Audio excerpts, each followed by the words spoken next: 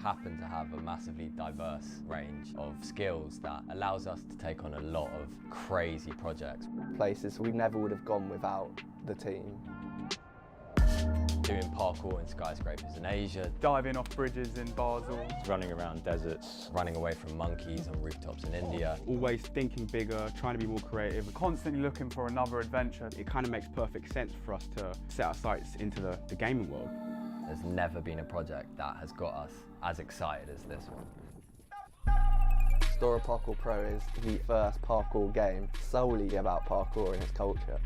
Connecting with your mates across the world, free roaming, multiplayer options. On the starting line with like all of your mates to have some crazy race across town. An open world exploration game where there'll be missions, Training, doing new challenges. Evading security. time trials. Massive roof gaps, slides through flumes, huge wall runs. Become immersed to a level at which you actually feel like you're a part of this sport. We want to build into the game the most ambitious animation technology. Taking the motion capture to a whole new level.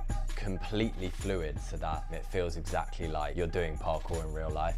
People always say, I really want to be able to do this, or I would love to be able to try parkour. There'll be a process of kind of character progression, learning the skills and abilities that you need. Through the tutorials, sharing techniques. That's it. Our goal is to make STORROR Parkour Pro the most progressive urban sports game ever. The effect that this could have on the parkour community is similar to what the Tony Hawk's franchise did for skateboarding. And having a parkour game on major consoles is going to completely change the sport.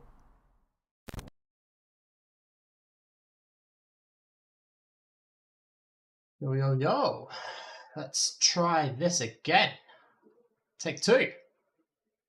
Where's Blender? Says Blender.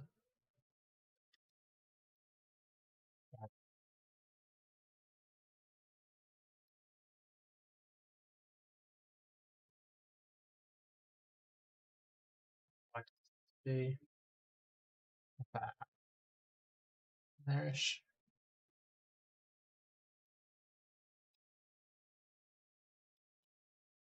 A little bit like.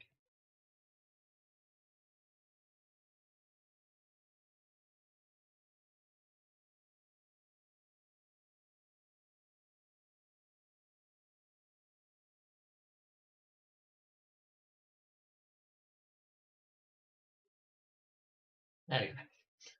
There we go. Right. Righty here.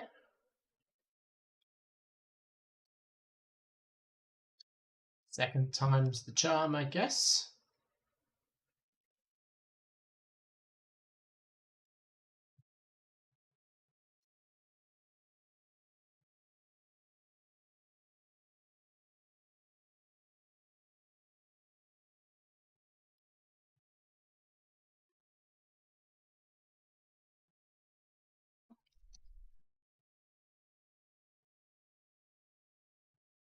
My mic isn't on. Are you sure? OBS says it is.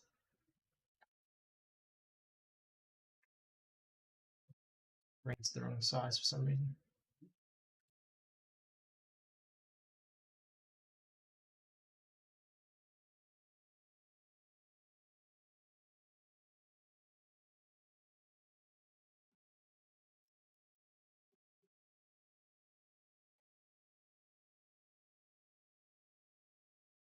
Hey, what's up, Beast Life? Alright.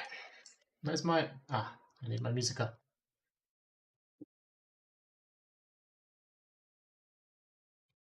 How are we all? Hello. How are we all?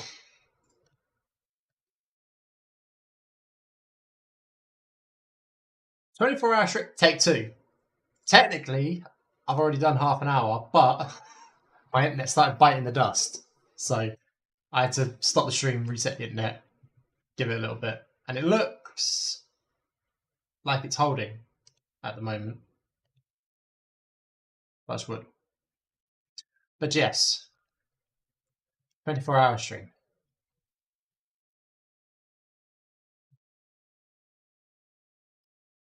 Don't ask me why.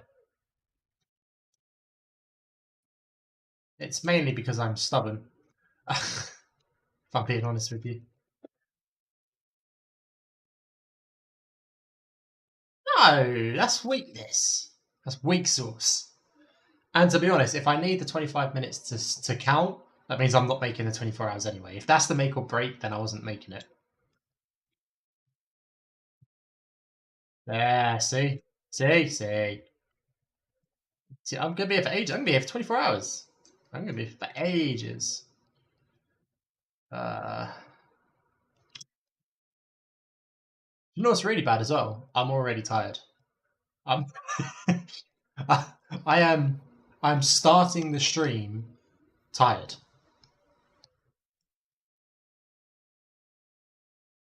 Hey, what's up, Don? How you doing? If the internet drops out at 24 hours, I'm just giving up. I just won't do it. It's not me. I'm not that it's not that important.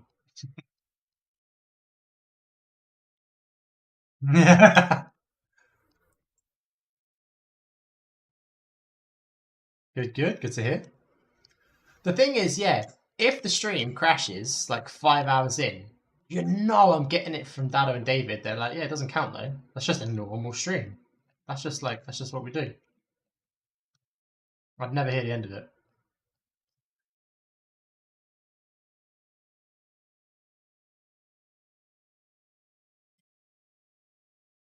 I'm going about this particular mesh in a very strange way, but you know, here we are. I'm doing it.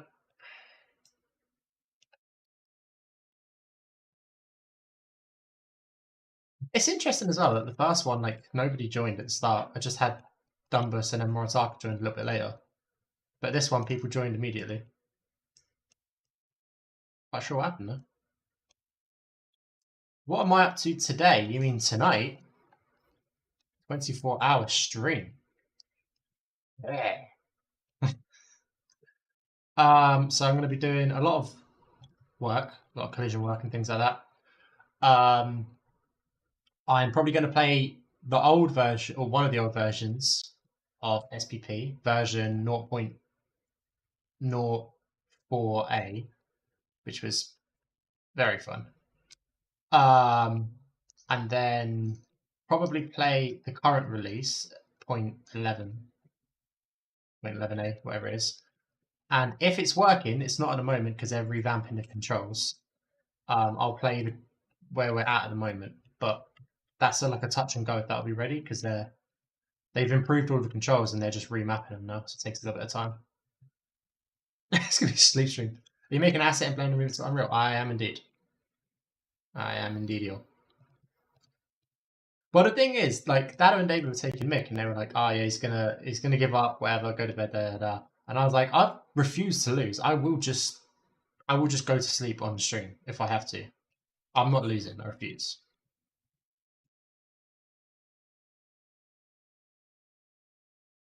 But I've got plenty of snacks. I've got biscuits, crisps. I've got ice cream downstairs as well. Coffee, Monster. I'm chilling. I'll be alright. I'm already 10 hours into my day. So I'm starting the stream tired.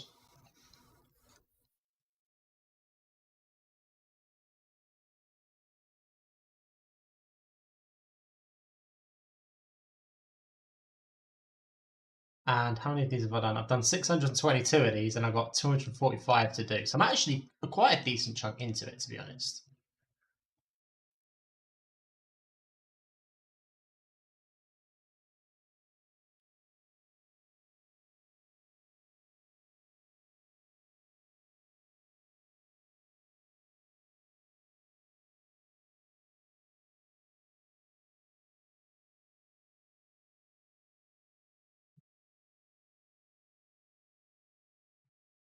Make good progress. I'm getting there. Painful progress, but it's, yeah. The fun part as well is I'm waiting on well, I'm not waiting, but... Oh, no, I'll probably be doing stuff in Unreal, I imagine. Because this won't take me the whole stream. This will take me a couple hours. Maybe 3 hours. 2-3 hours to do it all. And then I need a tool from Dado to apply these collisions en masse, but I don't think he's written it for me yet, and I don't know how to do it.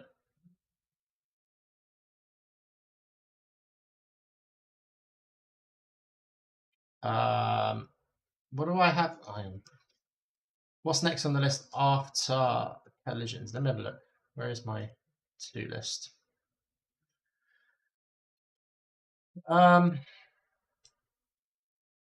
Oh, actually, I've done that. Get rid of those. Oh,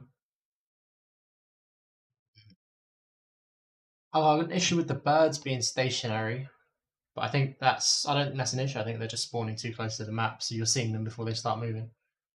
The London Eye, I need to sort out the collisions. Oh, I do. That's not going to be fun. I don't want to do that. I need some remodel parts of it as well, which I don't want to do.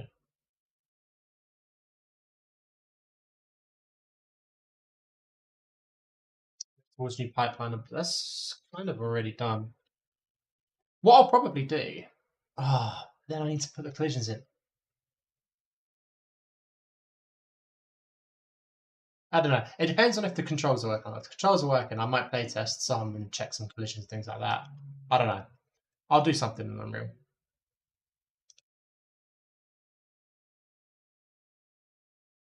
Unfinished levels of adding The Last of Us 2 remastered bonus features. That's cool. That's very cool, seeing stuff that like just landed on the cutting room floor.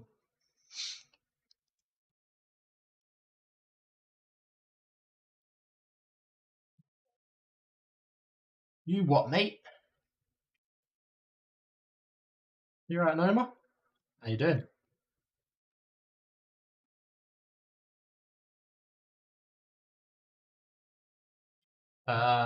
Stop that. Sorry. Dr. Noma. I haven't spoken to you in a minute, so sorry. I forgot to address you correctly.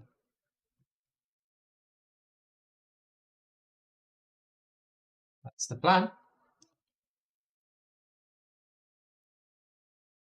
What is going on here?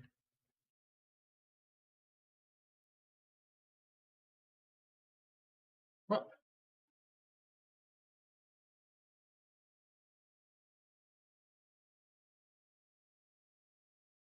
Oh, because that line's not supposed to be there. Okay.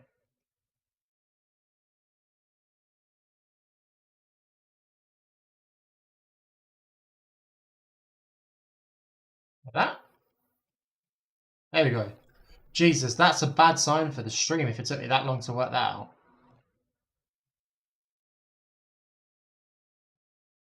That side was fine. Yeah, no cap on. All headset.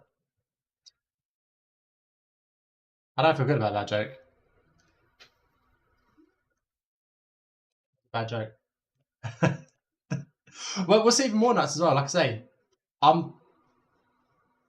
it's the plan. I refuse to give out information anymore because I keep getting information, I keep giving it out, and then the information keeps changing. And I'm not being the bad guy anymore. I'm staying out of it. I've got nothing to do with it. It's not on me. I'm out. But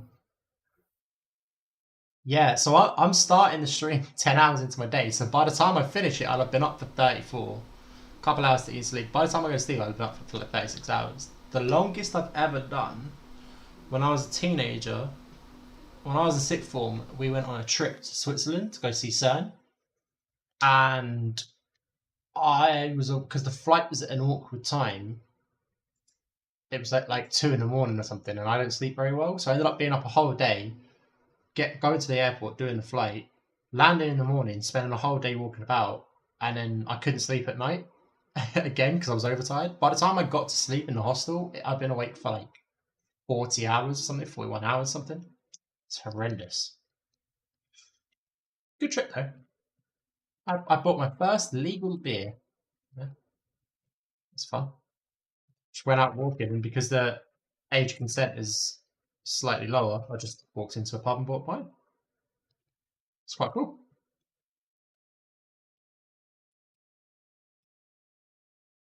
The plan, yes, the plan is before or this month at some point. But I'm staying out of the plan. I'm not having anything to do with it.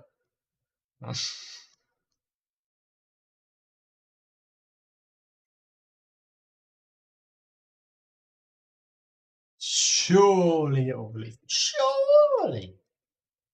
Hopefully.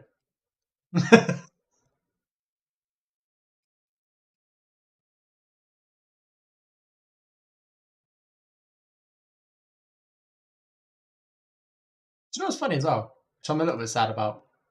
Because I watch Critical Role, and I tend to, if I catch up, I tend to just leave it and fall like 10 episodes behind and then binge it. And I've started binging again and getting back into it. I'm like, yeah, this is good. I've got to do this 24-hour stream, so I can't really listen to it while I'm streaming, which is a shame. You guys are, I hope you guys know you're depriving me of my Critical Role.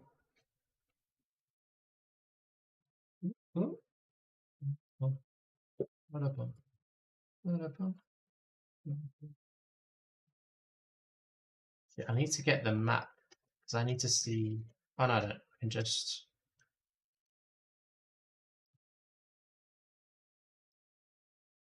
See. Yeah, potentially we're going to need this. Okay, that ledge needs to stay as a collision. Okay. Can't just simplify that out. But basically everything below it doesn't need to be there.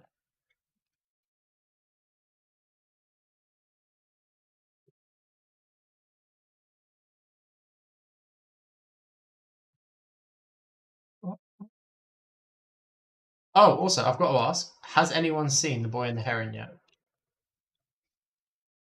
I have seen it, it's just... Oh, I can't really talk about it because spoilers. I wanted to talk about it. That's not fair, it's too soon. It's still in cinema. It's good though, if you haven't seen it, go see it. It's good. There's your spoiler. Spoiler alert, a Ghibli film is good. That's a strong no. What's with the full stop? What you got against Ghibli, my man? Oops.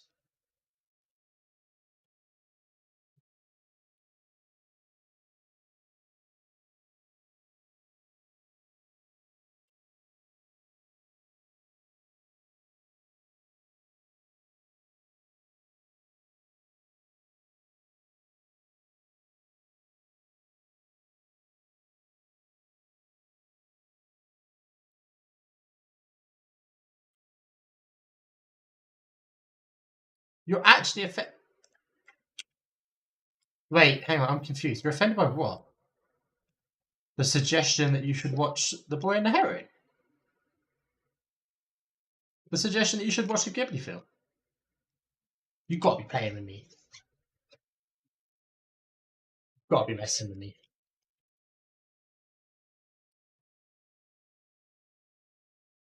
Yeah, face her. Oh, because I convexed it. That's why.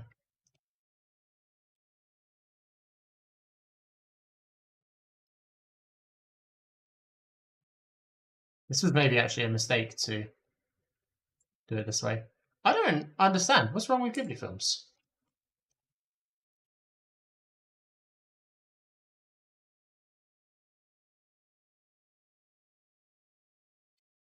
Hey, what's up, Eric? Does SPP update on its own? Oh, the game that you guys, the version you guys have got. No. We don't have like a dedicated launcher that does like pushes out updates to servers or anything like that. You'll have to it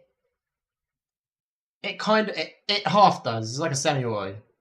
We've got an installer that if you download it and run it, it will delete the old version, update it, and like install the new version. But it's not an automatic thing. You still have to download it and then run it. There'll be an announcement on the Discord. 2, you'll receive emails when it's out.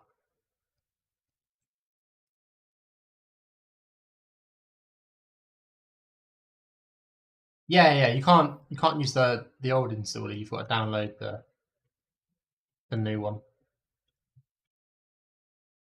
Like I say, you'll receive an email with the download link. Here it is.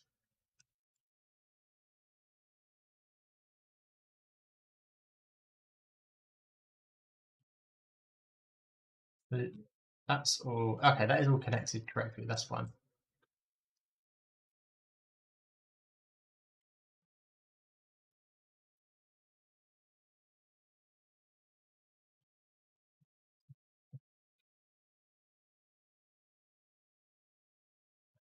Sorry about that. Yeah, no, the backer roll is a remnant from when we were on Kickstarter, and it was like the registration thing, and it was the way we verified whether or not you'd actually gotten the game.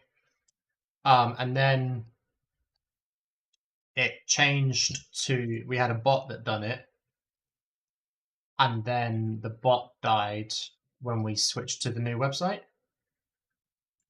So, yeah, when we switched to the new website, it died.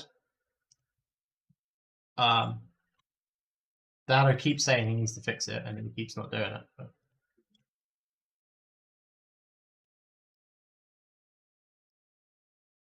I'm doing this so weirdly.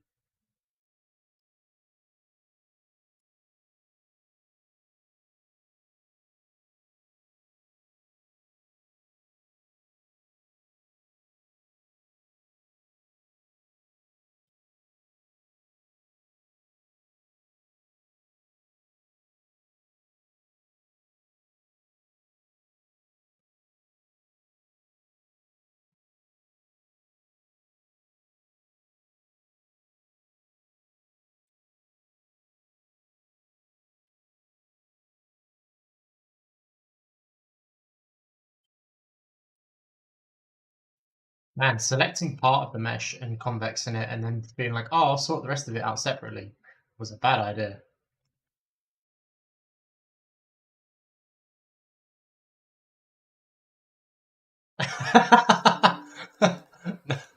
No, it's Raj is not the bot. No, Raj is a human being, flesh and blood.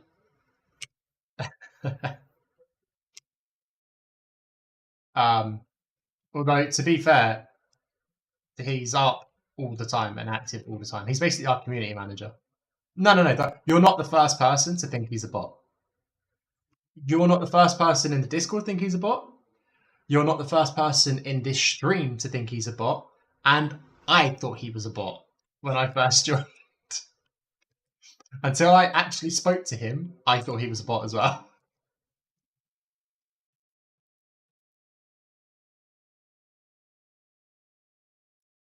Okay.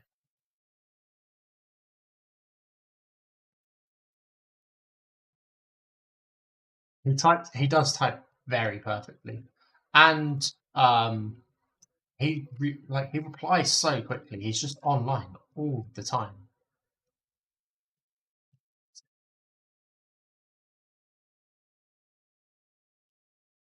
But no, he's our community manager, and he is on it as well.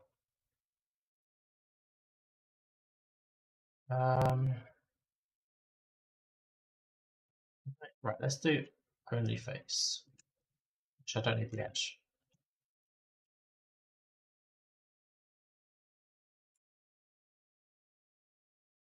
Something weird going on with that edge there.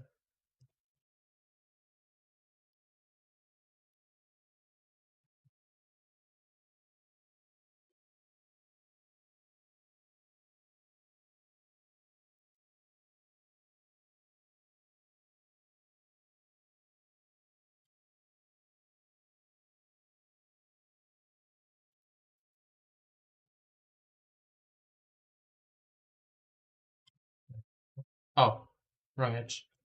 There we go. God, I've made hard work of this. Tried to take a shortcut and it didn't work, and it just messed the whole thing up. Why doesn't that grid fill? Oh, that's why it doesn't grid fill. Oh, do you know what? It doesn't even.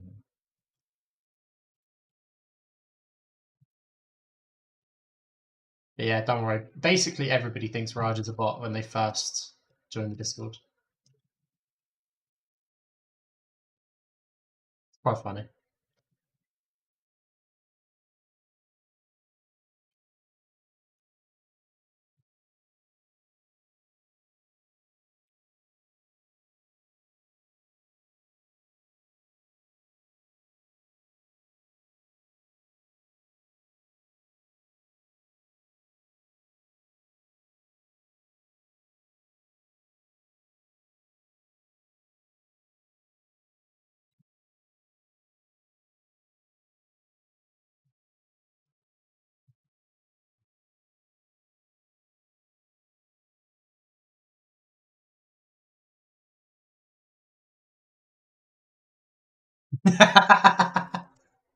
Holy shit! I didn't realize it'd been 2 years. You thought he was a bot.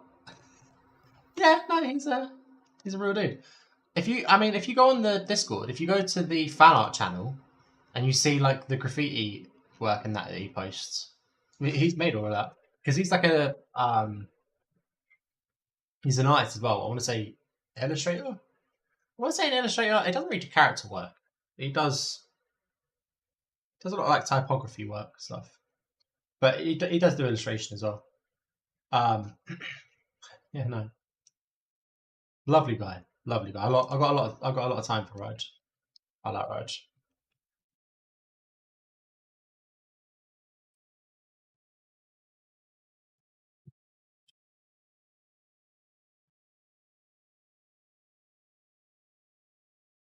Oh, back. Had a cheeky little spa day today as well. Get ready for this 24-hour stream. Make myself nice and relaxed and tired before I get on it. Thought it was a good idea.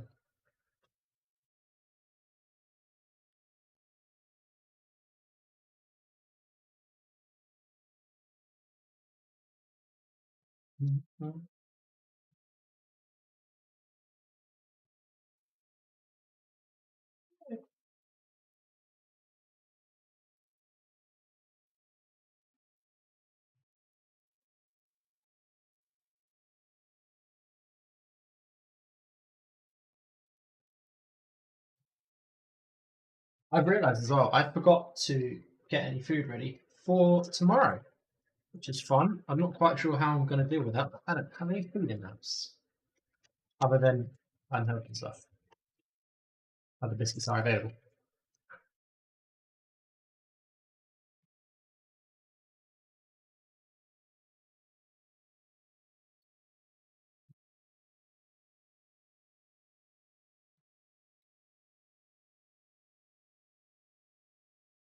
I also can't really order anything in tomorrow either, because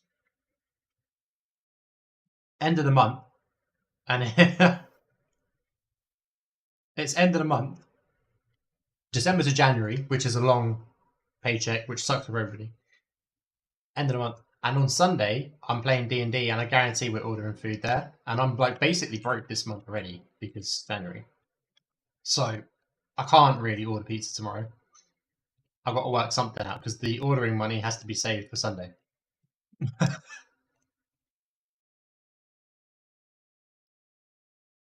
So, not quite sure how I'm going to manage it, but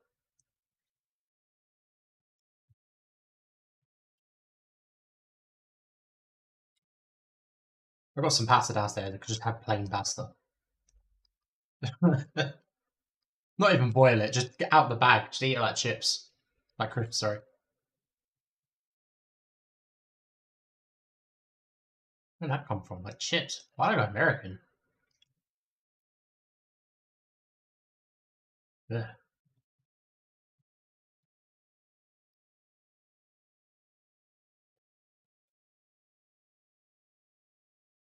Alright, we're in luck, lads.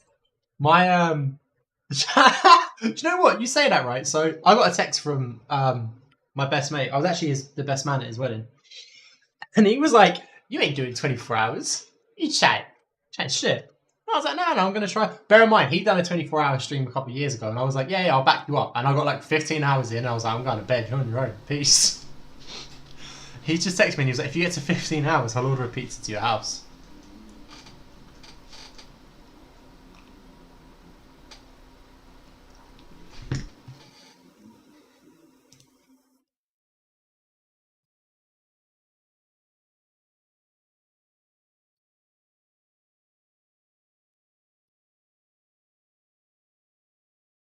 Thing is, if anyone from the stream, like, even offered, I wouldn't accept it. It'd be too nice, but I wouldn't accept it.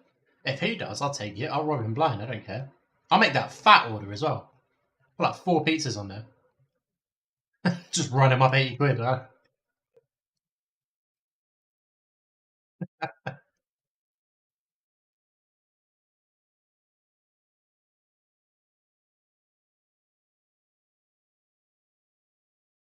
Oh, also, I got something weird for you guys. I don't know if I've ever actually shown you guys. Now, let me pull up OBS so I can see. That's the mouse I use. I use a vertical mouse.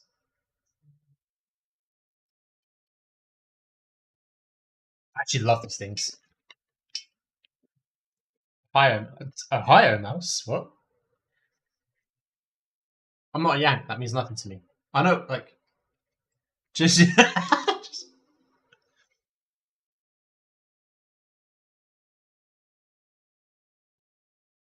I'm guessing it looks like the state of Ohio on a map, but I don't. Over my head. Fine, let me pull up Ohio. Hang on, let me.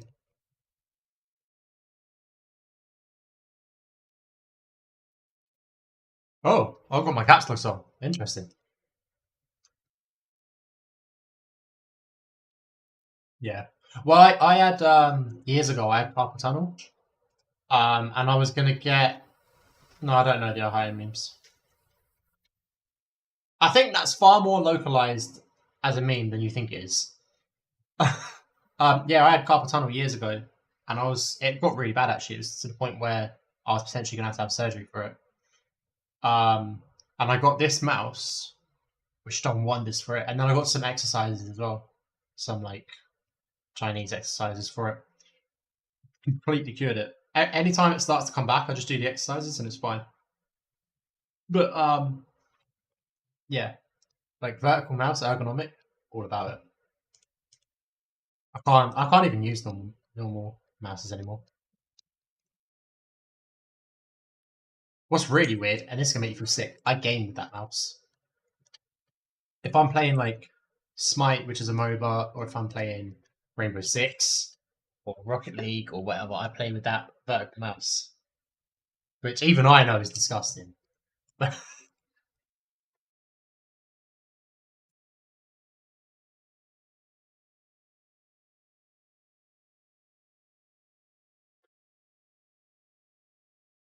I mostly mouse out my arm because I have very low sense. Yeah, alright. I mean, alright. Yeah, my mate who I play with keeps telling me to lower my sensitivity, but I don't like it. I don't have enough desk space to mouse out my arm. I have to mouse from my wrist. Yes, I do play Rocket League. Well, I haven't recently because I haven't been playing games recently. But when I do play, yes, I play Rocket League. Me and the guy who's going to owe me a pizza in about 14 and a half hours play.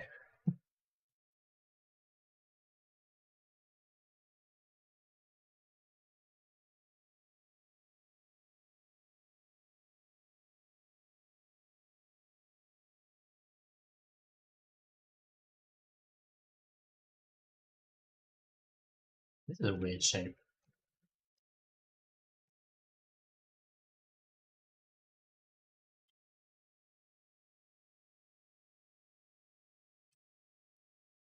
Also, yes, I am a G. You're right. That's why they call me Guns. That's what the G's for. Why they call me Gunny Guns.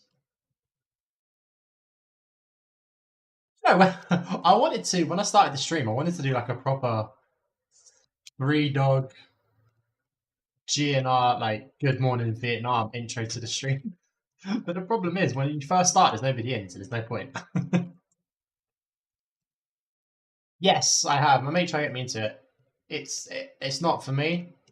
I didn't really get into it. I don't actually play FPSs that much. The only FPS really I play is Rainbow, and even that, not a ton.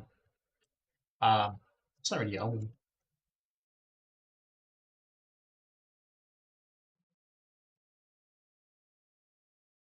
I think the problem is as well, I was better at it when I was younger because I cared more and my reflexes were faster.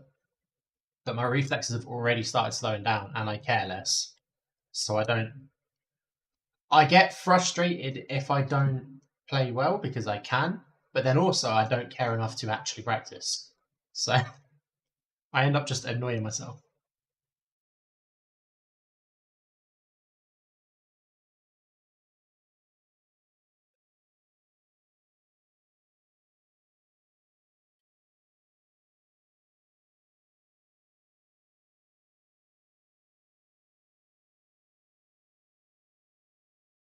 Oh, okay. Spectacles, yeah.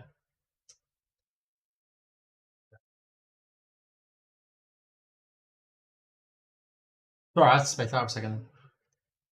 I used to be plat 1 in Rainbow. Who gives a shit now? I am holding it down in copper. I am. The people I play with are plat, and I am holding it down in copper. I ruin their matchmaking. it's fucking brilliant. Ah, that's sick to hear though, at least though. Hopefully with this new version you're gonna be all over as well. The strides are so fun.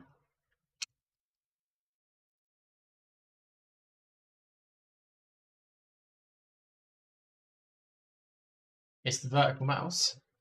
Oh, what, keep me in copper? No, it's because I'm bad at the game. It's because I play on high sensitivity, got twitchy aim. Half the time I'm listening to music when I play. And I just don't practice FPSs enough to be accurate quickly. That's all it is. I could be good. Just don't care enough.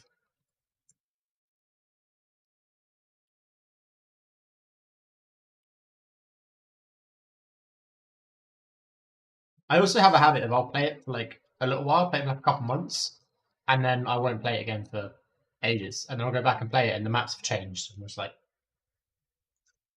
I have no recollection of this place.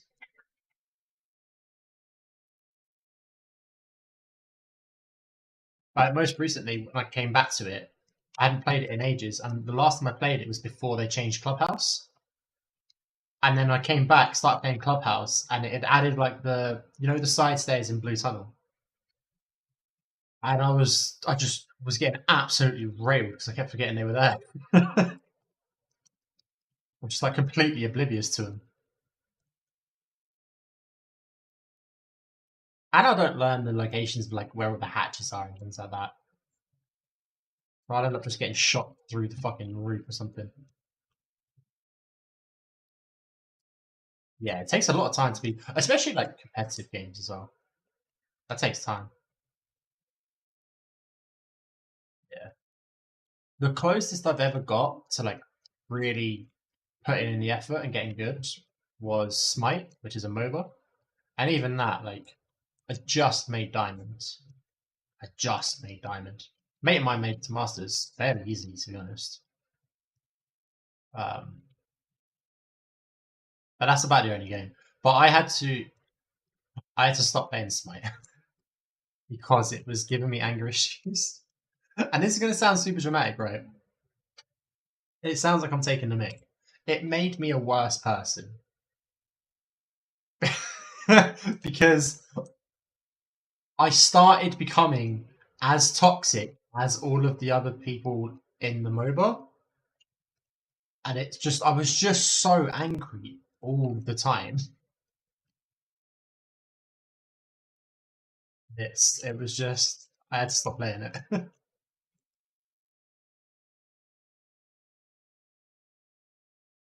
Oh, good man. Do you know what? I've been trying to get Diamond in Rocket League for ages in duos.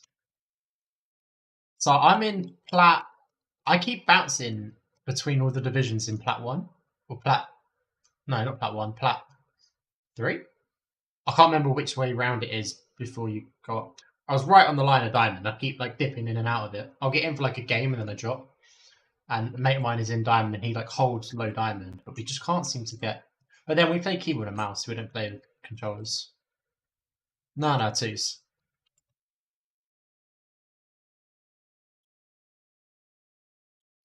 I never really got into Paladins. I tried it, but it wasn't for me.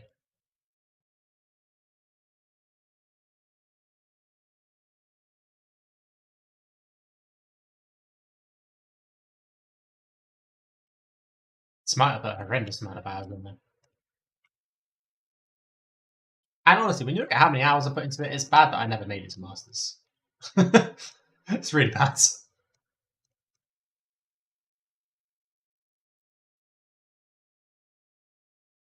Yeah, I made it to, so like I say, in Rocket League, I'm right on like the edge of Diamond, and I just dip in and out of it. I just can't seem to hold it there. Although I'm pretty sure we're sitting in that stage where all of the Smurfs are. Because when we have games against people who are like, they play similar to us, we smash them. But then we end up in a game with just like, they have to be grandmasters because the ball just doesn't touch the ground for like 3 minutes straight. And I'm just sat there like, just watching them air dribble and like flip reset and shit. Like, the hell is this? What's going on?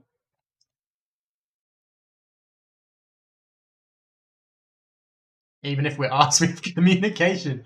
See, I want to be like, yeah, I play with my best mate. We've got communication. We've got years and years. We've got like 15 years of like, we don't even have to speak anymore. We just communicate.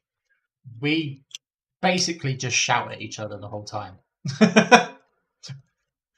That's our communication. We just keep calling each other shit.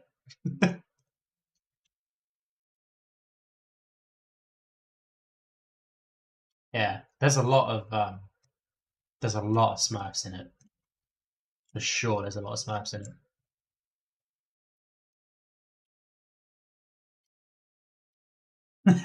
It does work. 100%. I'm glad someone else gets it. Glad someone else gets it.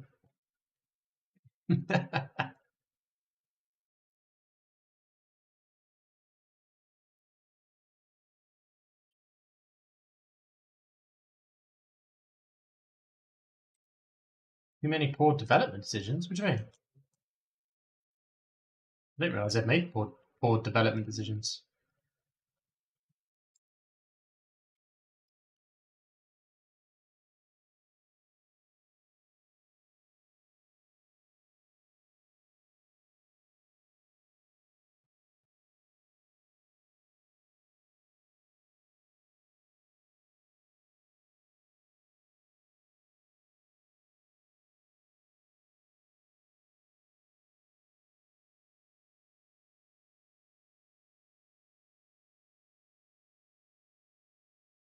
Oh, removing trading. I never really done trading anyway.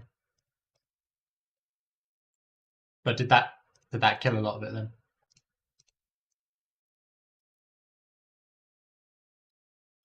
Yeah, but the items are only cosmetic really anyway. Other than I get like the shape of the car and like how much it matches your collision box and stuff. But outside of that, it's not really. It's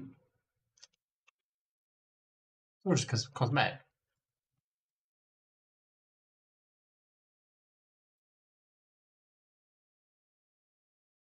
Yeah, gold explosion, things like that. It doesn't really kill the game though, does it?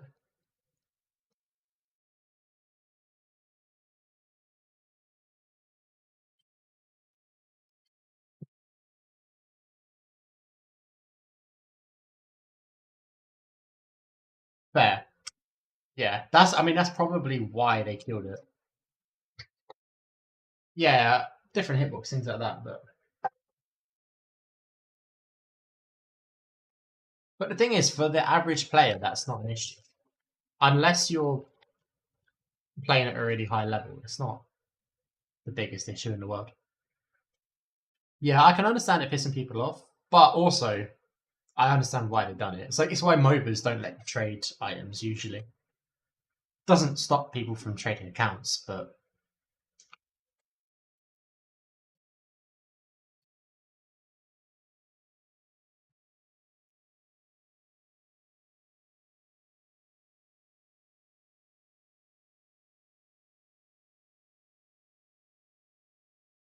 has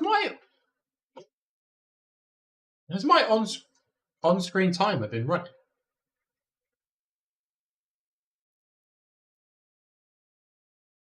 I just brought up OBS and it was like, wasn't there, and then it popped up. Oh, okay. If you're trading because Epic wanted to milk more money at the game. Oh! Oh, so not for like player protection. Okay, fair. I can understand pros being pissed up. Because I bet that's how they made a lot of their money in the game. Hey, your back numbers. You left me. You abandoned me for like an hour. Where you been? Yeah, I bought the shop pass as well. I bought the shop. I paid extra to buy the shop pass, and now I work for the game. I'm not getting that money back. Outrageous. They robbed me.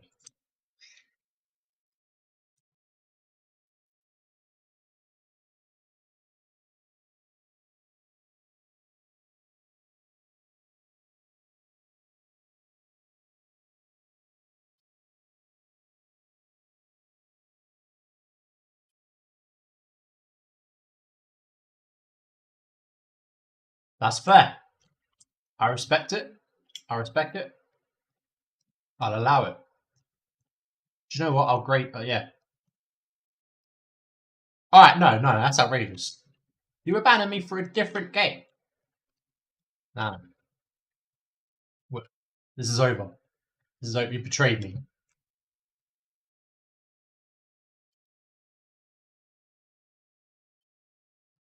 Yeah. Fair. I mean, I still enjoy it. To be fair, but I play it fairly casually, so maybe that's why I enjoy it.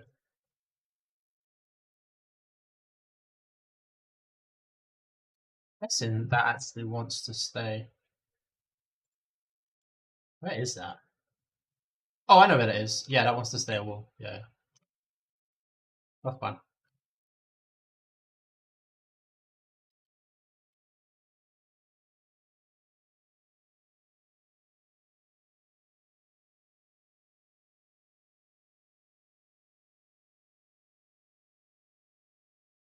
I see how it is. See how it is. No, that's fair.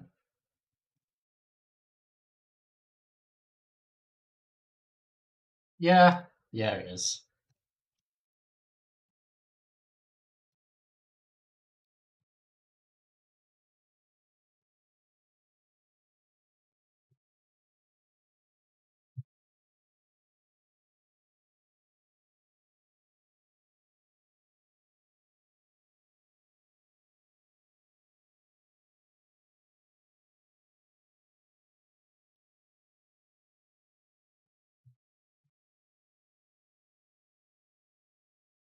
Well, I modeled this so weirdly. Was I like half asleep when I modeled this? What's going on?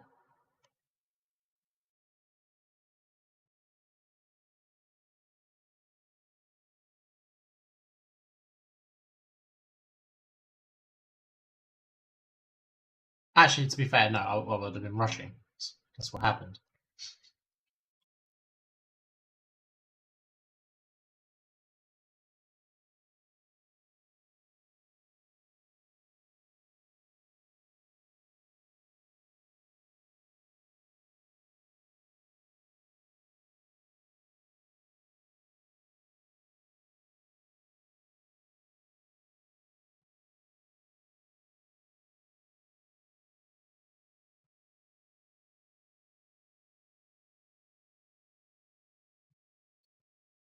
Yeah.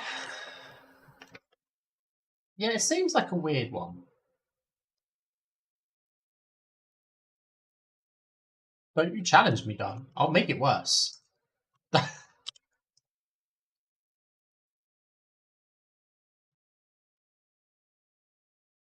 But we all know I take challenges far too seriously. I got challenged to do a 12-hour stream. For some reason, I made it 24. So don't test me. Yeah, yeah. You would think Epic would care more about reputation, maintain reputation, than. All right then. Hello there. Ah, Right, Dado. where are you going? Yeah, it's gone alright. It's actually holding steady now and it stopped dropping out. So I had a rough start at first 25 minutes, but Alright. First 25 minutes, they're out. yeah. But I didn't count it. I've restarted it. Restarted the timer. Sus. Which means sus. But it's quite honourable. A bogus timer that you got there. I mean, to be fair, it's very hastily put together script, so it's it might not be accurate. I don't know. What is it? 4740? Yeah. Well, actually, no, Randomly increases a couple of hours every hour or something like that. it's decently close. Do me a favour, just talk quick. I'm like checking your volume on OBS. Right. What language do you want me to speak? Want me to speak Italian for the audience? No. Speak Japanese, since you know it. Japanese. Ichi ni san ni go roku hachi ku ju ku ju ju is 10. I like how you had started really confident and you got more and more quiet with every No, number. I used to remember all of them, but I just realized now that I didn't actually. Did I just get you in trouble?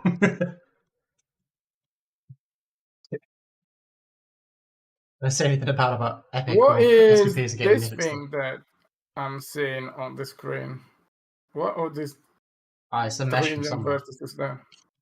No, I'm simplifying them all somewhere. for the collision meshes. Did I miss these steps? Okay.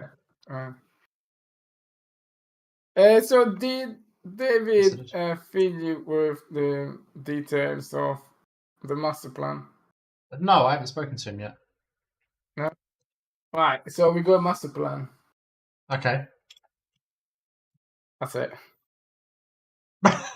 What is the master plan? Right. So, that one as well. So, so we're doing 10, 12 videos. So we're doing a video with the boys. So I'm not sure if I can spoil it yet, but more or less, pretty much. We will make a video for 012.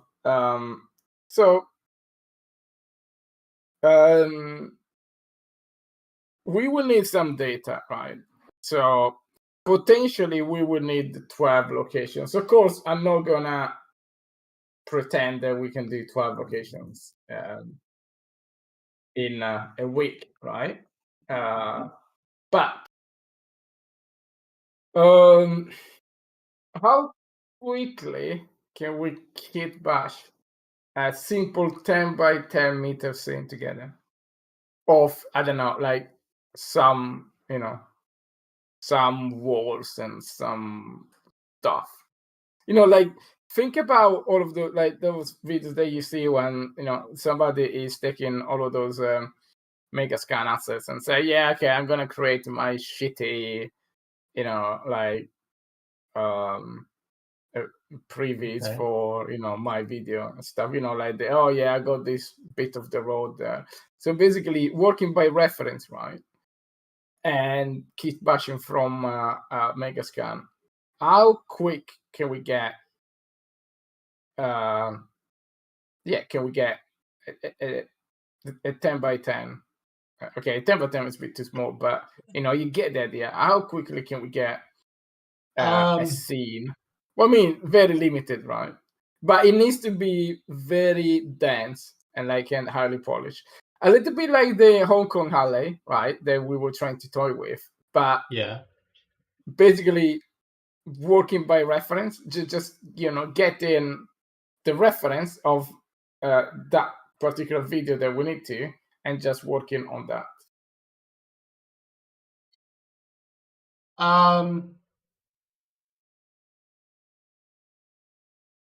3 days, 2-3 days a scene. So okay, so let's make it 1 day a scene.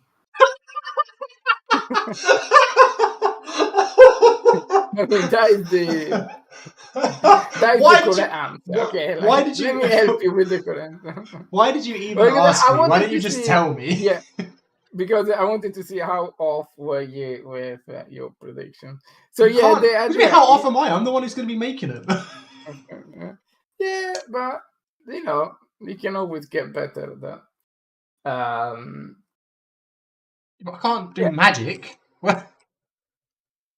No, I know, but you know, maybe they're not 12. But I mean, I would be happy to see. Do we have a scene? Like, do we have something that we say, okay, like we got one scene, even if the first scene is gonna take like 2-3 days, but I'll be I think- happy if we can say, yeah, Each okay, we scene got is going to this take scene, 2-3 days. What do you mean the first scene? Huh? I think Yeah, the every scene first is. scene, yeah. No, I think they're all going to take 2-3 days. Well, maybe, but I think they're gonna be quicker because Unless- you get in the rhythm and. Well, you know. okay, it does depend. How similar to each other can they be? If they need to be like entirely unique, it's 2-3 days. If there's a lot of overlap and they're like things, and Yeah, I get don't away know. with I that, haven't seen the videos yet, so but I expect that there is gonna be some overlap, you know, to make our life easier. So right, hang on. So are Storro recording videos in locations and then we're recreating a video in game? Is that pretty much Okay. that, yeah, sort of the general idea, yeah. okay? So we will have Okay, the so- reference, right? Yeah, okay. So they won't be wildly different locations then, because they can only travel so far. No, but we can use videos that they've already shot, right? Okay, so okay. Then doesn't have to be 12 new videos. Yeah. Oh, so I could actually start making one tonight. Well, later on the stream.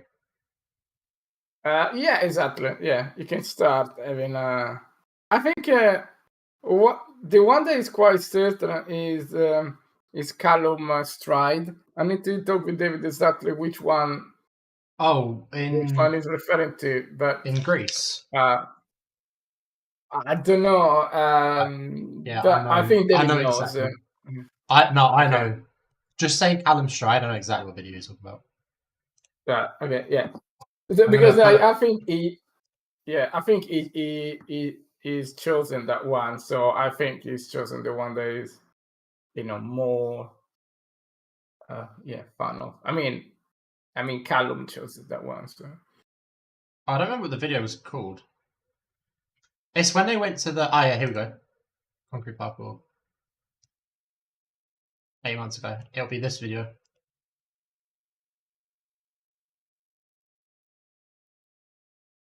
Because it'll be these strides. Somewhere here. Yeah, that is the video that I was thinking about when Callum said strides and pliers. Yeah, I think possibly 100% is this. 100% is this Right. video.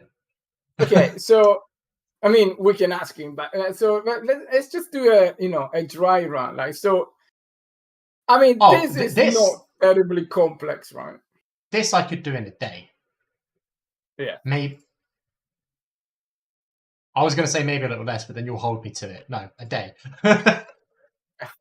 Yeah, I mean, if I ask David, he can do it in 3 hours. So that's your bottom line. Right? Yeah. All right, but it also wouldn't be as good. Do you want speed or do you want quality? I don't know. What do you I want? mean, if you want both, Nah, it's going both- to take slightly longer.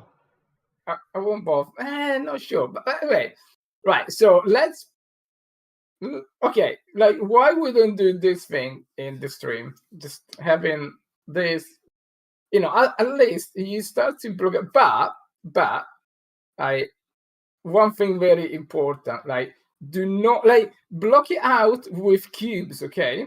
But then I want to see real objects and not texture cubes, okay? So that is the catch, okay? Just do not texture cubes. Just block it out as a cube, just making sure that it works for the game. And then, we find a way to get those. I mean, if we cannot create those assets because it's too slow or whatnot. But I want to get, I don't want to have texture cube. I want to get objects, because I think like we got quite a lot of access that we can use for the mega scan of that type. But the blockout is important because we need to use it for the collision, right? We don't want it to do the collision for that. Okay, Yes. so that's like basically you go 23 hours and 3 minutes left. That's fine. I mean, I'll have the collisions for like our map done in the next couple hours. I've got 210 left to do, and I've done 657. So it'll be a couple hours, there's and a then nice guy there. There's a nice guy. Yeah, so I was looking at the stream. It's probably gonna be delayed a little bit. And then I'll start doing this. That's handy actually, because I wasn't sure what I was going to do once I finished the collisions. But this will be good fun work for the stream. Also, have you written the tool to change the collisions en masse? No, I haven't, but I'm pretty sure I can give it a go. I don't think it'd take you long. I think it would take me 4 or 5 days. I think it will take you half an hour. Can you paste again? Because I don't know. Sure. Just give me again the specs, and I'll have a look. I need to finish a couple of things as well, but I'll have a look later on tonight. Yeah, it's not a problem. But yeah, so pretend that tool is written. Do not do those 4 or 5 days of work, because I think. Oh no, I wouldn't. It would also be horrendous as well, because I don't know how to code C++. You mean like you coding the thing? I see. Okay. No, I mean, I don't even want to think about it. Although I would like everyone in the company to start learning coding. At any level. And like, not C++, but but just like, I don't know, like learn Python or whatever. Get into the mindset. I'm not horrendous at Python. I'm not amazing. Yeah, exactly. I do want to learn how to do C++, purely for things like this, where it's not like game altering. I just need a little tool just to speed up something I'm doing, and then I don't have to like bog down you guys writing it for me. I could just.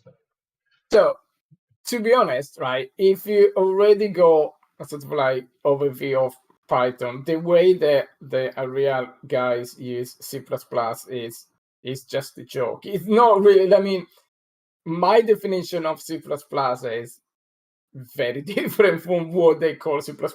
So basically, what I'm saying is it's very similar to the mindset of writing things in Python, scripted language like Python. So once if you go that like approach, that any in interpreted language will give you like Python, you're probably gonna have like, I think in a couple of months you could be quite fluent in the fake C++ that they use. I think the bigger issue at the moment is I don't know how to. I could probably write the tool now that would do it, but I wouldn't know how to get it to appear in Unreal and how to get Unreal to see it.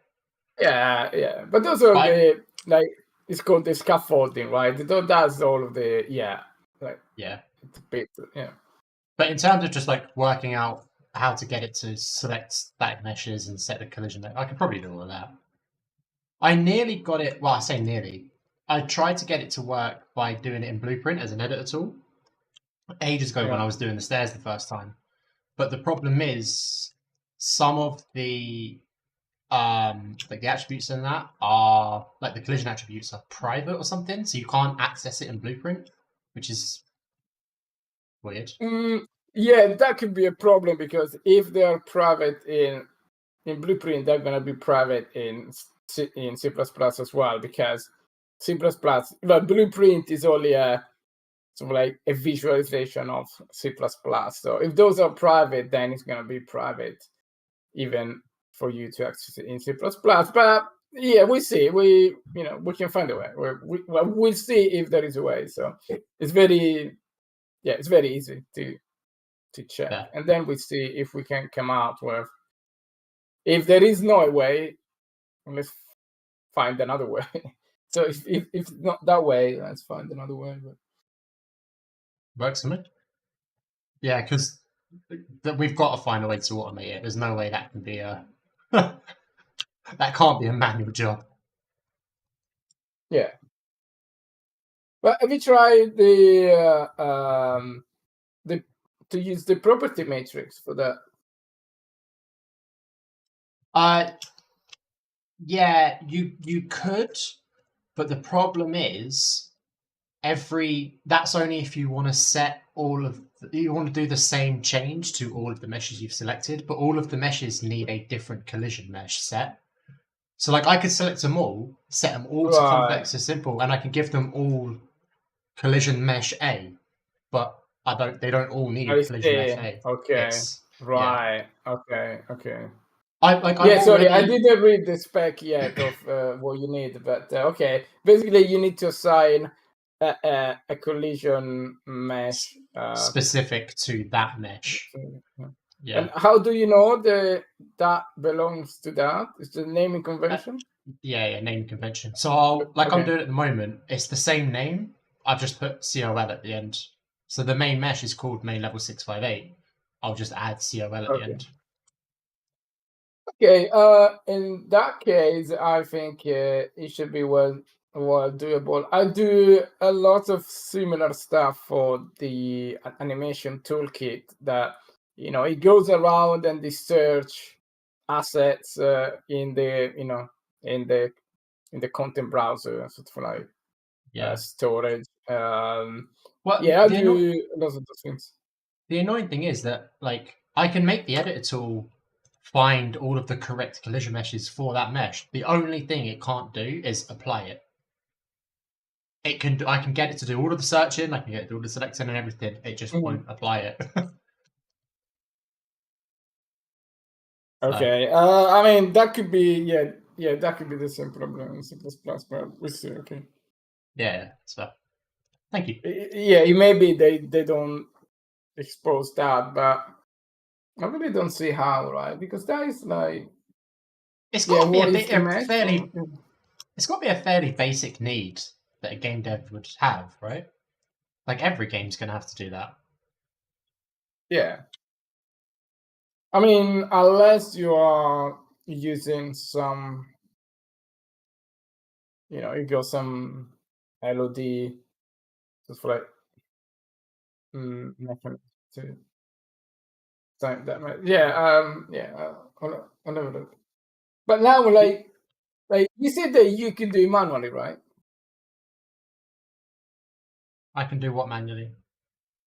Well, assigning the mesh to the collision mesh to that mesh. Yeah, right? I can do it manually, but I'm not gonna do it 1,000 times. Yeah. Yeah, I think. Yeah. Okay. I'll see. I'll let you know in a couple of hours what the problem it could be.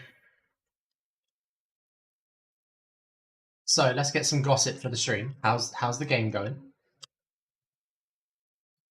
It's awesome. It's good to hear. It's incredible. All right, you heard it here first, folks. No, done. Shut up. Don't give me the idea. It's not happening. I don't have time for a 48-hour stream. I'm playing D&D on Sunday. It's not happening. And I arranged the D&D session. 48-hour stream trade. See, like those that stream from the Lo-Fi girl that it was running for about 2 years, right? And then somebody killed it by accident, right? How did they actually do it? I mean, technically, right? I mean, surely nobody has a stable internet connection for 2 years, right? I don't know. I mean, also, surely it wasn't running from like a physical PC for 2 years straight. Surely it was like a Yeah, VM exactly. or like Yeah. from a server farm or something. Yeah, but even for a server farm, right? Like surely in 2 years, It's not a bad idea, Dumbus. you know, something, you know, some Something problem will happens. happen. Yeah, that will happen, right? Yeah, So I how mean, do they?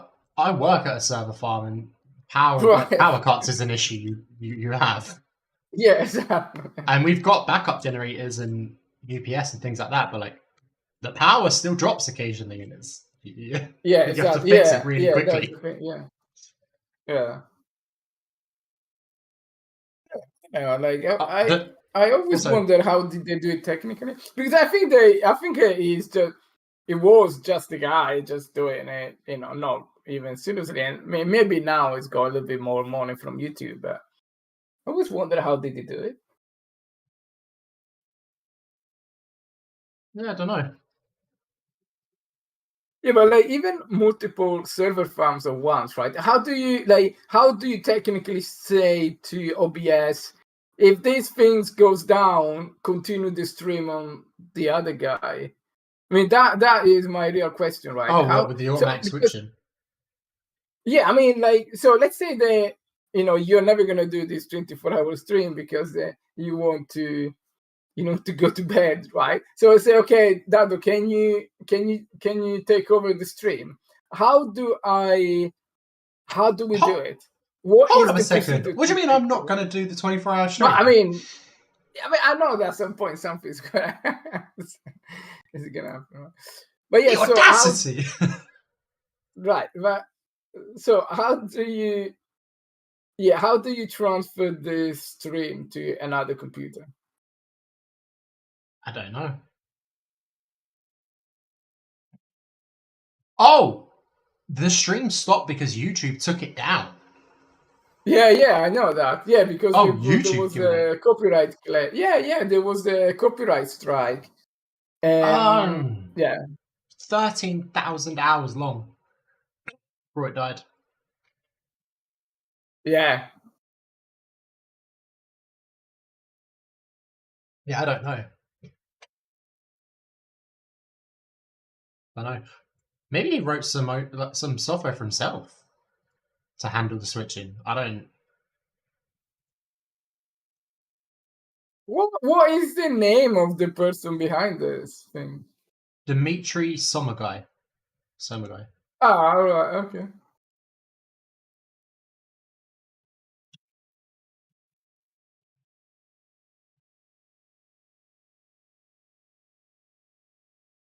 He's 28.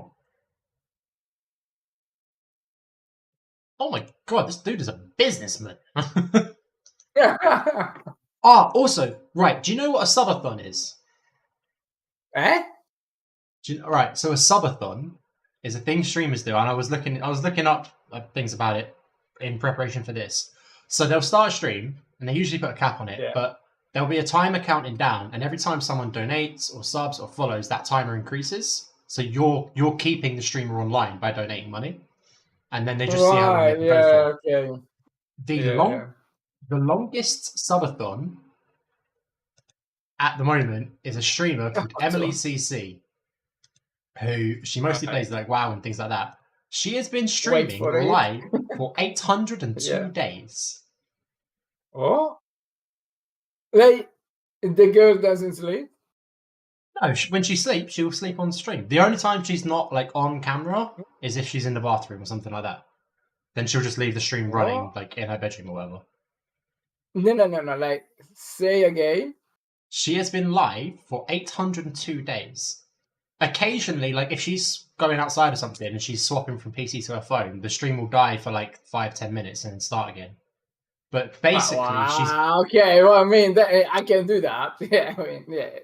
Yeah, but the hard part is not making the stream die, right?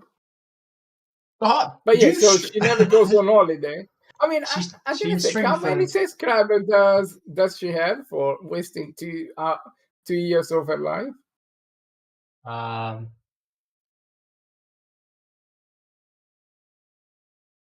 152,000 followers. Oh, just that. I mean, come Apparently. on. It's not really doing very well. I don't know, dude. The fact that she's doing it is nuts. Just No, I mean, yeah, streams. it's definitely nuts, but and they I only got a bit. 152,000. I mean, I can get 152,000 maybe like by doing something else easily. Than not devoting your life to the stream. To be fair, my mate just texted me and he was like, "Yeah, she'll be a millionaire by now." Which, to be fair, she might be. Well, with 152K, nah, never. Yeah, but running 24 hours a day for 802 days. And I think she's fairly Well, I consistently mean, got over 100 people in the stream. yeah, she's never, ever a millionaire. I mean, like, okay, we are having like on average, like, what's that, 5-10 people on the stream, and we Hold up, maybe stream you get an average of every... 5-10. I get like 15 Okay, people stream and right, sure. So you get 15, right, average, and we stream for 4 or 5 hours a day, which is not much, which is not that far off, right? yeah, So, and goes up and streams we money. get we get £1.18 a month, right? So she's nowhere near. I mean, like, she's not even near to probably get 10K. Yeah, but she get like they're saying, she gets donations to be online. Like people are paying her to be online. I don't know, but maybe the donations are. But So I don't know. did you say Maybe we get? she's a good-looking girl. She would just have all of those weirdos that donate whatever Did weird you just say we stuff. get like £1.68 a month as well from streaming? Well, no, less than that. Yeah, let me check. Where's my car? I'm bringing in most of the That's what I was about to views. say. Where's all this money gone? Yeah, no. Yeah, Hey, what's up, David? I don't know where those money are. Like, where are those money? I Oh, don't here think we you- go. Where? This is where it's don't paying think for his YouTube Spotify paid account. us. Yeah. Do you know what I mean? Oh yeah, no, the Spotify account. Sorry, Raj. Just casually robbing the merch store. Yeah. Yeah, but it's for Spotify, is right. So YouTube Studio. Dumbus, I can't remember. So You go do the maths. I don't care that much. so we go. Oh no, okay. Sorry, this month we go 0.91 pence. I want like. Like I think I deserve 0.91 about 60p of that. Oh no, really? Come on, with Let's split it. my clickbait playtesting stream, I got loads of views. Yeah, okay, sure. We'll give you 45 pence then. I'll take it. December to January is a long month. I'll take it. Yeah, exactly. So yeah, I guess unless there aren't some weirdos in her stream that weird stuff, I guess she's like nowhere near there. She's probably in the region of like, I don't know, maybe £100. Impressive sticking to it. No, though. sorry, Sticking it out for that long. £1,000. Yeah, no, but maybe she will, succeed at some point. We're getting like 5 people of the stream, and you're like, maybe she'll succeed one day. Who knows? Maybe she'll catch up to us. No, not to us, but like if you compare to guys like the STORROR boys, then yeah. Oh, fair. Oh, have they hit 10 mil yet? They're close, aren't they? What? STORROR. 10 million subscribers. Yeah, I think they're quite close, right? 9.16. Oh, okay. Yeah. I thought they were closer. I thought they were at like 9.8 or something. But I think it's always like picking up and then slowing down, then picking up and then slowing down. It's always like it goes through waves, right? Yeah.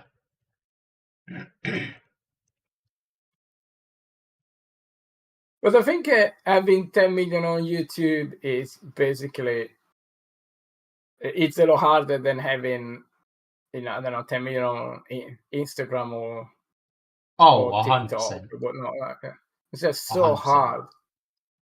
Like, I'm pretty sure viewer retention is really bad on YouTube. So, yeah, getting high numbers is impressive. Yeah. There was Italian girl that you know, she was like apparently super famous in Italy. It's well all my time when I was there, but she had 29 million followers, and it was like mostly Italians, right? And I thought like, well, that is a big number, right? And I mean, Italy has got 60 million people, and she's got 29 million followers. And for something else, that's quite sus. Like every time in my sus meter, I'm very rarely wrong, right?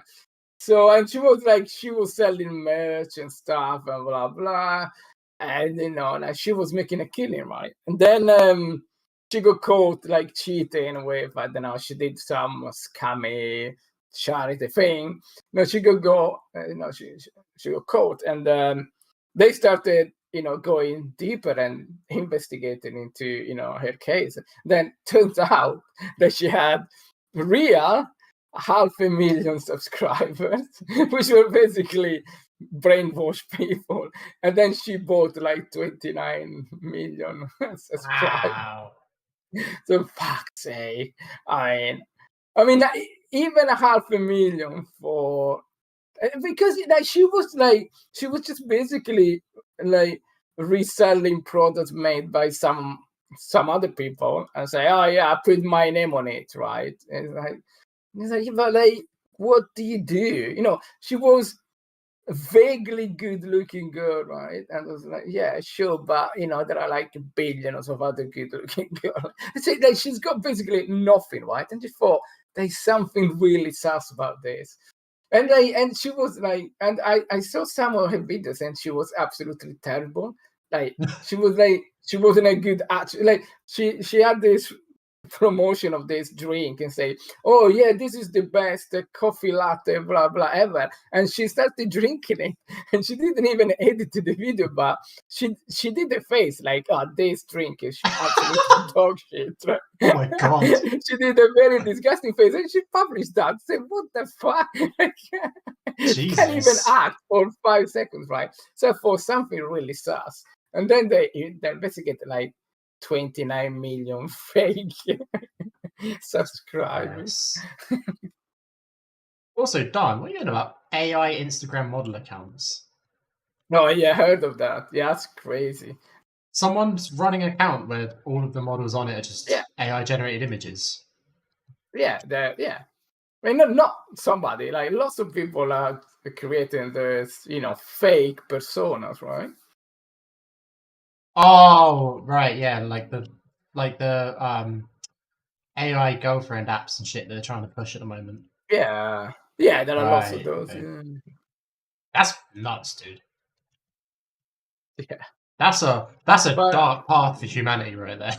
Yeah, I mean, if you really have to rely on following some AI generated, there are most likely all sort of like manga style girl with semi sexual connotation. Like, come on, it's like, how low is your life? Just go outside. I don't know.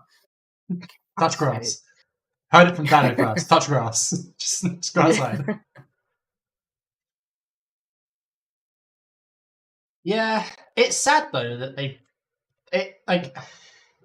it's sad for the people that get caught in it, and it's disgusting for the people that do it, that like take advantage of it. Yeah, It's bad.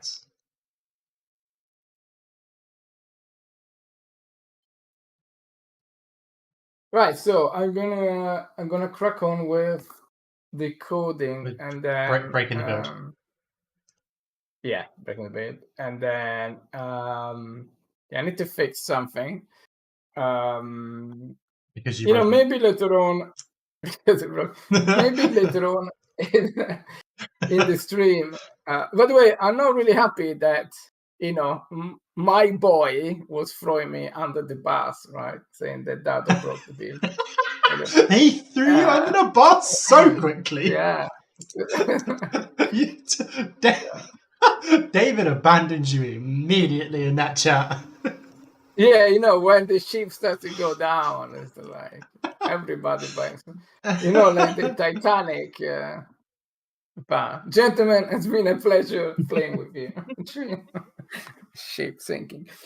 Right, so yeah, I'm gonna fix the stuff that you broke, and then maybe later what? on the stream.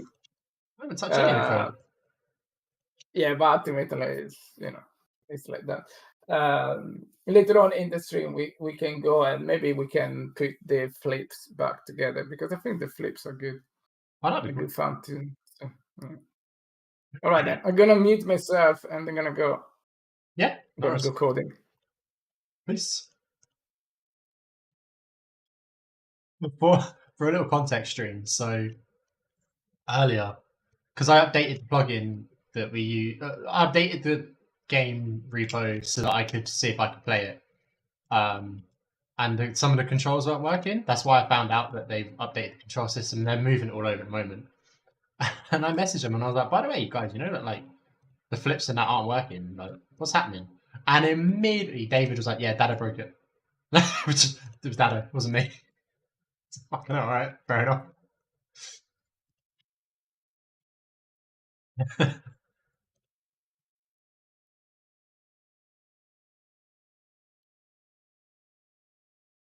Oh, I need to send a message quickly actually as well. And I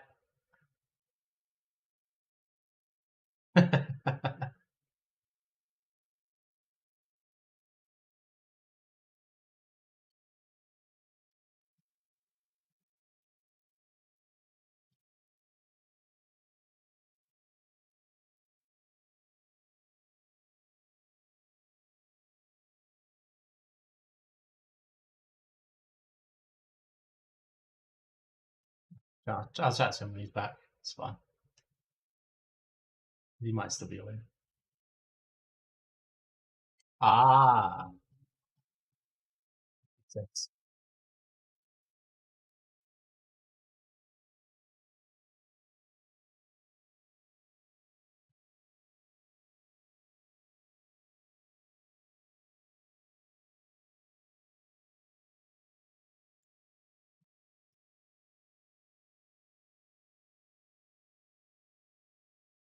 I just want to point out as well, hour and a half into the stream, this is easy so far. I don't know why people complain about it. Like 24-hour streams, this is easy. I'm chilling. I'm well awake.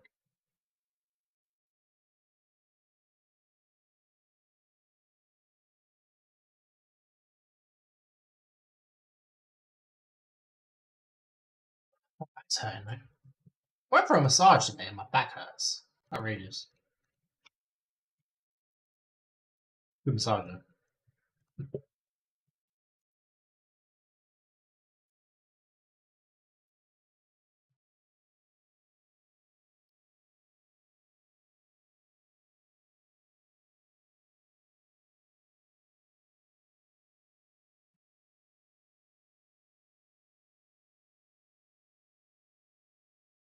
Ah, interesting.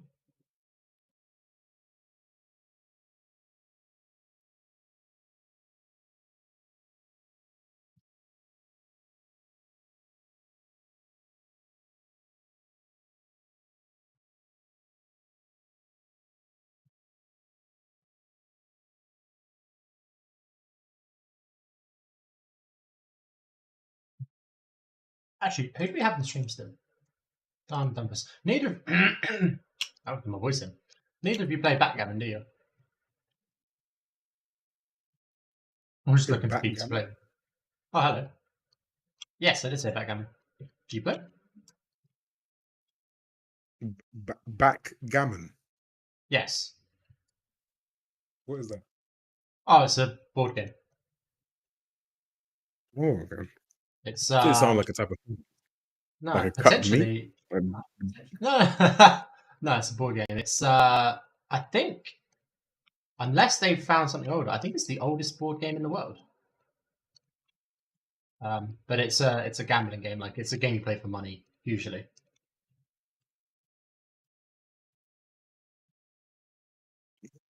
Dada was telling me earlier about the plan for the videos. Oh yeah, yeah. So I'm guessing the strides video you was on about was the Greece one, the abandoned concrete. Yeah, walls. yeah, Yeah. Okay. yeah. Callum's one. So I'm gonna later in the stream. I'm gonna start working on that. Start recreating it. Oh, well, hold on though, because I don't know what the clips are. So, once they give me all the clips, we can block out all of what they are. I guess. Okay. I mean, I still might start Yeah, anyway, just to because start getting used to it and yeah, go for collating it. the assets and things like that. Yeah, that's cool. It's like yeah, this one bug I've got to fix. I just cannot for the life of me. Don't know No, what's he going on. asked me as well. He was like, "How long do you need to do like 12 scenes at this standard?" And I was like, "I don't know, maybe 3 days a scene." And he went, "You got 1 day a scene." I was like, "Oh, all right." Fucking hell, cheers. 3 days. Wait, 3 days 3 to days a do scene. a 10 by Well, I mean, no, for like that abandoned concrete place, no, I'd do that in a day. But he was using the like Hong Kong alleyway I done as reference, and I was like, maybe 2-3 days to do that.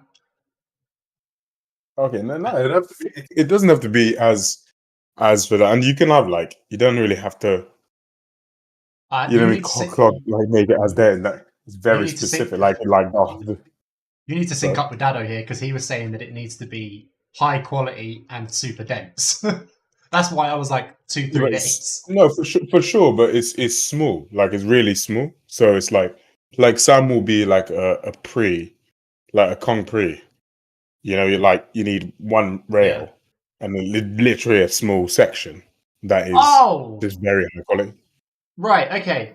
He was making it sound like they were going to be much longer clips or videos with a bit more of a substantial like No, they're like sets of grounded challenges. footage. Right. They're going to be Okay. like sets of challenges. Then in that So case, one will then be yes, the maybe bio a thing. day. One will be like you said, like the concrete. One will be like maybe a little climb sequence to some kind of drop down, like down a flume slide thing, like stuff like that. It's not like a big chunk. Like it's like a little It's like a platform that you're gonna just build out. Oh, then we're chilling. I'll fly through them. Yeah, it's Yeah, not like you're doing half a level or some shit. that gave me a very different expectation for this job.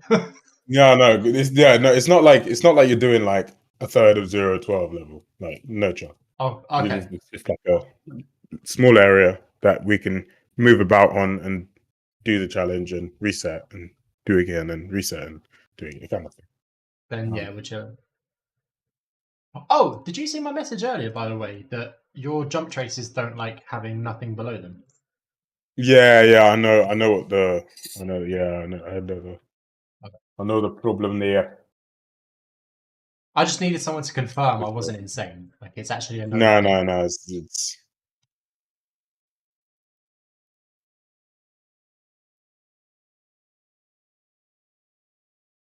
what did you fall? Oh, sorry, Don. I did actually see a message. Yeah, that's fair. I was just saying if any of you guys played, because if you did, it would break the stream up to just play one of you guys. But What is this stuff?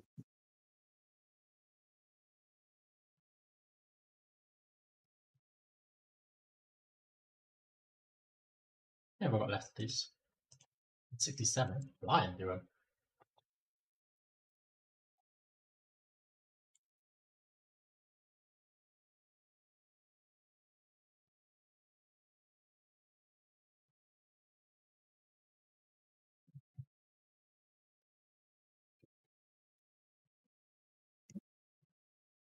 Maybe 50.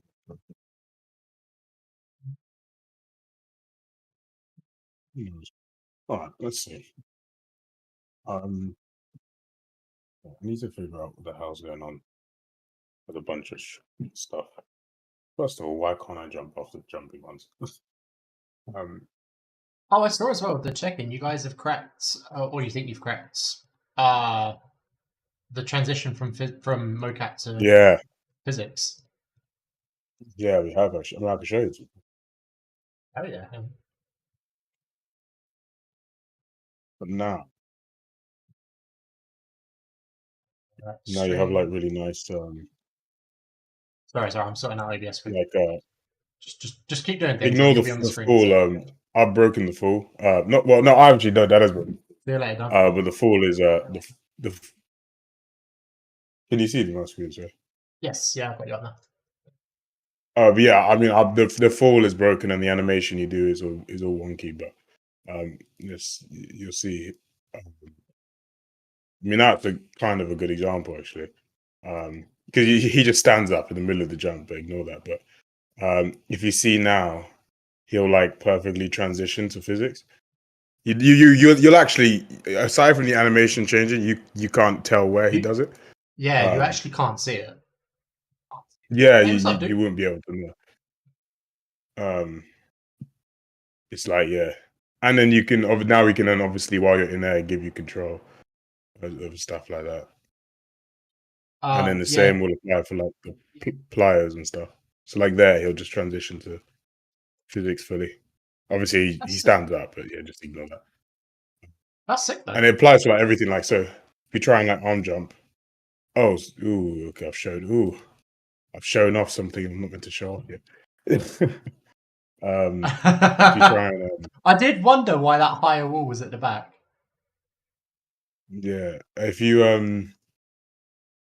yeah, Also, if you try, it's 'cause I've got you can't do it, yeah. So yeah. Also, I noticed that when you jump off the starting wall to these circular pillars, it's quite hard to have it not do the pre. Like it always wants to pre it, unless that's just I'm playing a slightly old version. which bit? I don't know what you're talking. Also, that's a animation. Is it issue we got? So you've stopped streaming, by the way. But from where you spawn in the climb test level, and you've got those big like white cylinders that you were just on.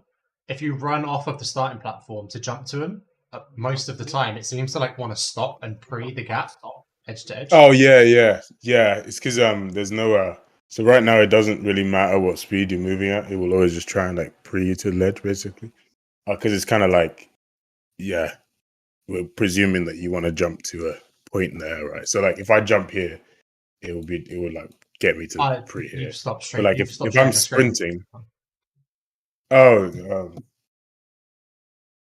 it's I mean I'm sure, but yeah, it's just a case of like weighting the velocity more. So like currently now, like if I so it pre's right, and like does different ones, but like if I'm sprinting, it will still just like do whatever like that, but it should pick an animation much bigger and able to be like, oh yeah, I'm still gonna land, so I'm still valid. That case of it's quite a.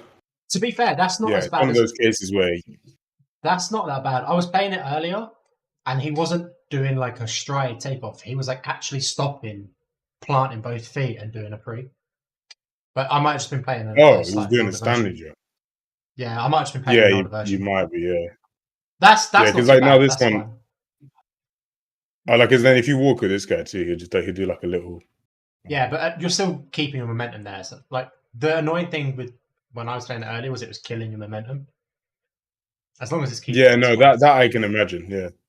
So this one, he really should just do like a little step, like a little. Like if you're sprinting, it should just be like a step across, and then you keep it going. Otherwise, if a jump, you should just because like you like there, you see he'll maintain all his momentum going off the thing. So and that's the fall is bad, but you stride into that like edge then quietly looked sick because the way he almost done the when you plant your feet on it and then you keep going forwards and your feet hang back slightly as you go off the edge. He kind of done that. It actually looked. Oh yeah, it does do it does loads like. Oh okay. Well, but yeah, you can like so it will like keep your momentum, and you'll see here he sort of goes, and then like there's no physics on the feet, but the same will apply for like I don't know. I've got these really wide. Let me just slide them all in. Same will apply for like strides and stuff. So, if we Plyer, for example, he'll like drop if it's like an undershoot, but like a stride, for example, he'll probably take him off. And so I didn't press anything. It just, the momentum just took him off the wall. So he doesn't just stop on there. You'd have to act, if you actually wanted to stop, you'd have to actively stick. But then like now, if you see the transition cool. to physics is nice, and It's so smooth. you can like, yeah, you can like Although climb up and then. I don't like the stamina bar. Oh yeah, but it's not. That's not fun. I definitely that's not gonna stay where it is. Yeah, It's just basically it's yeah, because I don't want it like at the bottom of the screen. I think it's well, I don't know. We're just playing around, but kind of experimenting because like I don't know. When it was at the bottom of the screen, I just think it's useless. It's just so like out of your eye line that it's just not really a thing. You may as well just not have the bar. I've got a wild idea. I've got a potentially bad idea, but they're sometimes the best. So, at the moment, we've got the STORROR logo on the back of the hoodie, 3 S's.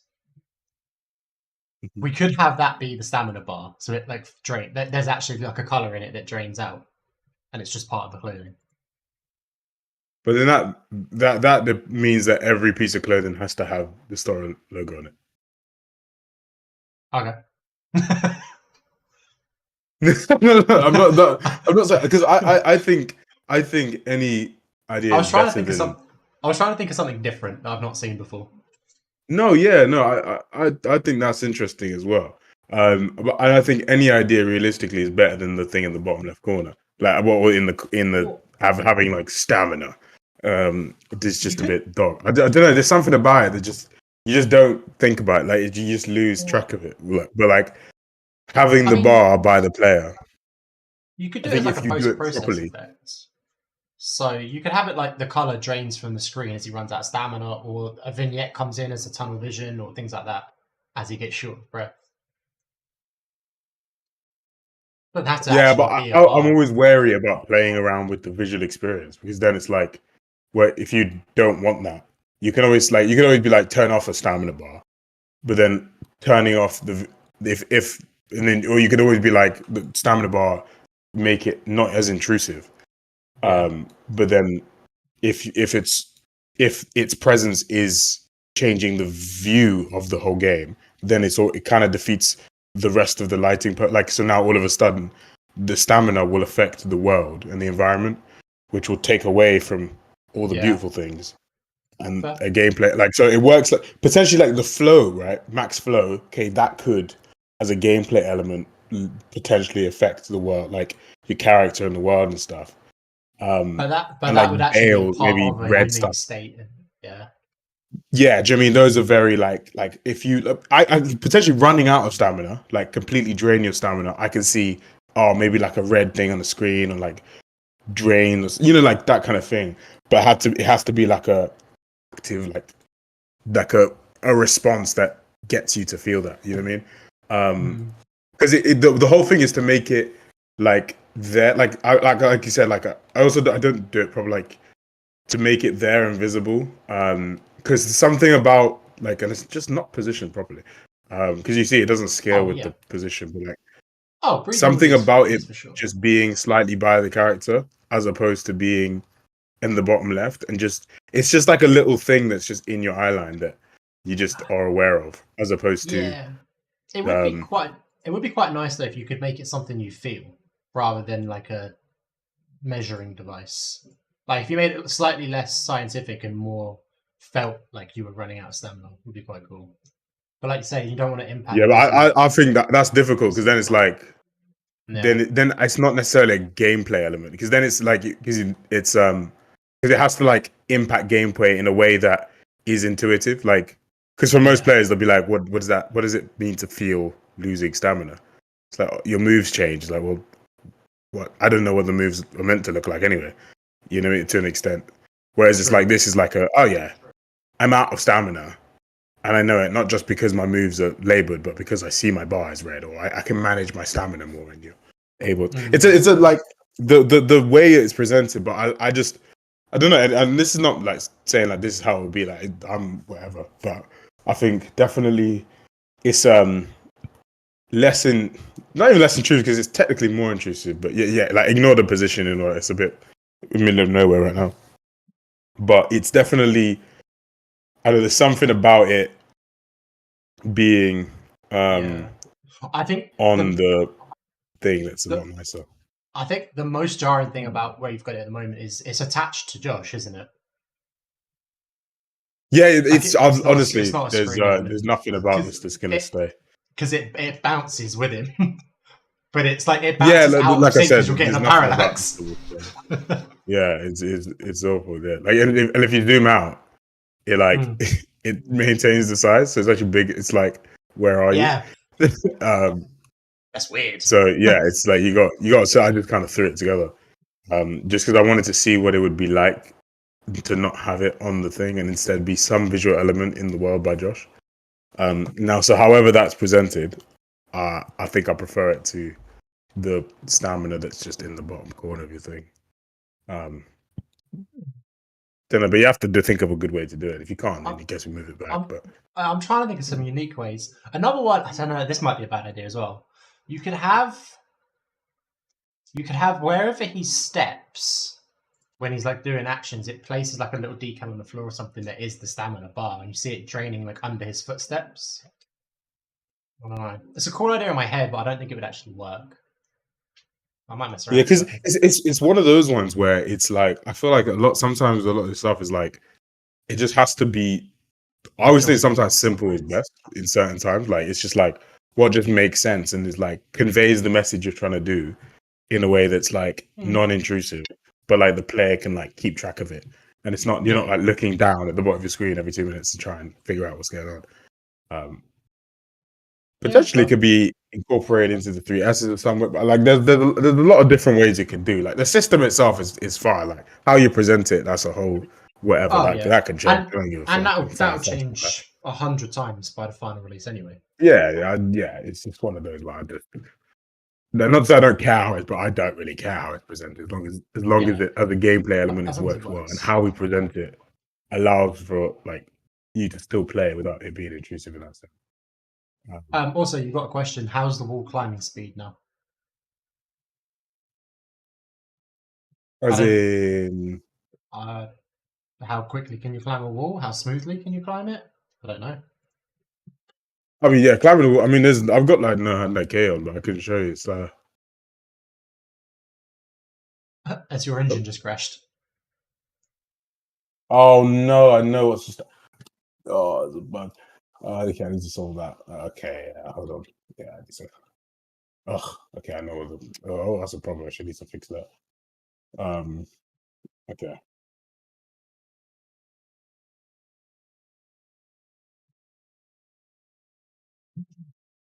We catch some messages. Yes, breathing cues for sure, but that can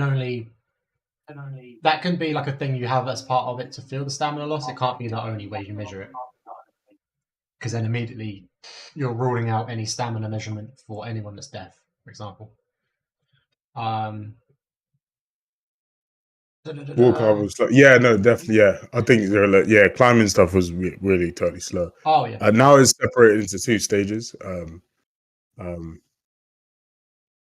It's separated into like it depends on what you're climbing actually. So like a really high wall, you'll do like a run up, and then you have to press again to go up. But it's realistically, it's anything that if it's slow, it's purely just because we haven't captured a faster climb or made a faster one.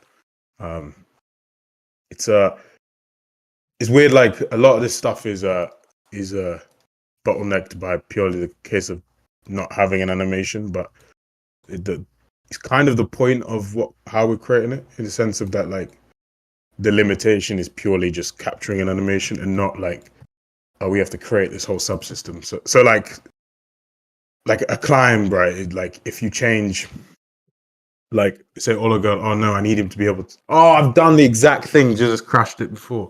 Oh my god.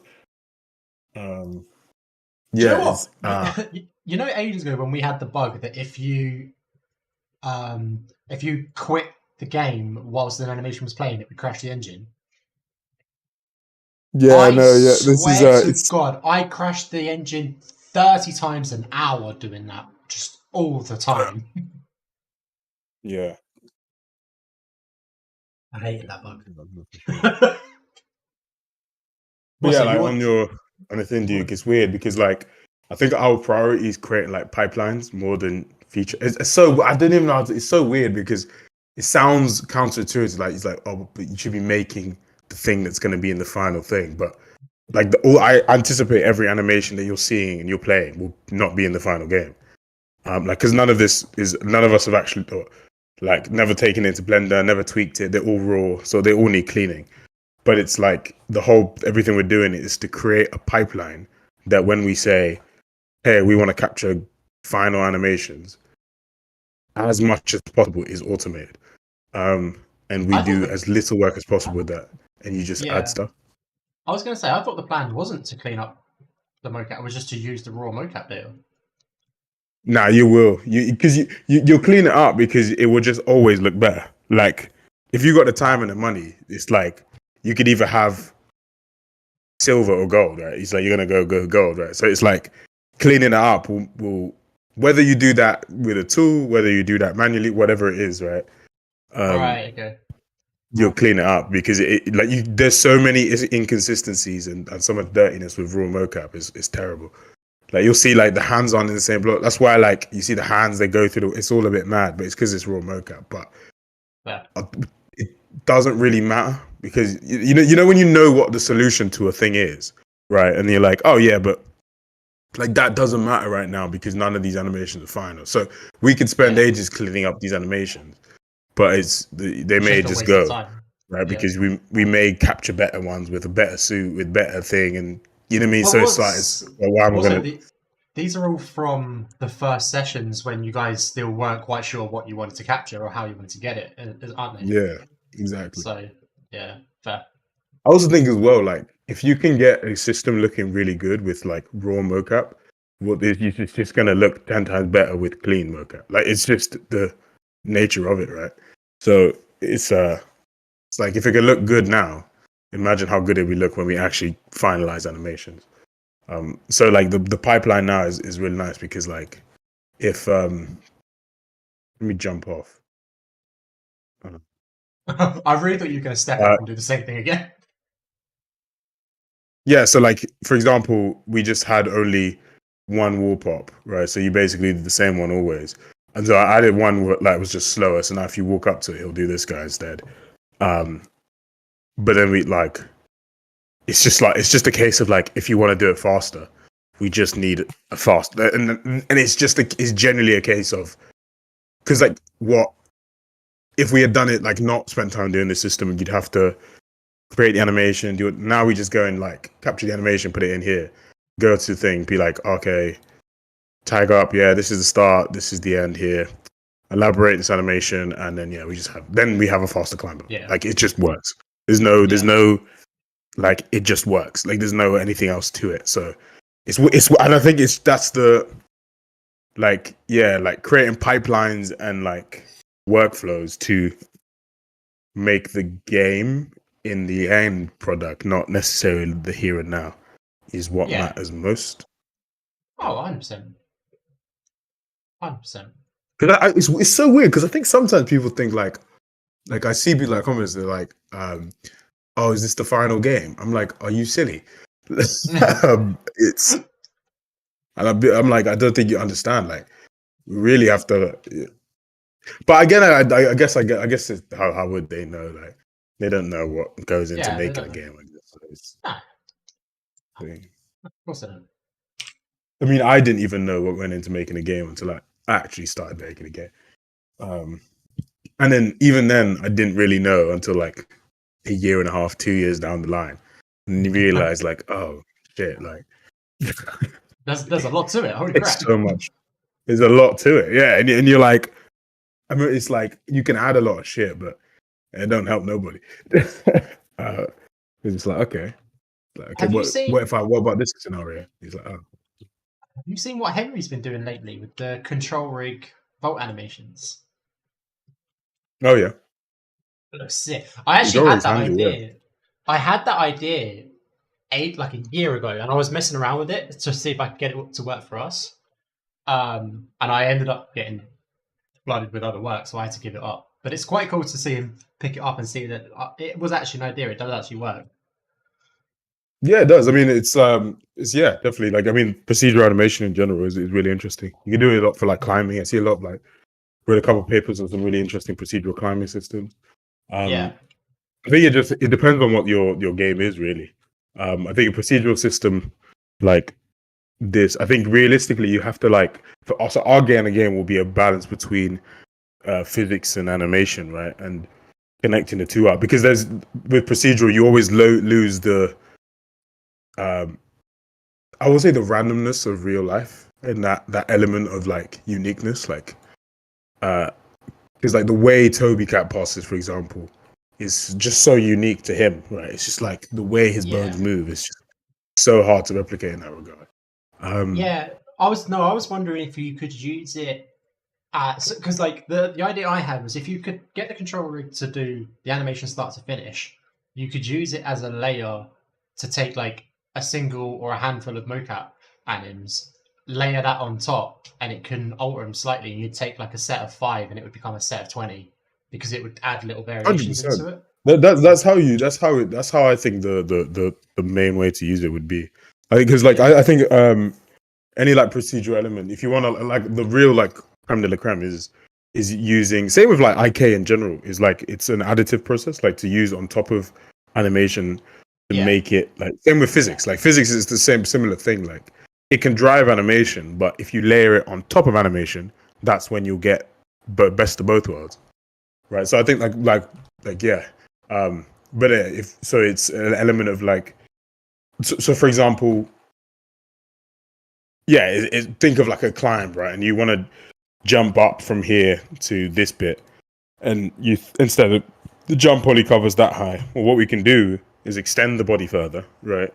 While manipulating the route to be able to simulate a higher jump. And then if you think about that, then you have infinite range, right? So so rather than saying create this one animation to have infinite range, you then take like 20, right? And then with that have like varying ranges, and then you layer on top of each one to give you that the maximum coverage. So that I think that is the use case of it for us. But that's a cool system. Control rigs I just don't like I think if I playing around with control rig, I want to do it in C++ because I just can't work in Blueprint. It's horrible to use. Like it's a great tool, but it's horrendous to use. And the fact that until like it's just not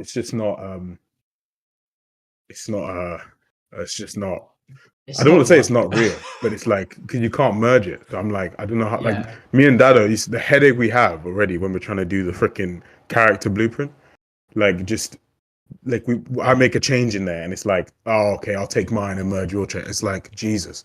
Imagine there's like 10 of you working on something. It's just not possible. It's just not possible. So it's just. But it's annoying because it's so handy. Like you can just, and I also think it's weird because I remember when I got into really bad practices that I didn't realize until I got told off. Because you don't like when you see things laid out in the way it is, you don't structure it in the way it should be. If that makes sense, like so you can like pull pins across things, right? But then every time you pull across something, could be completely destroying the flow of what it actually should be. Yeah. If that makes sense. So it's like I could pull from this line here down to this bit and connect these two up. But then I would look back and be like, oh, wait, hold on. This flow doesn't make any sense. Well, it makes complete sense and it works, right? Because they're so quick to prototype. But when you look at the architecture of it, you're like, oh, hold on a minute. I mean, it's like it's easy to get caught. If you've got an absolutely banging custom built PC, runs perfectly, super fast, whatever, and then you take the case off and the wiring is horrendous, it's just all over the place. It's like, the fuck? Who the hell made this? But it works fine. It just looks horrendous. But it means if you want to make any changes, you can't work out where anything is. It's fine if you're alone, right? Because I mean, if you're a solo developer, I mean, yeah, makes sense. I wouldn't. Yeah, because you don't need to explain it to you. You remember where you put it because you put it there. No one else is ever going to find it. Yeah, but that's the issue. Like, when you put it there, same with like a lot of code. It's like it makes sense to you, but does it make sense to guns, or does it make sense to thingy? Can you explain it in 2 minutes? So can a random person that joins the team just start working on it? Which is what just makes everything take longer, I guess. This is gonna crash everything, so but let me do my other thing. Why is this not?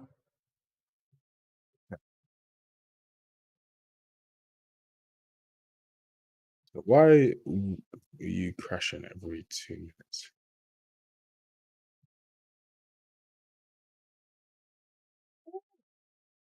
Hang on, I'm gonna plug meditating on the stream quickly because apparently he's just dropped a merch line, and I want to go have a look at it. For anyone interested, this is a guy on our Discord who's been doing some artwork and some fan art. I really like his style.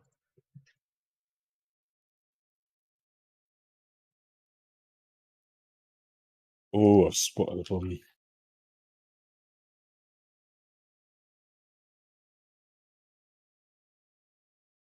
Is in normal locomotion. This is actually kind of sick. Okay, so something doesn't get reset. I have a feeling it's to do with the logic, but let me just grab all these guys.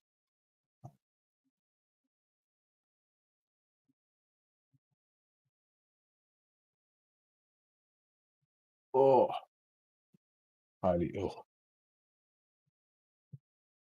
Highly ill. Oh, it's a terrible day to be ill. Oh, you will? Yeah, literally. I just got so ill out of nowhere. Yes.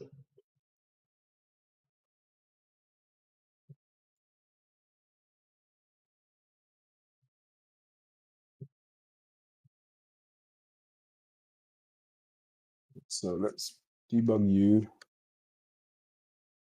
Debug you. Debug you.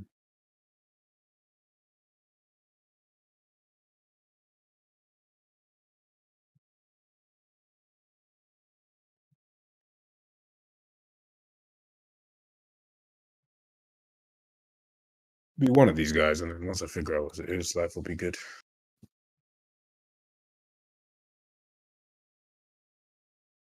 Yeah, need to figure out what.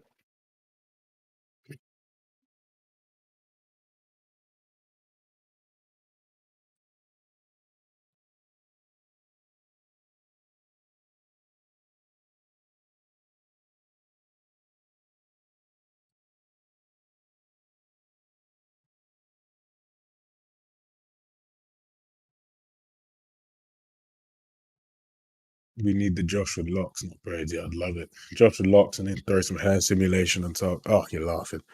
Nah, mate, I'm playing bold Josh. I got the best Josh. Bold Josh is best Josh. Still not entirely sure why my version has bold Josh. Oh, no clue, mate. Yeah. Yeah, to be fair, the other thing as well was we need to really. The thing I was just saying about the level for this version, I think it's too big. I ain't gonna lie to you. I know that sounds really stupid because the thing will be bigger. But I was saying, that that's an oversimplification. Like just saying it's too big. Saying is like in the sense of like, if it's smaller, you can curate a better experience for the player. That's what I'm saying. Because purely for the sake of like to get people to, because like the level, for example, and I think from a developer perspective is really useful because it's like randomly put together. There's no idea about what the gameplay is, right? So if it's like, okay, let's make the gameplay work in it, right? That means your gameplay is very mature. Like if it can just work in whatever scenario it's in, right?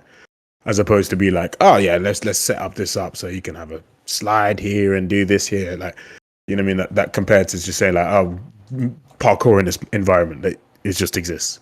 It's like, okay.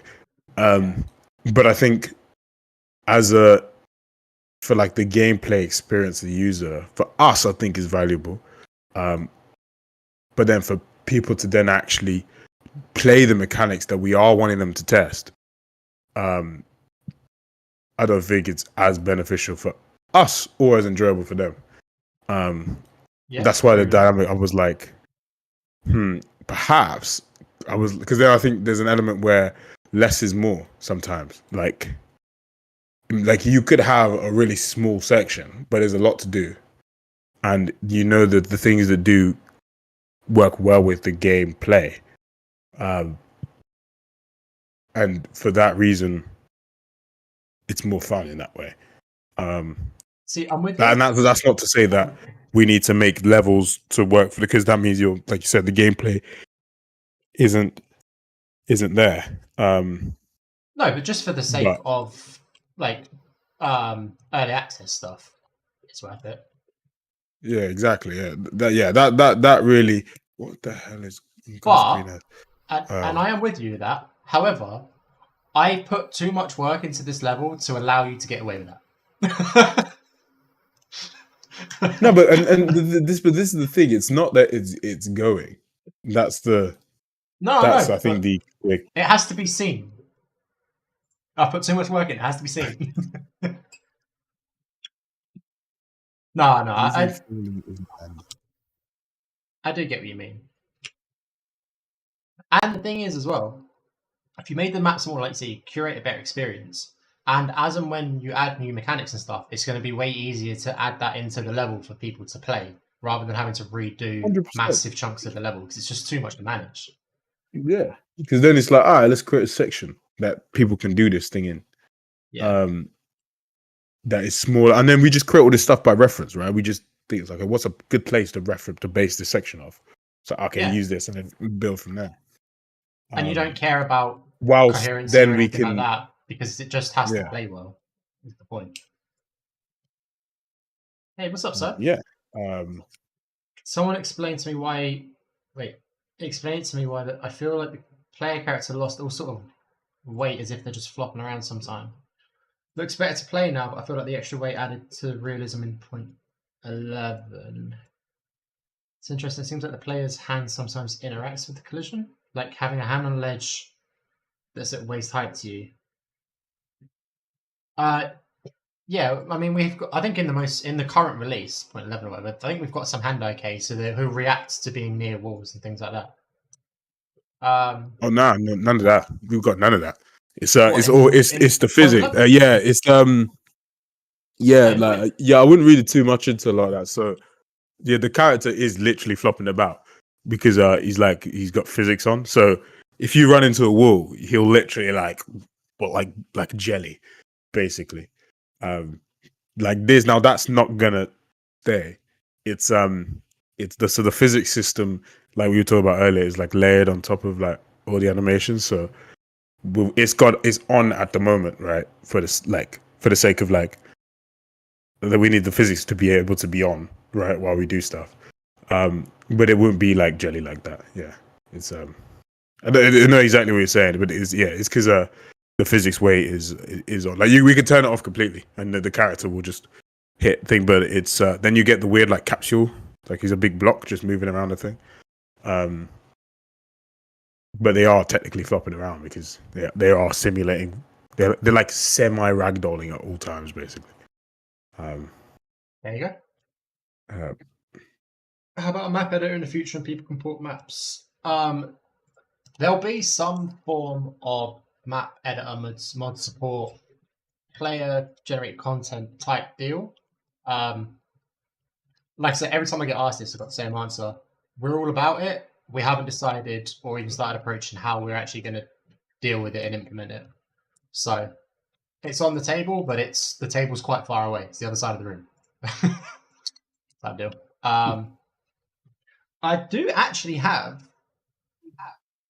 sort of a very loose map editor at the moment. It's not particularly complicated. You can kind of just place shapes and move them around and scale them up and things like that and save it. But it's all in Blueprint, so I don't think it would be accepted into the game. Never. Exactly.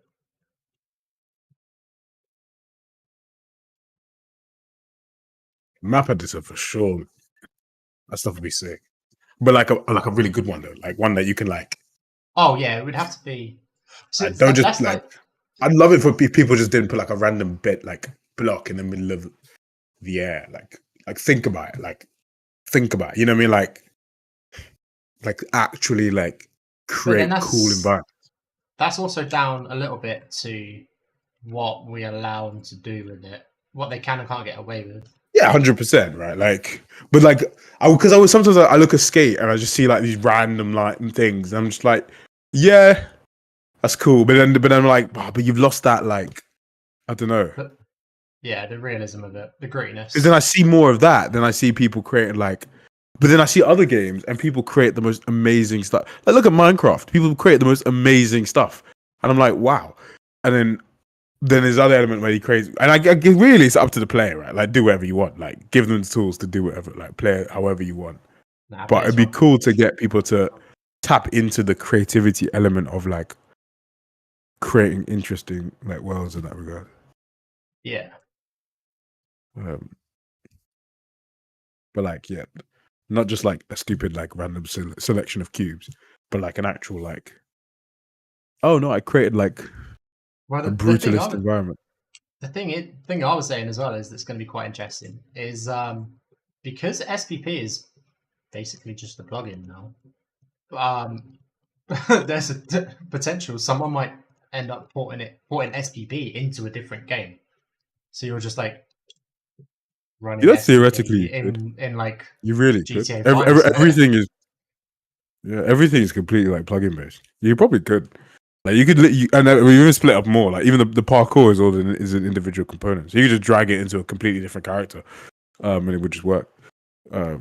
Same with like the scoring, same with the stamina. Like they're all just independent plugins. Like you just add if you want them. Yeah, it's gonna be interesting to see what people do with them.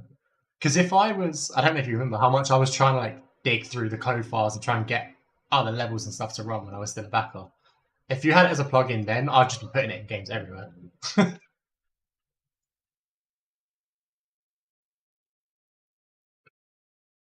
Oh, see, I knew that's what Sessions, Skater XL, Snow Runners, great map editors. Yeah.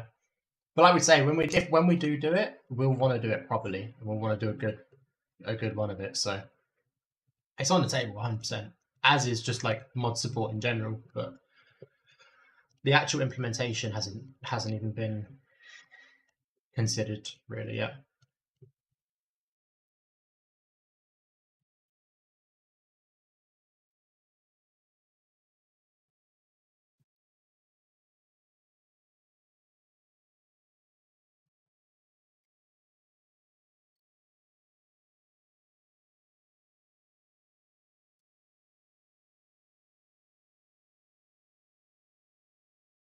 You also got to make it work in. Well, you can always do it offline. To be fair, but making it work in multiplayer would be cool. Well, that shouldn't be too bad. You just replicate some stuff. That actually should be pretty straightforward. Map it up. Yeah, it should be fine. You got to sort out all the multiplayer server stuff. That's the other thing as well. Is like in the back of your mind, everything you make, you have to be how easy will this be to replicate? Yeah. Sometimes I think it's like it should be fine. To be fair, I mean, it's all possible, so it's nothing like. If you're doing a map editor in multiplayer, do you have to consider how many people you're allowing to operate at the same time? Because if you're trying to replicate too many changes or like overlapping changes at the same time, you're going to get issues, aren't you? Oh, I'm such an idiot. Oh, sorry. No. Oh, I'm a dummy. I put it in the wrong bracket. Classic. Oh, mate, I'd broken the game because I put something inside the wrong scope. Sorry, what did you say, mate? when you're doing like map editors and multiplayer and that, would you have to? Are you going to have to Mm-hmm. consider how many players you're allowing to create edits at the same time? Because like trying to replicate overlapping changes or too many at once is going to cause issues, isn't it? Yeah, I mean, it all depends, right? Because you'll have a lot of like valid, like, so the server would handle a lot of that stuff, right? So, like, there's like you'll have like your client side stuff, right? So your inputs will go on your client, and then you probably say like, oh, then you like your view stuff, right? Maybe different in terms of seeing or you. That's all client side, right? The UI and what objects you pick. The only thing you'd potentially show server side, so that in replicate is potentially the mesh that's currently selected, right? You replicate that so that the client can show that to all the other players. So if they've got a bench or something that they want to place and they're moving it around, maybe other people can see the bench being moved. But then you'd be like, I want to place it here. You'd say, server, can I place it here? The server would be like, oh, does anyone else want to place something here? Is something there already? Like, that kind of stuff. Oh, okay. But then obviously, like, again, easy to say, like, you got like, it all depends how many players. I mean, let's say if you go like client server model, right? You can go like peer to peer. I fixed it, thank God. It's a good fix. Even without an official editor, someone will Sorry. find a way to replace the level files different levels. Do you know what? Yeah, probably. Way back when I was a backer, I nearly got it to work. I got SPP to load other levels I had made, but I couldn't get it to set the right game mode, so you couldn't actually play in them. But SPP was loading the levels. I nearly got it. I was that fucking close, and I didn't know anything about like code or anything like that. I was just brute forcing it.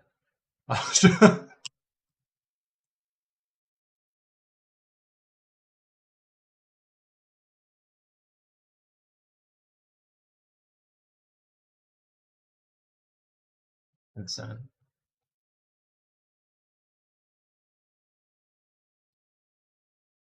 What is going on there, mate? All right, so that fixes that. Let's fix this other bug that crashes every time you play the game.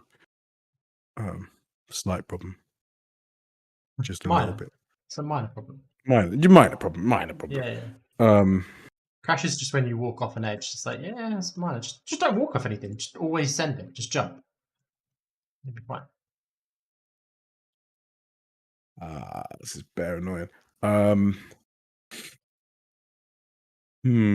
Tricky. Does the level file also contain collisions, or are they separate? No, the collision would be with the level, because the collision is attached to the mesh. So, yeah, if the level is loading the mesh, then it's loading the correct collision. The mesh and the collision come together.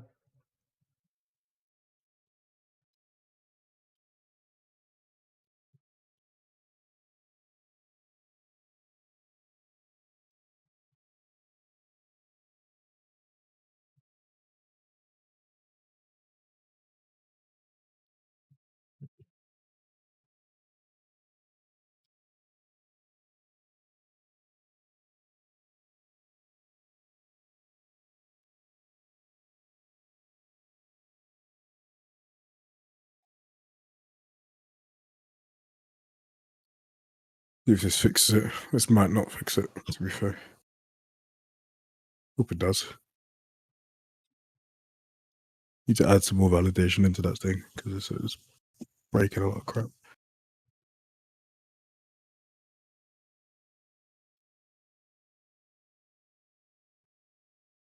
Nah. Collision. The collision happens handle separately. So the object you place would have collision. Frankly, I think objects like that would be you'd either like clamp stuff to points in the world like geometry, or like other objects will be physics objects, so they naturally collide with the character and environment.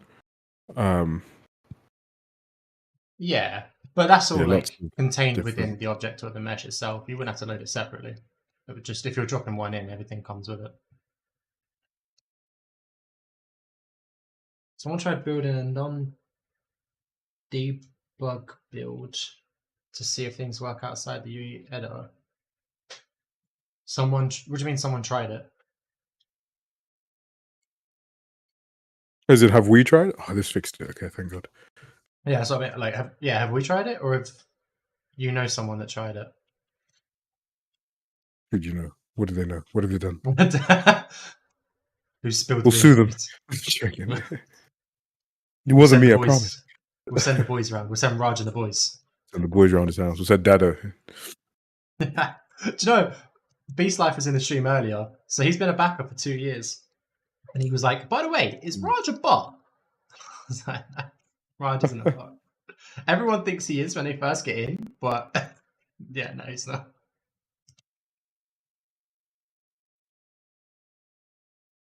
Have we tried it? I mean, yeah, unless I'm misunderstanding it, I guess we do that whenever we package a build, no? Or am I misunderstanding what's being Yeah. asked?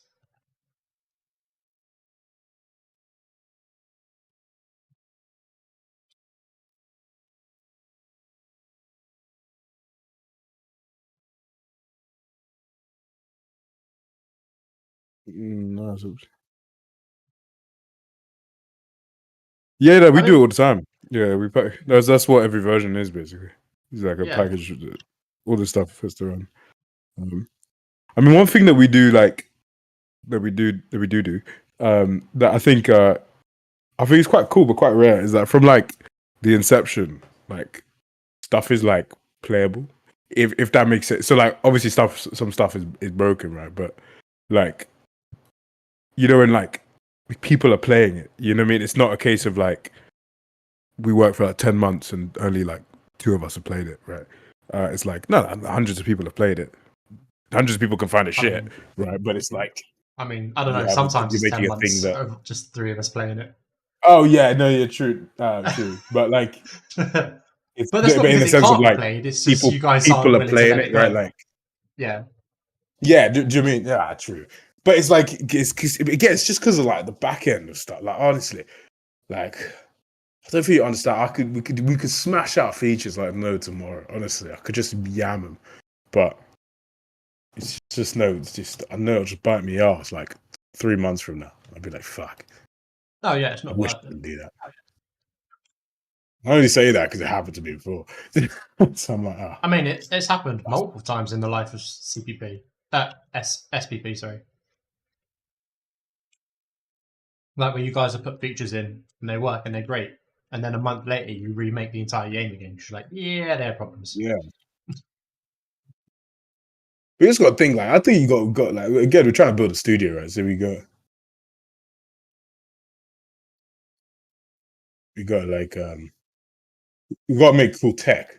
I think which I think sometimes is the thing that maybe people don't realize as well. It's like aside from the game, is like are you making cool technology? Like are you doing things in an innovative way? Like Yeah. you know what I mean?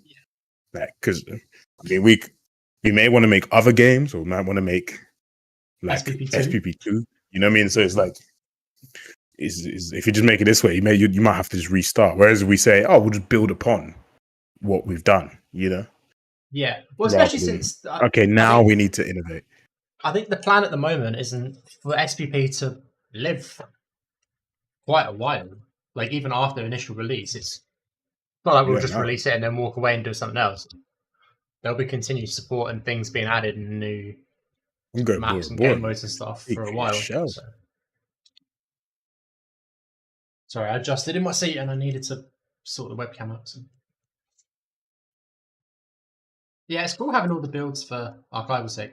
I've actually got, which I'm going to play at some point on the stream, an old version we've had called 0.04a, which is this is a very fun build of the game and notoriously difficult because it was damn near impossible to land anything.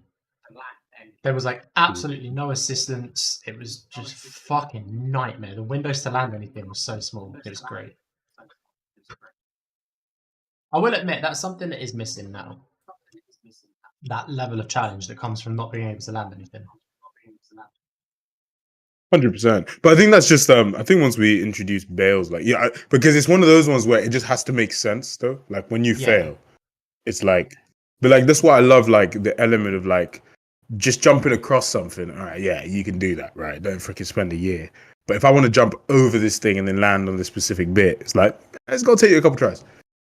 And I feel like that's a nice like scale. Like I was playing with Max. Like Max was playing the other day. I was in the office, and he Hold could up, do a stat. He could do you like a just running pre randomly rock across. up to the store office. What is this? No, we were chatting about this, the video, and whatnot, just doing up some design stuff. I'm getting left out of shit. And you got to remember, I live in Brighton though. Oh, do you? Yeah. I moved down like 6 months ago. I thought you lived in London. I was in Brighton a couple of weeks ago. Oh no. I think I was just randomly on a Tuesday at like 2, just like, yeah, I'm just gonna pop down 2-hour train, guys. I'll see you. Honestly, when you keep having all of these Yeah. concepts thrown out, I thought it was just like there was just business meetings and shit going on, and like I'm here as well. Oh I'm no, always mate! busy, It's I'm because always I'm busy and literally never a available, 10-minute but walk I'm from the here. office. I'm just like a 10-minute walk from the office, isn't it? That's what I'm like. That's sick. Um, It's a beautiful city. so and also, so I see them quite a bit as well. So I kind of see Drew fairly often as well. So, it's yeah. So he was playing. He's like he could do. So we're thinking about what challenge he could do. So he could do like a running pre. It was pretty straightforward. Now they didn't get the perfect stick straight away. It took him a little bit, but they could jump and stick. But then he was like, I want to jump off this and land down there. And I was like, yeah, that's gonna take you a couple tries. And it took him like first time he played. Once he got used to like, okay, I don't jump once I'm at the very edge. I jump a little bit forward. Once he got used to that after like 2 tries, it took him like 5 or 6 goes to stick on a little beam. And I was like, yeah, it feels like a nice curve for like a decently difficult pre. Yeah, especially if like, and if you think of it from the viewpoint of games, you're like, yeah, it's a decently difficult pre, but mechanics wise, it's quite simple. That he's just trying to jump from one spot to another. If you then start adding in like if he's trying to do a flip pre or a vault pre over the same gap, that adds like there's probably going to be another like 5-10 tries to take that step. And then, Yeah, you know, exactly. on and on as you start every time Exactly you change that. something else into it. 100%. 100%.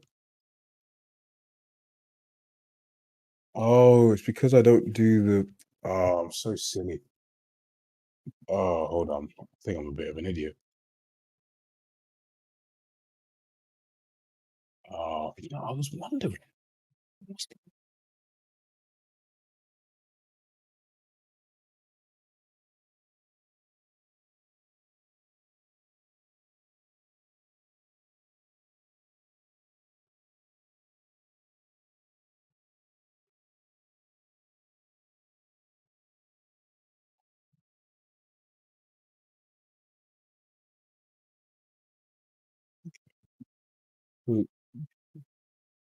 Man, this I didn't take into account. The thing we also need to take. Right.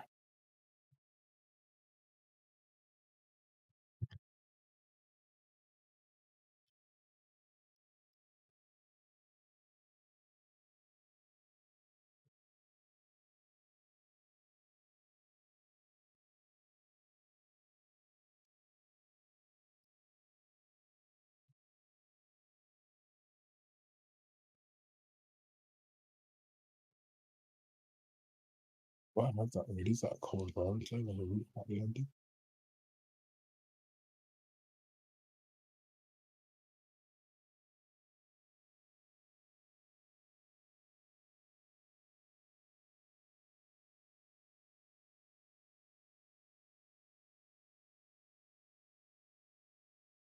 Oh, over here. Oh, I deleted an edge by accident. You fool! You foolish fool.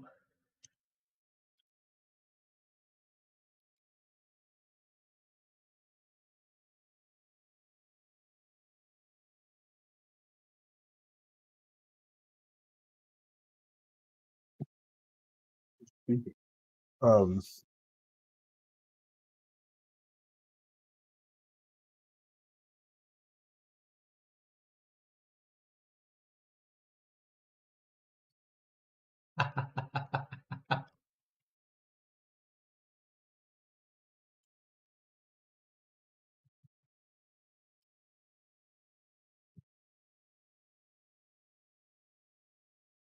Mm. Oh, an absolute dummy. That's quite an important one as well. Crap. What you done now? I knew I messed it up. No, I just noticed I didn't do something. Ironically, makes quite a big difference. But now I do it, so all is well.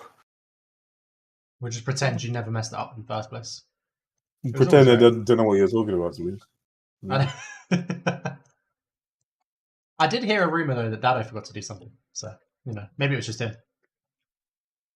Say again? I heard a rumor that Dado forgot to do something, so maybe it was just him. Oh, he's broken a ton of stuff, mate. Recently, he was saying Nothing earlier about how quickly you dropped him in it in the chat earlier. mate. And I was like, has the controls been don't work. Dado broke it. No, he did though. No, he did though. He is because he is quick on you, mate. So look, I feel we all have to hold each other accountable. Obviously, I don't break anything ever because I'm an amazing programmer. Hold up. Would you be quick on me? I don't touch the code. Look. And we all know you get in there and try and play around every so often. I used to. When it was in Blueprint, I fiddled a lot. But now it's in C++, I can't do it. I don't know what I'm doing. You've taken that power away from me. My new challenge has become to try and add gameplay elements that don't use any coding. Because then it can't be tossed away.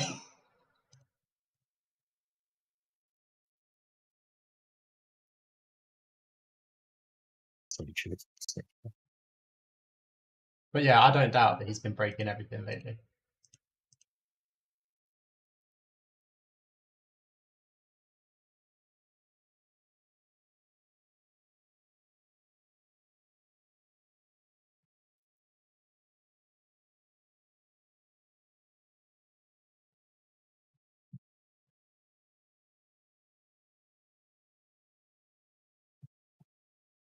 Let's see if this fixes all my mistakes.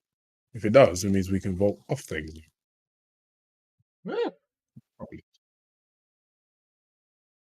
Nope. Oh, actually, so now you can switch from root motion to physics so cleanly. Does that mean that volts will carry momentum a lot better? Yeah, and we can give it more, Nice. As manually deterministically say I want to give you more. Yes, it's good stuff. So when you transition, you could be like, "Oh, I'll give him a little boost," and while you're there, you can pull back, push forward, move left, move right, and control itself to be precise. Quite handy, to be honest. Yeah, sounds good. Because it's physics, you don't have any of the weird random launch and do this. Yeah, you get it. You get the gist. I get it. Yeah. I know just enough to be able to participate in these conversations. I don't have enough to actually do any of it.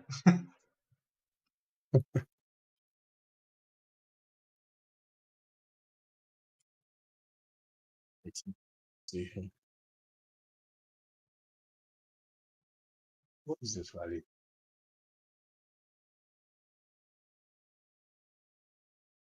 I don't know what the value is.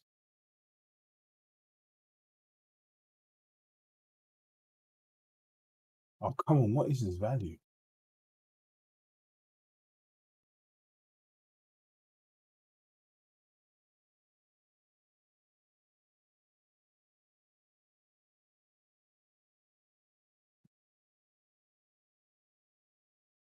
Oh my goodness, I'm so stupid. Bloody Dado breaking it again.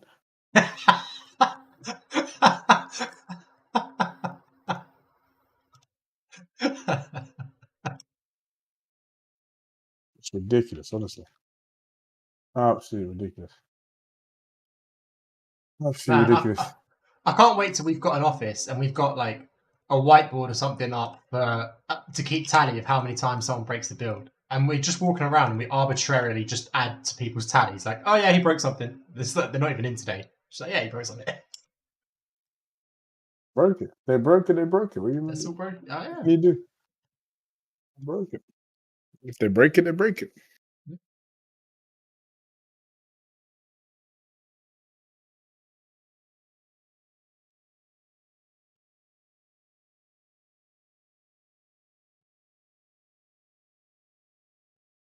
So what led to you moving down to Brighton then? Was it for like SPP? Or? No, not even so. I moved in with my girlfriend. She didn't live down here either. We always moved together. She's gone traveling now actually for like 5 months away, but we wanted to live together for a little bit before. Nice. Now it works. Beautiful. But yeah, so moved in with her. And we were like, where do you want to? You go London? I was like, maybe. Yeah. Or we can go. And Brighton, it was summertime and Brighton looked nice, and I was like, the Storrow guys are down here. I guess I can be nice to if I can do a bit more work and stuff with them, and and it just worked out a lot better to us. And so Brighton's way nicer than London as well. Yeah, Brighton's nice to be fair. Yeah, it's beautiful city. Oh, he's only done it. I've done it. Bloody done it, mum.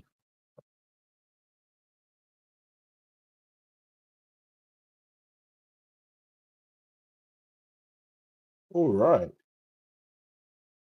Yeah, now you can vote down things. How lovely. That's it. Ship it. Yep, it. Quite handy because it will transition to a fall if it can't land. But if it can land, it will just it'll just do it. Ooh, that's what you were saying techie. earlier. Things just work. You. That's sick. Hold on, I'll show you. Let me show my screen. Let me show this. Actually, hold on. Let me show this. Let me go into this guy. Go off the techiness. And the thing is, like, so we've added a whole dynamic, and I just had to play around with like 2 things in the code that I needed to add anyway. It was, yes, I may have created bugs, but also fixed them. So all in all, net nothing. All in all, it's a positive day. I don't know. You created bugs and you fixed them. Net nothing. Exactly. Create, fix, create. It's the circle of life. The developer's circle of life. By the way, if you're showing me something, you're not sharing the screen.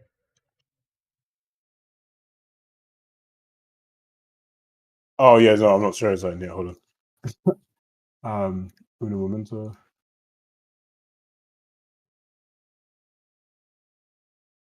What was it? You see my screen now? Yep. So now you can like, oh, ignore that. It didn't do it. So you're gonna say it's gonna be dodgy because I've got one animation and it's not. He literally jumped straight away, so that you don't actually have a run up. So you should be able to be here and do the input, and it should like go and die, but it doesn't. You have to get it perfect, otherwise. Yeah, but now you can. It's a bit of a dodgy geezer, but let me do it. Like, let's try and get it. No, that's not it. It didn't get the match. There you go. Okay, like that. It's a bit of a dodgy animation. It's not bad. It's a terrible one too. I won't lie to you. So like, that's when it's wrong. There, that's not actually correct. So like, there, it should pick one that's not complete. So. But can you do it off like bigger drop? Say again? Can you do it off a bigger drop? So you transition into falling after it?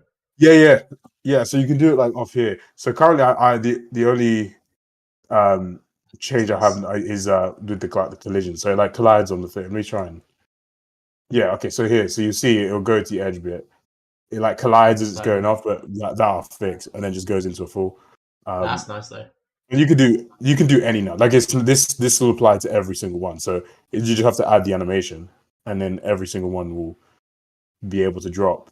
And then you can get them to like there. It should really pick one where it takes a step and then does it, the kind of thing. But this animation just doesn't have that. And it's a tricky one because you can't scale the motion because So I mean, I'll show you. Let me explain, because the more you know. So if you see here, he's static, right? So like then you have like basically this much to your hand rest, right? But the issue with this is that you can't scale this gap here. Like you can't stretch the gap of the player. Now, if I'm here by the ledge, and the ledge is here, right, and I want to sink that point there, realistically, I've got like next to no room to actually, pull or push or scale my motion to be able to actually make it line up because of how big this gap here needs to be preserved. So you've got realistically from take off, you've got, say, this much room to play with, which in the world is like, it's nothing. so if I say from here, and too far, I take off too late actually. So maybe we could take off a little early actually. But then we need enough blending time.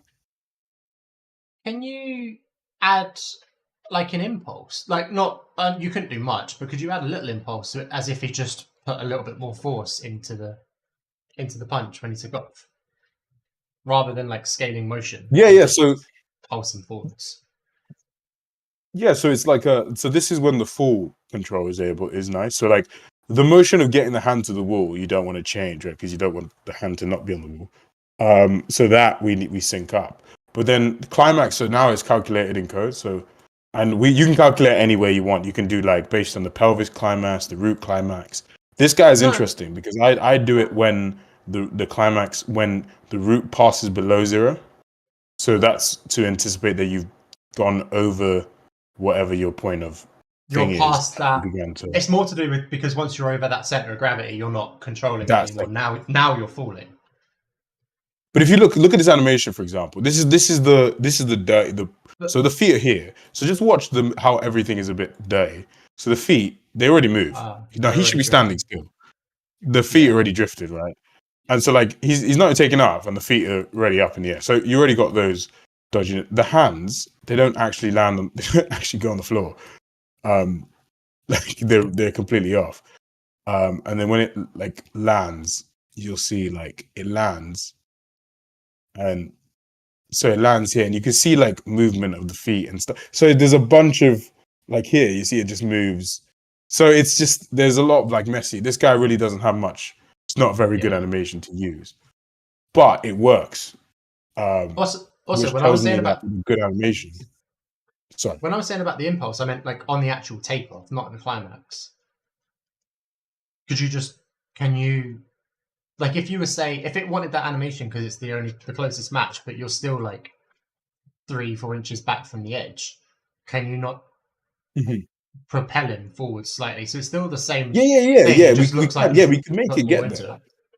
100%. But what you can, the thing you can't, let's say, add to the motion or like extend the motion. You can only extend the motion of the jump, right? But this doesn't have much leeway to actually do it. Like it's about, you got like 9 frames really to say. Whereas if you look at something like, let's look at like a plier, for example. Yeah, but like I mean, nothing to do with the animation. I mean, literally like physics-based propelling. So it's not, you're not warping into the spot. You're actually impulsing him forward. So as he hits the climax and goes into falling, he's got more forward momentum because he's had to propel harder. Like, I see. Yeah, well, so that would be that would be a slightly different approach. But I think that will be what our final approach is. So it will do away all of this and instead calculate this stuff based on physics, like impulses. So what do I need to apply in order to get my mass object to reach this position at this time, as opposed to adjusting the motion of the root. Now, the tricky thing with that is everything then becomes this like boop, like boop, boop, boop, like that you see, because you'll see like impulse paid, like they launch the character in this direction and yada yada. But if we calculate properly, we definitely can get it. But if you look at like the motion of the root, it's going to look better than warping, though. Surely. It depends. It depends because the one thing with the warp, it will extend, it will scale, like it's a scale up here, rather than like a linear, like a Bezier, like this. Because if you see, sometimes the motion you have doesn't move, like, so this guy moves quite uniquely in the sense that it may not. This one guy is probably not best on because he moves a bit. I think we smoothed this curve as well of the route, but you see, like, the actual feet don't move in this like beautiful arc, so to speak. Yeah. But no, definitely, I think that will be the final way we do it. It will all be just like physics based, and it See, will I'm all not be just- impulse based, and it I'm will not be. just a pretty face. I know what's going on. No, I'll see yeah, the for sure. future. It will definitely be that. But we need to have the animation pipeline of picking and getting it there. Because like, the one thing that I love that I think no other games do is, or they do, then it sucks. Is like they're just that. Just sometimes, you know, when you just do a running pre to stick, it just is good, and it just is like, oh wow, you know. So I think that element there is a really cool dynamic that we've got that brings. But yeah, I think we'll do away with warping at some point for sure. But, Uh, oh, also, you've just reminded me of something. You can't jump up to a wall at the moment, can you? You can only hurdle it. oh, I've changed that. Don't worry, I've already added that today. I added that thank to God. that was one of the things that I've been getting to. So I added it as like an input. So now you can either jump over or jump onto if you. Actually, can you see my screen? Yeah, hang on, let me put it on the stream. All right, there you go. So if you see this scenario here, like if I tap, he'll jump over, right? And do you see the red thing that says action context over? Yeah. Whereas if I do this instead, like press and hold and release, it'll do onto. So you can now, like, for example, if I wanted to step onto this guy, so if I was running at this guy and I did onto, he'd do like a step up, and then I can tap again to then launch off. Do you mean that kind of thing? So you can do like step ups and. I like that. Although, But they're all. It's again, everything is an extension of just. It's not like a do step up. It's just like do jump, but make it make sense. I feel like potentially from a player standpoint, it might be better to do it the other way around. That press and hold is over. Yeah, for sure. That one I've just done because I wanted to play, because I was thinking about that, right? But then you also have to think, what is the basic, what is the initial behavior that you expect the player to do? So seeing all of this, I would expect the player to want to jump over all of these. See, do you see what I mean? So yeah, but I would expect that if you're jumping onto it, you're probably chaining it into something, so you'll want to do quick taps. If you're jumping over for sure, you've got more time to plan. Even if you're chaining it, you've still got more time to see it. So a longer press is going to be. No, that's the yeah. I mean, it's purely, and so the way I've done it now, like it's not this by. It's just a case of switching it either way. So one's a tap and one's a hold and press. So either way you do it, you can be either or. I got it. I had that exact same thought. So and I didn't. So I just put it this way. But yeah, because both ways you can argue for. Because I was initially like, definitely. What you said, I was like, onto with a tap, because then you can do a step up. But then I was like, but what if like I'm running at this guy and I wanted to launch and stay on it? I actually may want to, you know what I mean, not just quick. I'm like, tap, get over this, or like a sequence of like jump overs here. You want to just tap, tap, tap, tap. You know what I mean? As opposed to, but then again, you could also have a thing for saying the hold and press feels nicer actually. So I think I'm leaning towards hold and press for going over, but I think just I think I would lean towards hold and press for over purely because it's a longer animation. So you tie it to the longer button press, because then it's easy. Like if you're trying to do quick ones, so like stepping up and chaining off is going to have to be fast. If you're getting held up on having to do a long button press, it's a little bit. It always kills the momentum, not of the character, but it kills the momentum of the player. Actually, deepen it, because if I do this, it actually feels nicer to do hold and press. That feels like more of a plier. That actually feels like more of like a jumping over. Yeah, I'm going to change that. As you know. I mean, also, you won't really know until you do it both ways and play it both ways. But Yeah, 100%. Because I guess it's again one of those ones. Like it's the same with like the flips. Like it was like, oh, what's the best way to do flips? Buttons of, and it's. But then also the other like Keelan was playing with the flips, and I was like, oh yeah, we've nailed the flips, like the tricking. It like flicking the stick and doing different ones contextually. Like it just like the tricking system will be it's just spot on. Like series of flicks. It is just the way it should be. Because he was playing it and he's never played, and he you know when you're like I was about to explain it to him, and he just started. He literally did a round off, like he did a side flip round off to back, and I was just like, and I didn't tell him what to do. Like he did a backflip, then did a round off, then did a side flip, and then he just ran and then went and did side flip, round off, backflip. Yeah. And it just made sense to him, like when to time it, and I was like, oh well then, that's it works really well. When I picked it up the first time, and you guys hadn't told me the controls yet, it took me 30 seconds, maybe a minute to get them all and work out how to chain them together.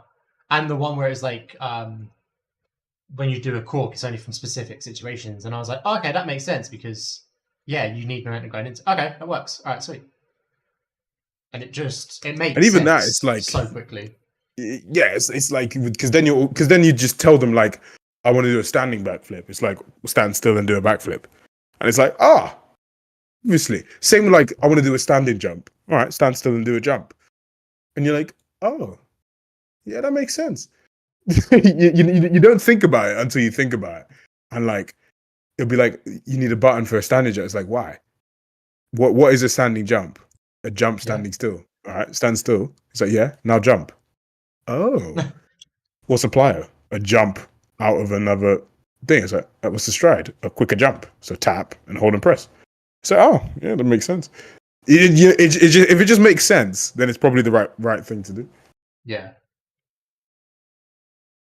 Yeah, 100%. All right. I mean, to be honest, I'm happy because I didn't think I'd get this feature in today, but I did. So,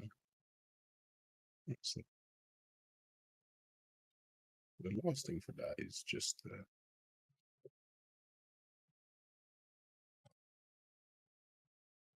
the last thing.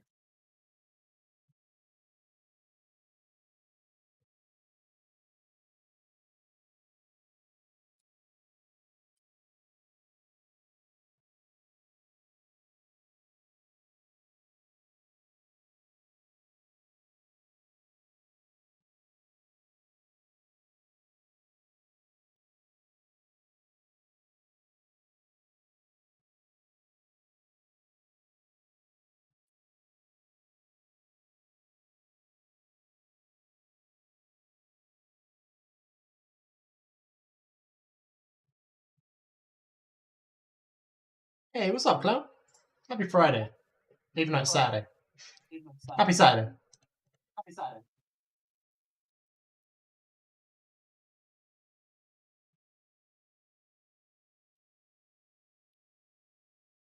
Oh, this works well. I think I can check this in. Oh, I need to clean this up, but actually, you know what? It's the other thing I need to do.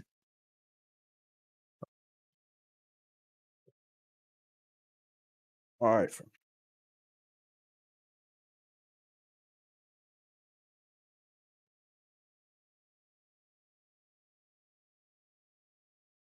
Yeah, that's just a mess.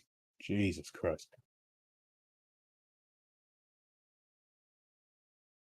God, this is an absolute mess. It just works. It's so good. It just works. It's fucked. What happened? It's absolutely fucked. It's fucked. It's so fucked, man. You're right, Get the Dave. font size No, figured. It's more exciting now. Oh, no. It's not something I've actually thought about. Although that's a point. Good. I don't really know how we're going to do that. I think we just got to slow it down. Like you just fall too quick. I mean, thankfully, I think it's literally it. You just fall too quickly. I mean, let me see how much I can. Because it's also physics based. Like it's you are falling. It's The not thing is, as well, interpolate it's- between A and B. It's like no, you're falling, but you can slow down the Yeah. fall. But I want to slow it down through friction. Not like well, make surely it fall. would make. Yeah. Okay. I guess so.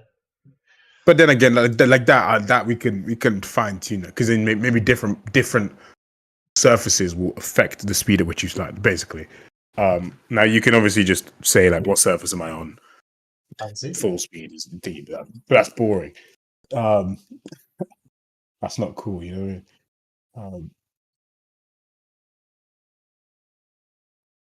I think as well, and I need to. I don't know. This is going to be like half gameplay and half level design as well. But for the game, and this doesn't really apply to real life because it's not human, but game wise, quite an exciting part of it, of the pole slide, is the hang time before you get to the pole. Facts. But that's like half gameplay, like, can you actually create that hang time properly? And half like level design, like, can you put it somewhere that makes sense to have that much hang time, but also have a lamppost that high? It's a weird one. It's actually going to be quite tricky to get it right, to be honest. It will be. Because like you said, like, I mean, if you just go, because I think one of the things that we always have going against, like, not going against it, but it's hard, is that like the characters will look real, the world will look real. That means your gameplay has to look real in a sense, right? Like it could be fun and stuff, but if you want to do it in London, right? Unless you create like a stylized London, which we're not going for, it means that everything has to look and feel real. So you can't just have a giant lamppost the size of a skyscraper. Now, potentially, what other things could we have that you could post like? That's when you pipes and piping, like like gutters and drains and stuff like that. Okay, let's be clever with that instead of what I mean, like. But it's still, but then be also clever. you also need something that has free space on pretty much all around it, because otherwise it's a different. Like if you're sliding down guttering on the side of the building, that's a very different pole slide to if you're coming down a lamppost. For sure. Same with pumps for climbing it. Yeah, it's gonna be an interesting one. It's gonna be interesting. It'll be cool though. No. Clowns solved it. Just stripper poles everywhere. Done. Everywhere we want a pole slide, stripper pole, stage at the bottom, and we'll make sure there's like a little disco ball above it. And it's just. Well, it just does make sense to me. Or we just make all of SPP exist and happen. All of the gameplay, all of the levels is just in strip clubs, just massive citywide strip clubs. Set in Soho. 100%. Just SPP and Ronnie Scott's. Let's go. Oh man, I need to go back to Ronnie Scott's in a while. Fuck, I love Ronnie Scott's. What's Ronnie Scott's, bro? It is a jazz bar, not a strip club. Sure, I realised as I said it. Yeah, it's all right. No, it's all right. I said it, and then I was like, I timed that really sure, badly. it's all right. It's okay, bro. I'm not judging. No one's judging you, man. It's okay. Shut up, man. Fuck off. Okay, hey, man, just do your thing in it. If that's what makes you happy. As long as you're happy, man. That's all that really matters. weird you out. Ronnie Scott's is like the big date night that me and my girlfriend do every few months. We'll get like actually dressed up and go. So yeah, it's a strip club. It's a really weird date night. We're into some shit. Whatever makes you happy, man. The next one of them, we're going to Berlin. Just leave that floating in the air. Hey, man, as long as you're happy. You know? This is what matters most, you know. Like that famous jazz club, String Bells.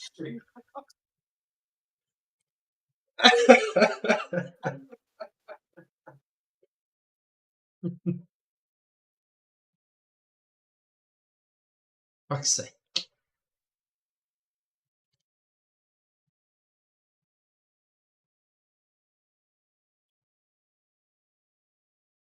I've completely like lost my train of thought now. I've lost that. I was in a flow state and it's just completely gone. Nice.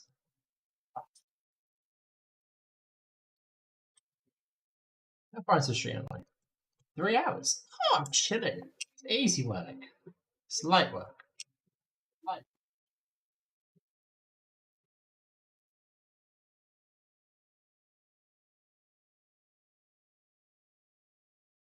I'm really not looking forward to this last. I thought Last Airbender was coming in January, but it's not. It's coming in Feb. I'm so nervous. Oh, what the live action? Yeah, I'm terribly nervous about it.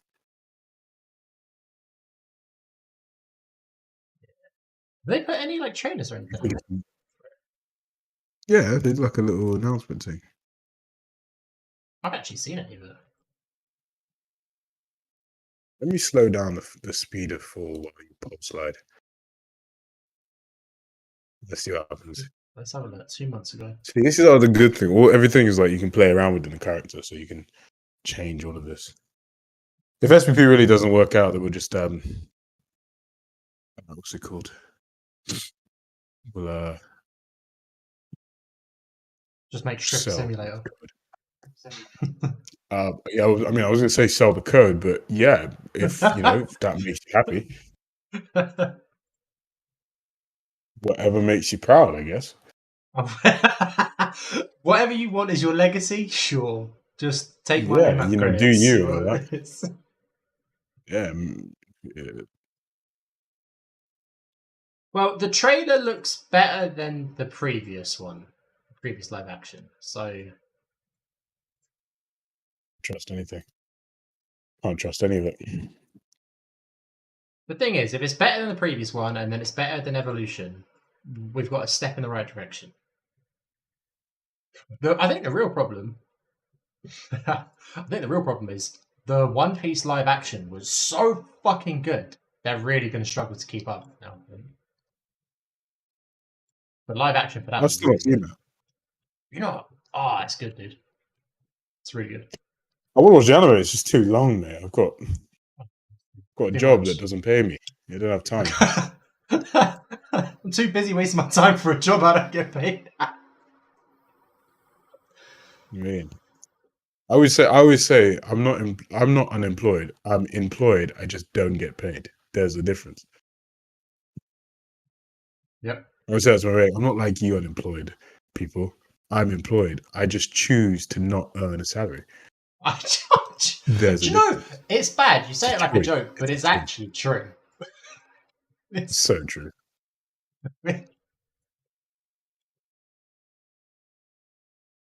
Yes, there is a remake of One Piece coming, which is going to be interesting.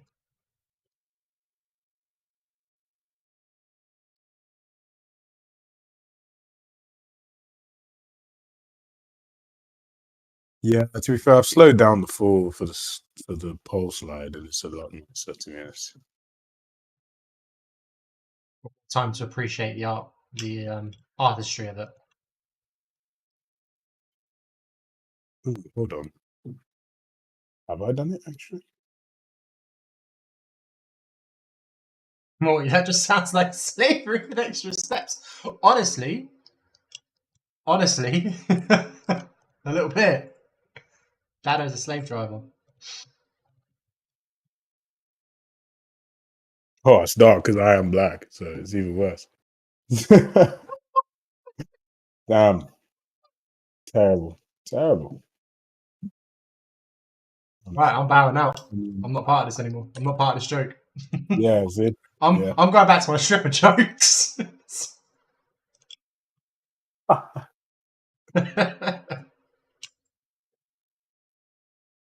Oh, crap. I think I need a different... I think the other slides should be slower too. I think they all just need to be like this.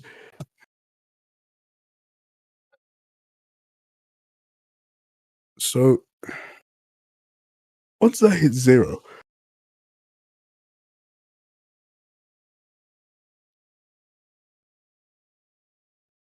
Still don't think it does what I want it to be doing. Let's check it out, because it should just completely stop, but it doesn't. which means something is going on.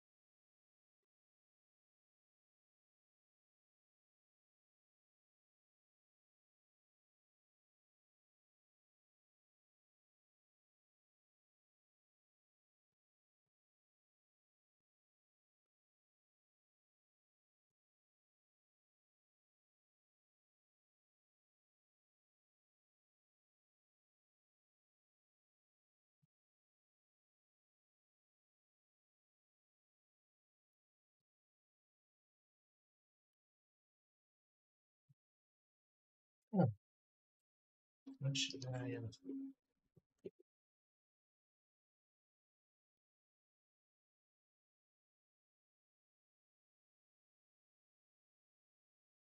I guess it's because it preserves whatever. Oh, you know what, actually? Because it preserves whatever velocity you had downwards when going in. That makes complete and utter sense.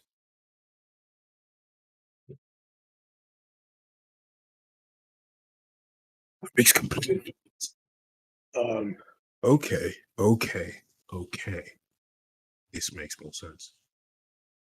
I mean, this is better already, to be fair. I think it should actually slow down. Obviously, to a. Well, you don't want it too slow.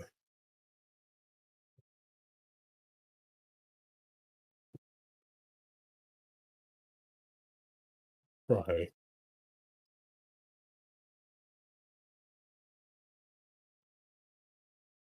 Find a lamppost.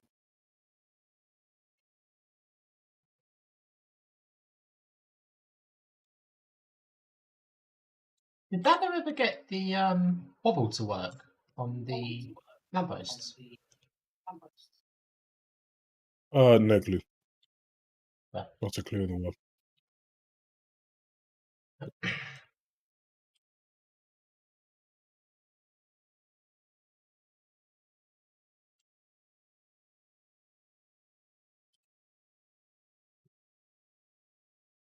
be fair, this is better, to be fair.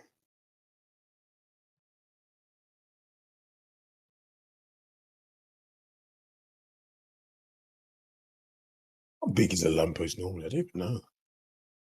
Let me go outside and look. It's a skinny ass lamppost.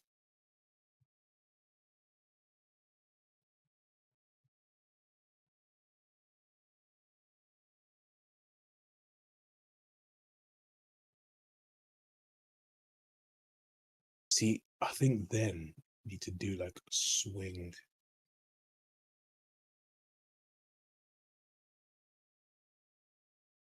I'd love for you to be able to swing around a lamppost as well. Just like, well, you can, but like swing and then launch yourself.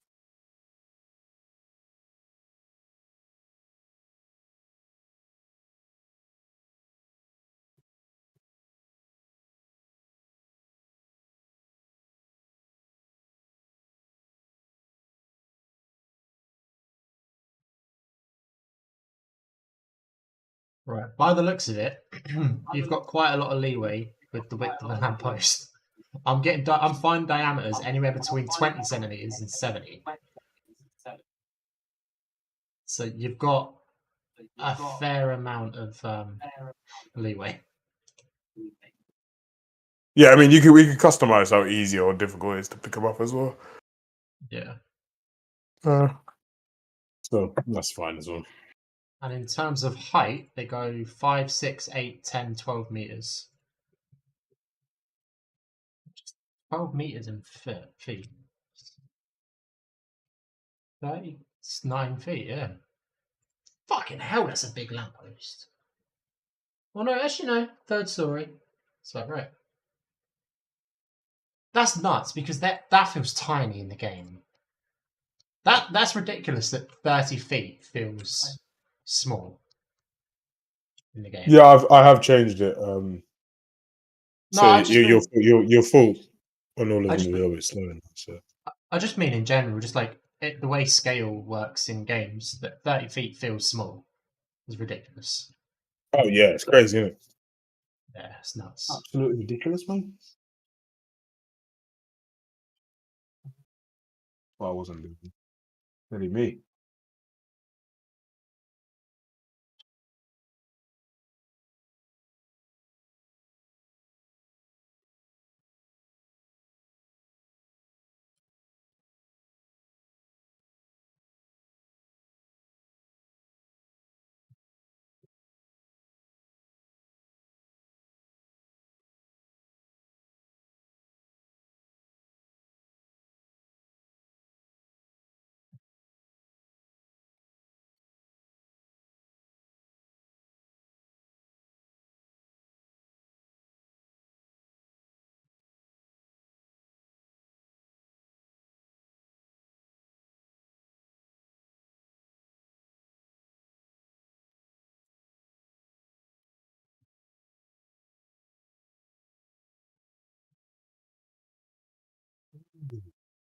Oh,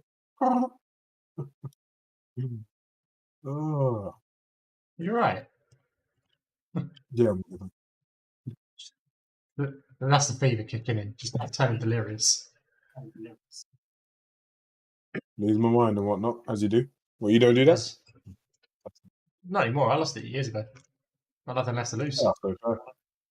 Fair. Join the club. I'm all in, motherfucker. Oh,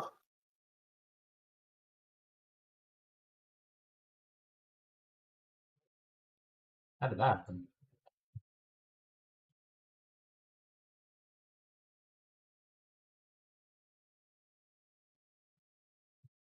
try this. Let's see what's going on.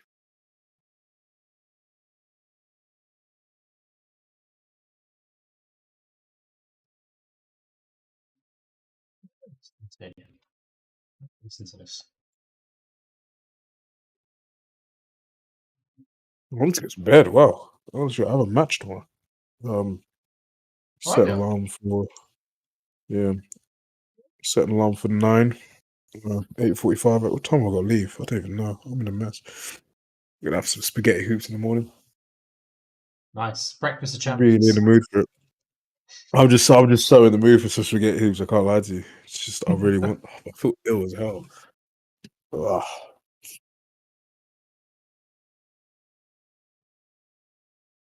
Wow. I'm gonna be late.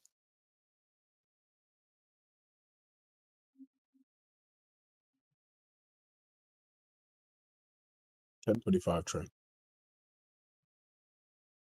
2 hours. Oh my goodness. Just sleep on the train. You'll be fine. Whoa. An hour from Three Bridges to Clapham Junction. You must be crazy. No chance. There's no way. Is there train strikes tomorrow? No idea. I haven't got a Oh, it is reduced service. clue. Get wrecked. Oh, mate. I could cry. Do it. It's healthy.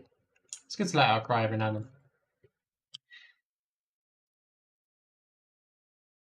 Crying is for the weak. No Right? cry. You're missing out. I just instead unhealthily repress my sadness like a real man. like a real man does. Like a real man. Oh, actually, you've just reminded me. I need to send a text to somebody. Oh, they are asleep right now. Oh Right, I need to set a my God, reminder this to journey, send man. someone a text. Sorry? This journey is crazy.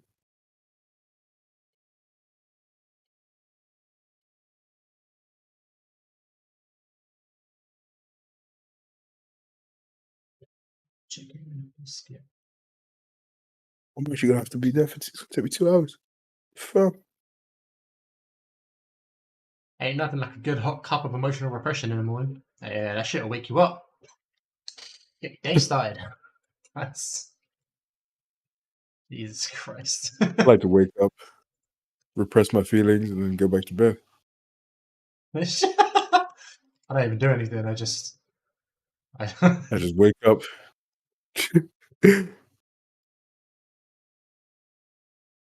sick.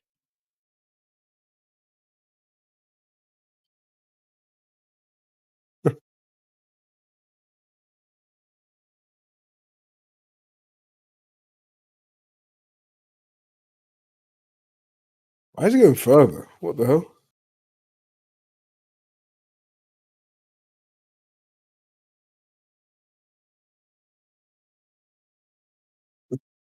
Why is he going further than he needs to? I mean, I'm not necessarily complaining, but shouldn't he be going a lot closer? Dodgy behavior, that. Very dodgy that. behavior. As that, I would say. Sus. Highly sus. No, genuinely, I don't actually know why he's doing that.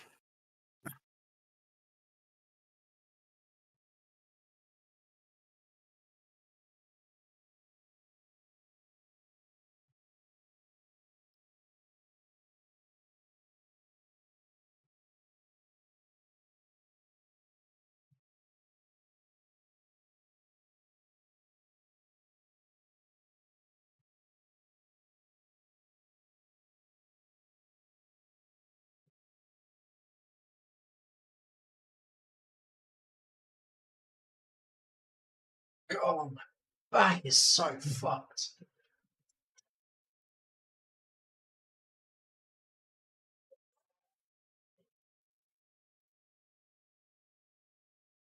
So old.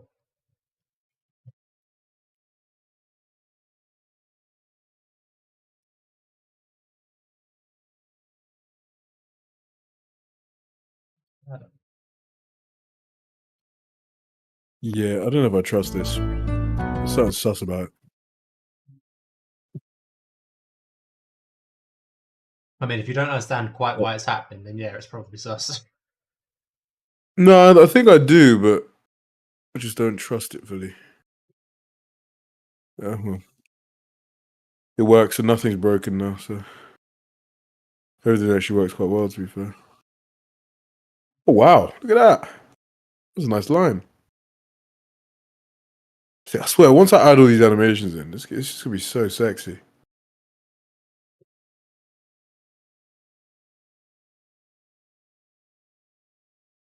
I love that you can like climb and then. It's funny because I started today just wanting to add in the step up stuff, and I ended up adding like vaulting off things, and then I've done everything other than the thing I started to do. I was going to say, have you done the step? No, like Of course not. Fuck's sake.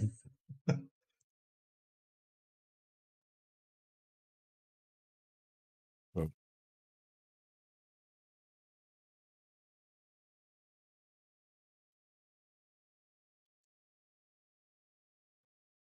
Well, sleep on the train tomorrow, I guess.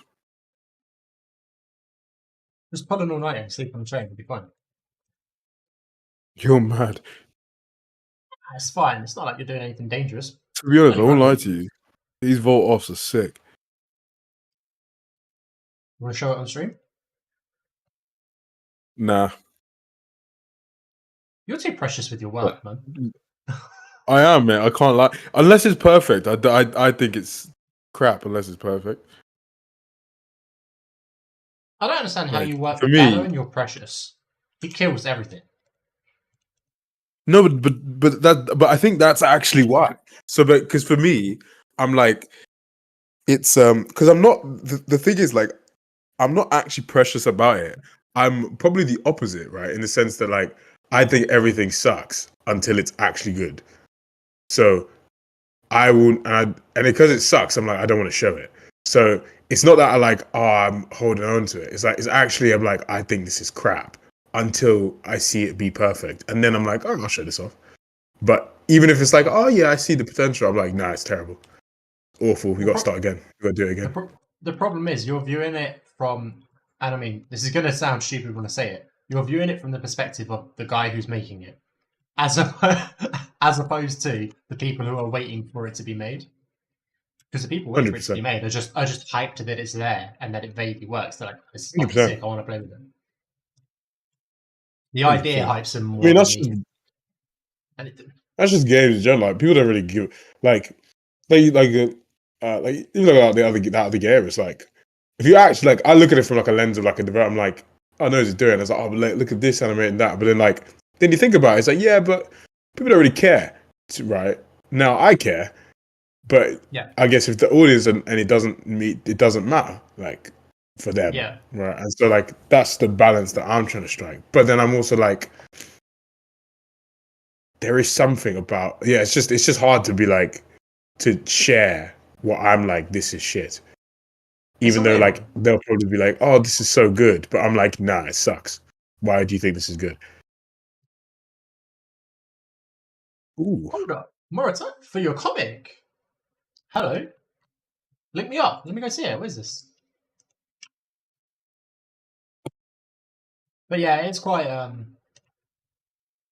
weird one. Quite a weird issue to try and handle mentally. All right, guys. I'm gonna love you and leave you. No worries. Best of luck, have fun in the stream, guns, and stay safe. And see you later. I will stream. do. See you in a bit. Peace. Best of luck with your game. I'll be around tomorrow night, to be fair, because you should be awake. So, I'll still be streaming. expecting it. But, you I was know, gonna say I'll take over for you. I will do a 48-hour, but nah. someone did. Dumber suggested that actually. No chance. Well, to be fair, if you'd have picked any other day of the week, I would have said yeah. But yeah, I'm not doing that. The really awkward thing though is you said that the whole stream every day thing, you have to start a stream each day, which means you guys have still got to start a stream tomorrow night.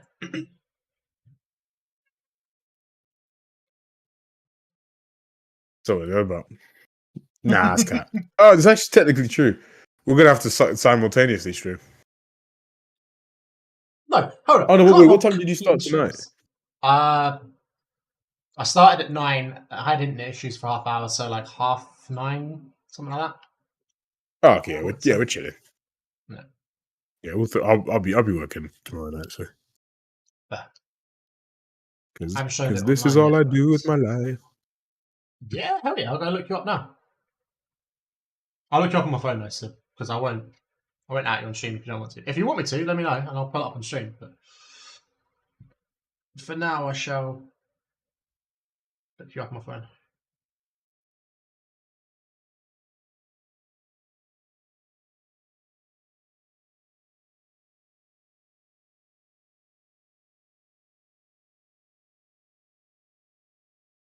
That's cool. That red and black one was your second post. That's cool. I want to see Yo, this. this is good work, dude. No, don't hog Alright. it. What is it? Are you showing on the stream? No, I haven't yet. I'm waiting to see if he wants me to or not. I'm looking at my phone at the moment. Yeah, get on the stream 1 second.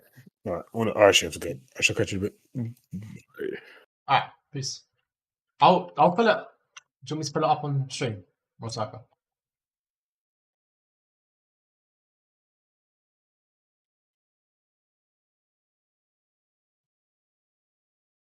Also, I might have already said this. I said it in my head, but then I replied something to David, so I don't know if I actually said it out loud.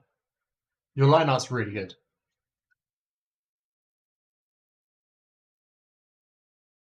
To be fair, actually.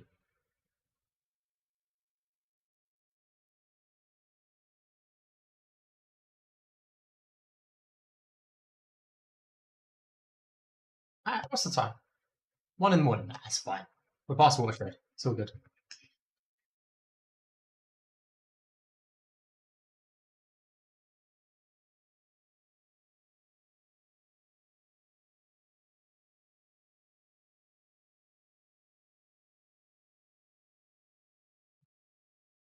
Like, that was sick. That'd be great. That's sick as well.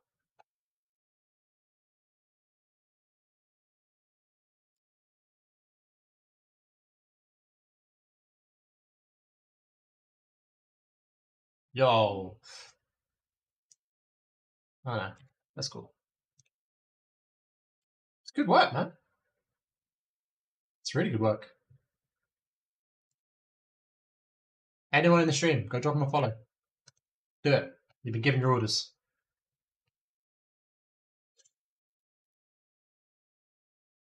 Was I doing? Oh, yeah, okay.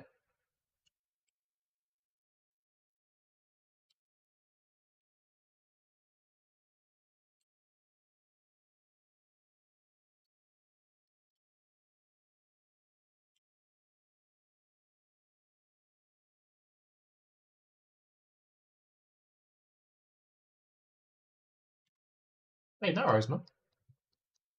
Appreciation where appreciation's due.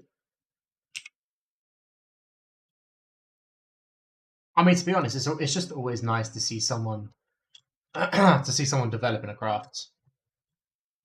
I love seeing people just develop crafts and skills and that. It's like, I love it.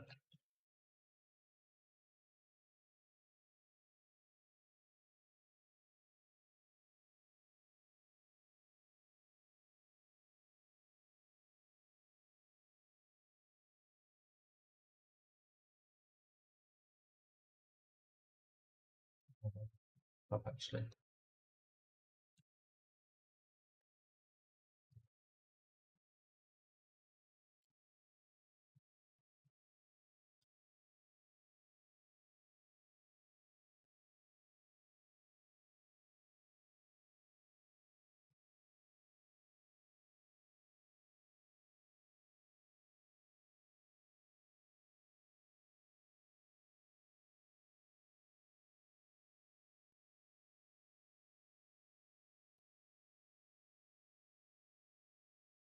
Oh, that's work, man.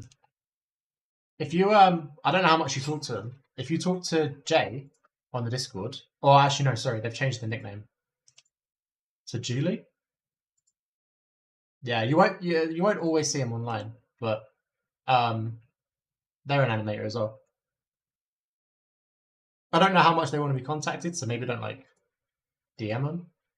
Maybe just see if they're about in off topic or something. But yeah, they're an animator.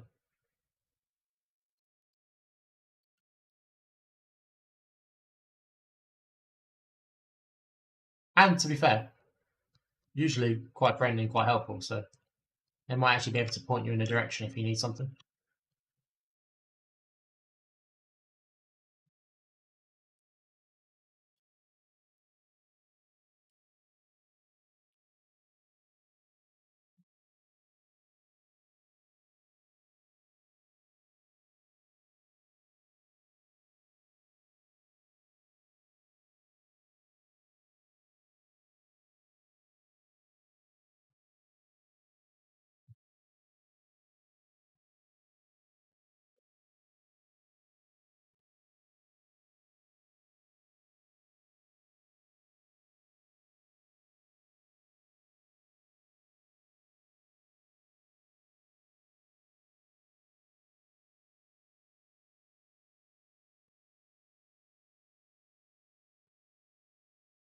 Right, no, this is it's just going to be easier to actually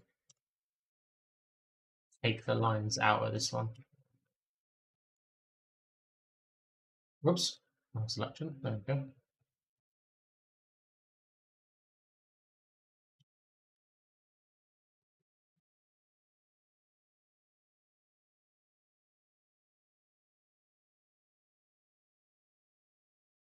Because this is like off angle and stuff, and it's just going to be effort to try and model around it.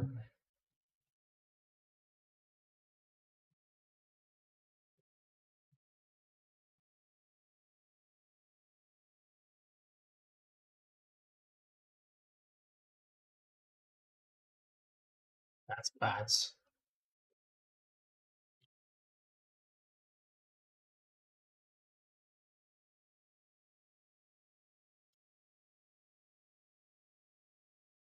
Also bad.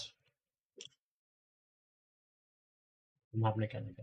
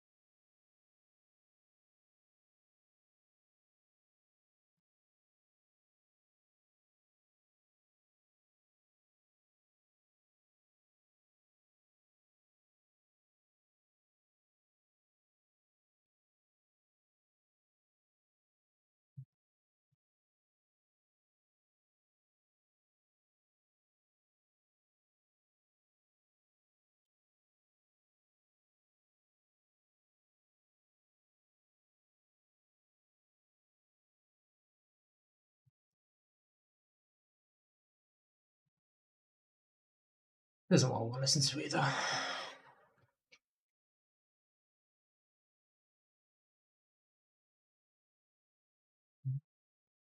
I need a couple of it.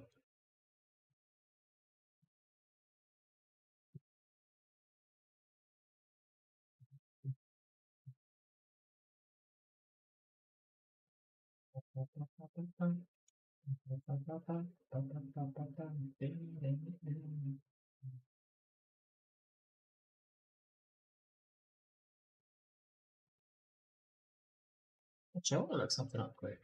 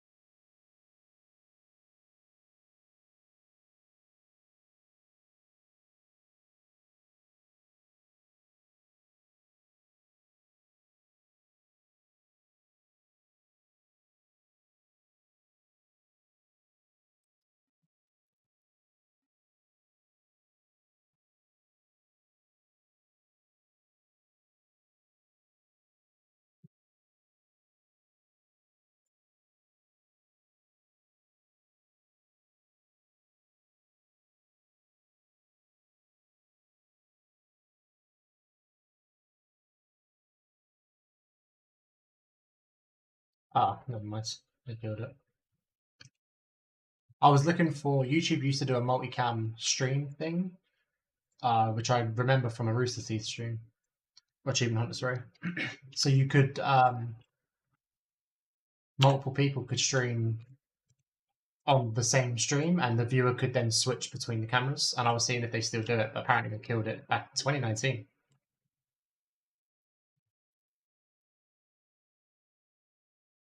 Dates me a little bit, but fair enough. I thought it was like still recent as well. I didn't realize it was killed years ago. It's like a weird feature to kill though. It's such a cool feature. You know. Maybe it didn't work properly or something.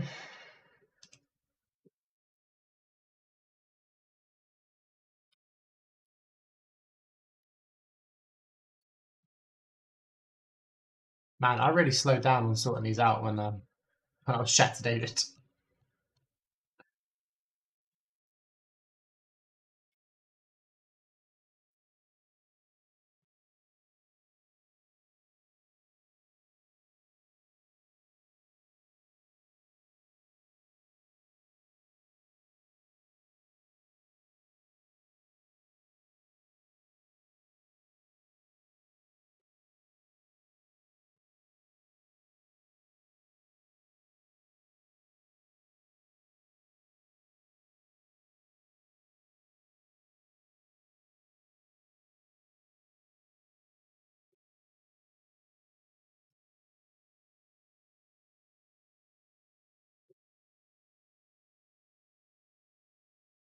Dude, 2019 was ages ago. It wasn't, but it feels like it was ages ago.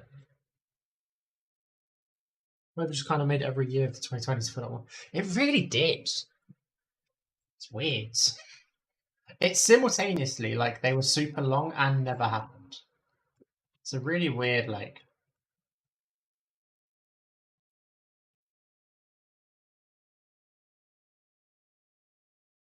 Very strange.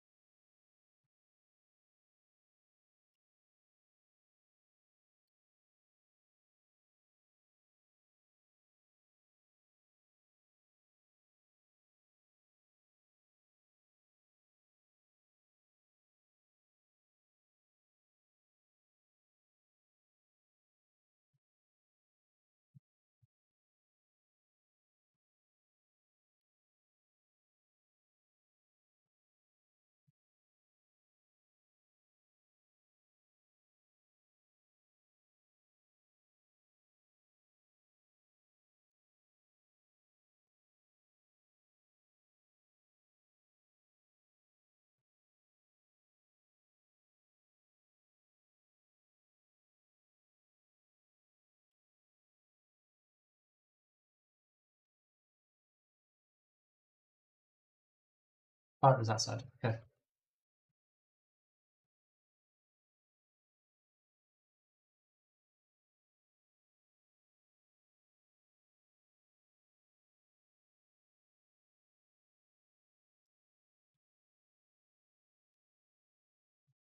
Why am I getting weirdness here?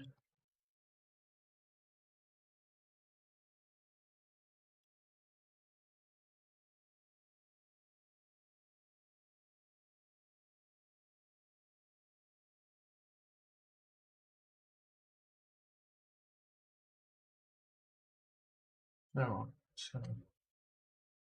everywhere else looks fine.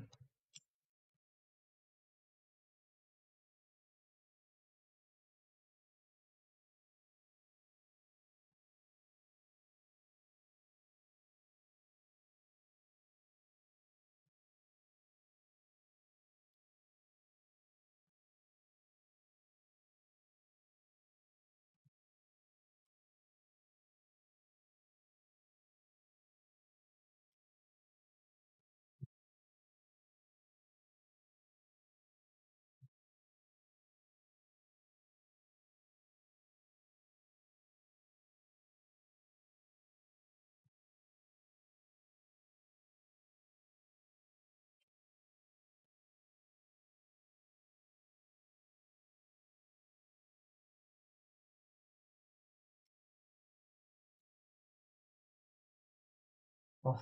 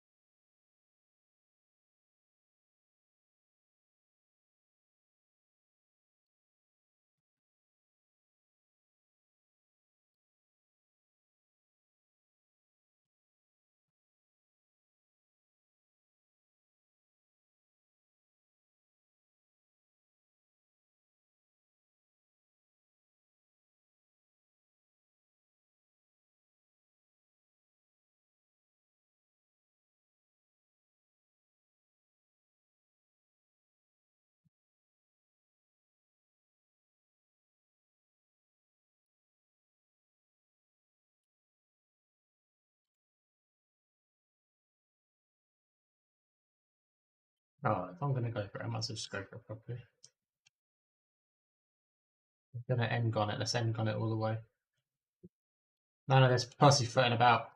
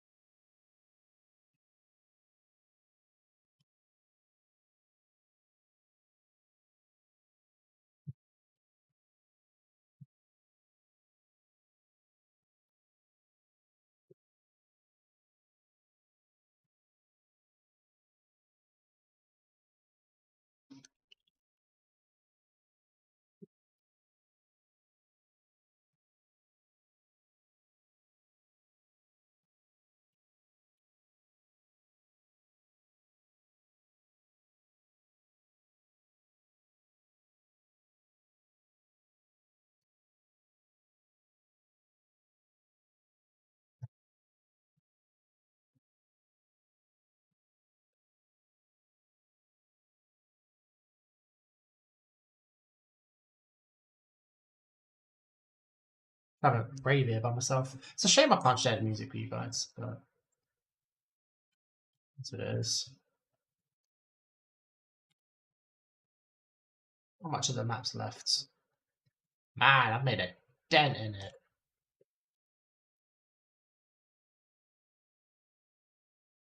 Damn. 132 left. Shadow Mind. I want to go do the daily puzzle for Gammon Hub.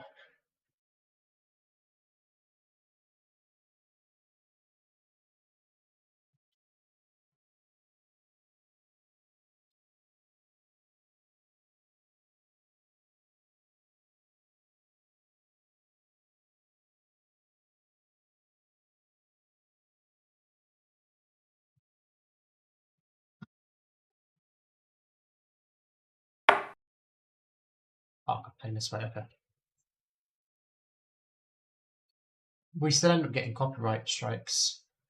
Like, they're not ones that stick, but we get it, and then it causes issues with the video and the upload and the stream and things like that. Basically, that has just asked us to stop playing music in general, because so it's gotten to the point where we played at one point music that like was ours, like we'd like Callum and that had made, and it was still throwing up strikes and things like that. It's just hassle.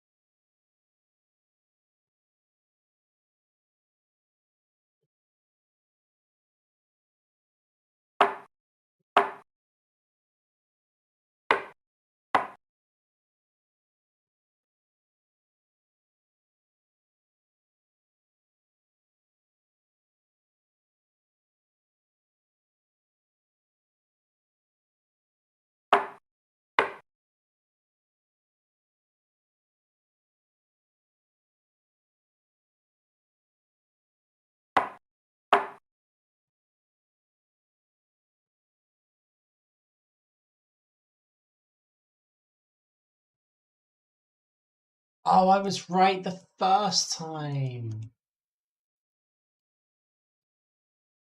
What a shame.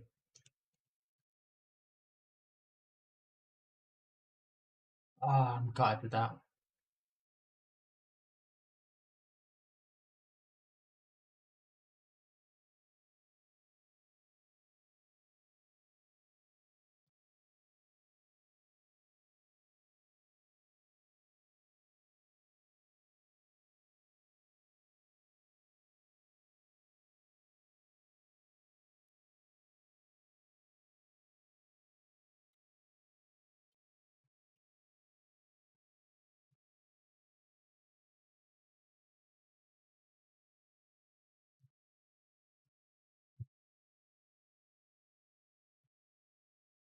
Sorry, also to go back to sorry, I was buffering for a while then.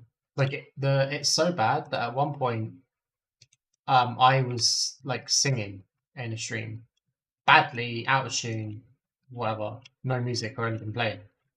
For like 5 to 10 seconds or something, and we got a copyright strike on it. It wasn't even the right song, it thought it was something else. But we still got a strike for it, and it was still like a whole thing to deal with. It's nuts. It's actually ridiculous.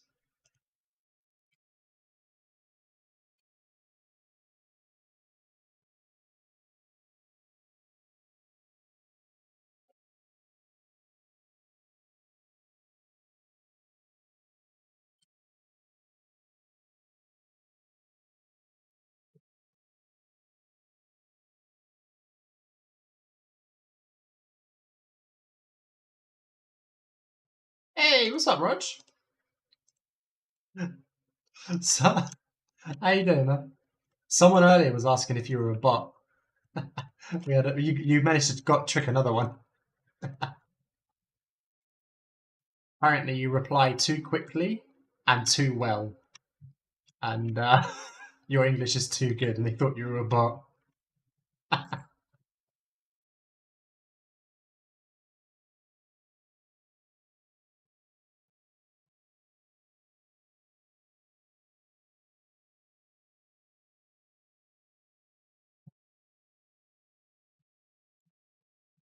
How you been though, anyway?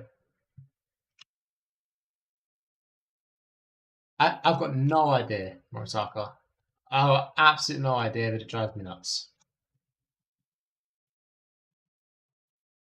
But yeah, how you been, Raj? I haven't spoken to you in ages. Although that's probably as much my fault as anything. I'm quite bad at staying in contact with people. I tend to just disappear off into my own little world.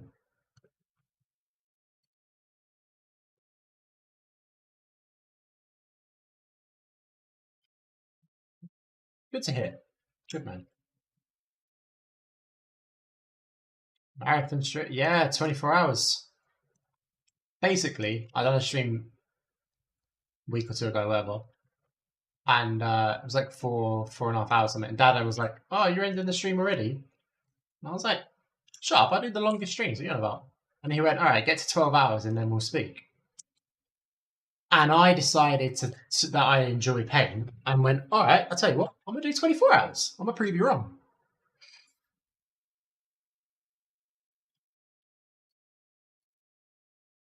So I decided to, have a full day, like 10-hour day or whatever, and then start the stream because I make good decisions. And I decided to do it on a day when like I had a spa day today. So I got back and I was like nice and relaxed and like I could sleep, whatever, and then I'm like, boom, 24-hour stream, let's go. No, so honestly I did. Just like sprinted into it.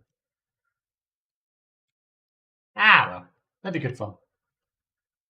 Or it won't, but it'll be something.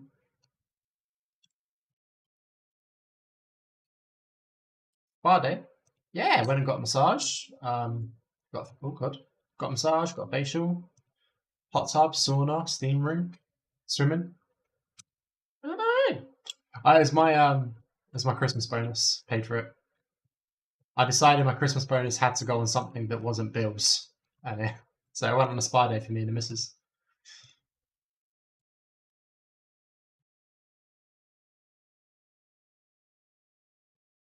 Because the thing is, if I didn't like dedicate it to something, it would have just ended up going into food shopping or something. You can't really have that. Yes, it was nice.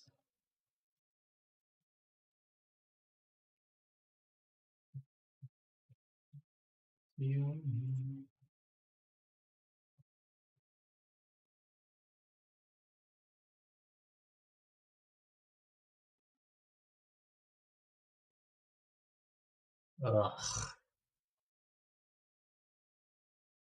Oh, no way. What do you mean, sort of?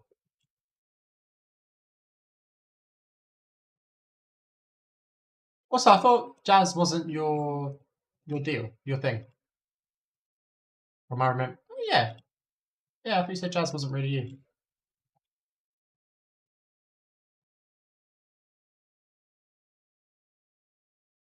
Oh, okay, fair enough. Oh, dude, if you get an opportunity to go to a chiropractor, do it. They work miracles. I actually need to go back to seeing mine, to be fair, because my back's been getting quite bad lately.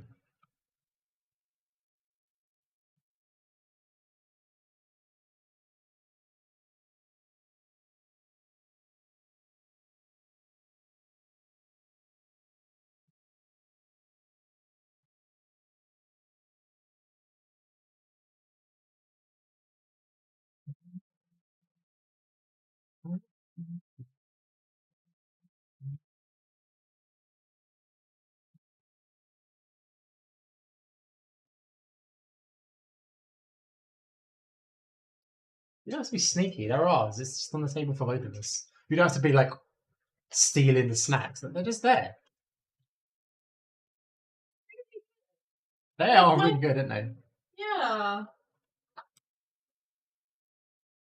And they're not too sweet either. I mean, they probably are, but they don't taste too sweet. Exactly. That's why I like it. Yeah. Thank you.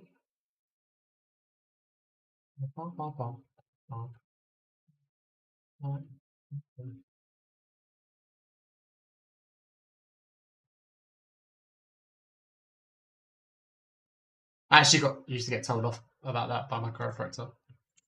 I need to stop, really. I stopped for ages and then I started doing it again. It's bad.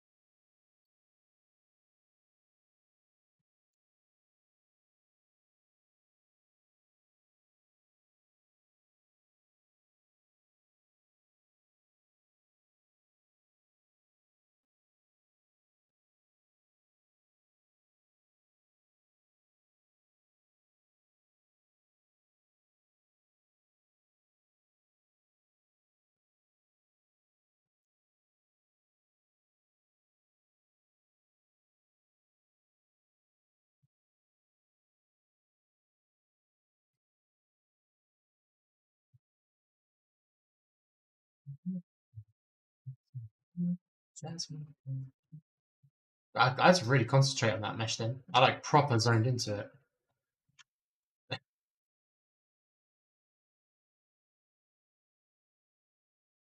But I said it, train. Can't be bothered.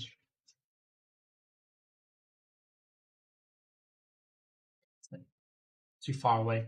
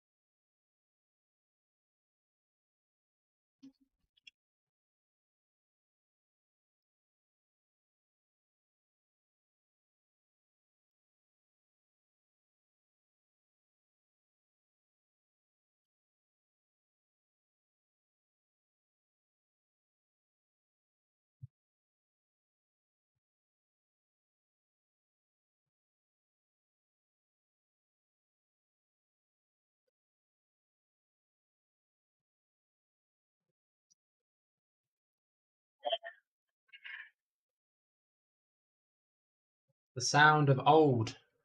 He's sitting down there. Well, shit.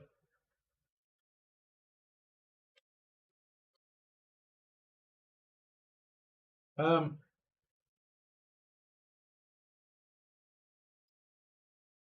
be a problem.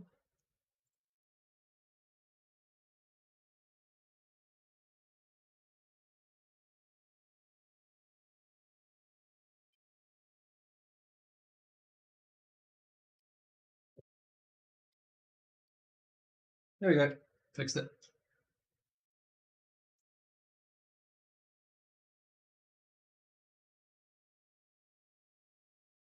Got my Harry Potter specs.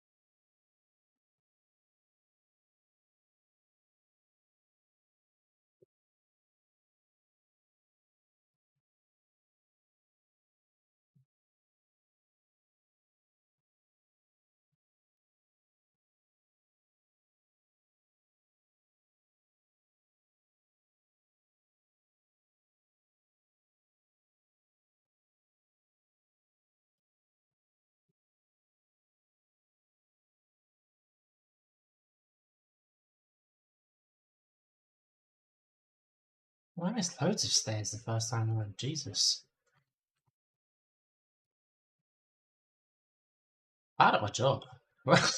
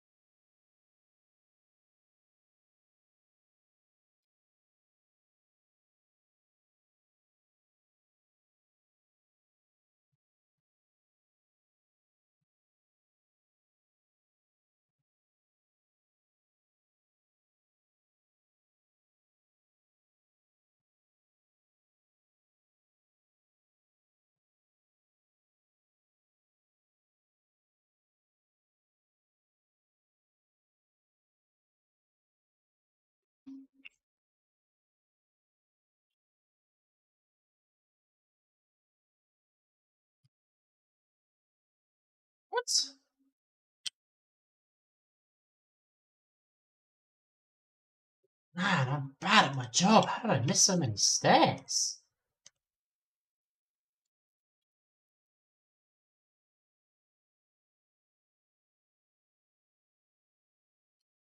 Jesus.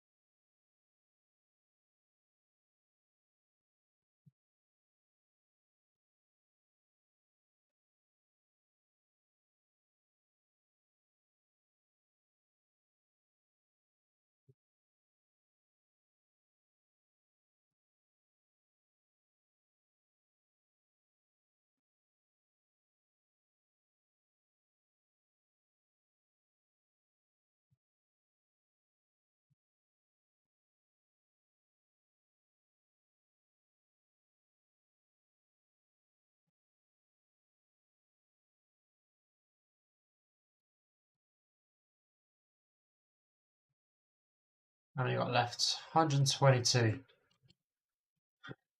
We're getting there. They're getting there.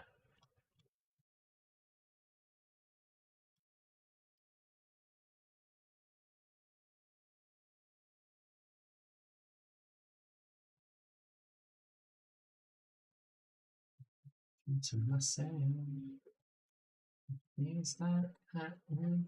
Just too close to love you.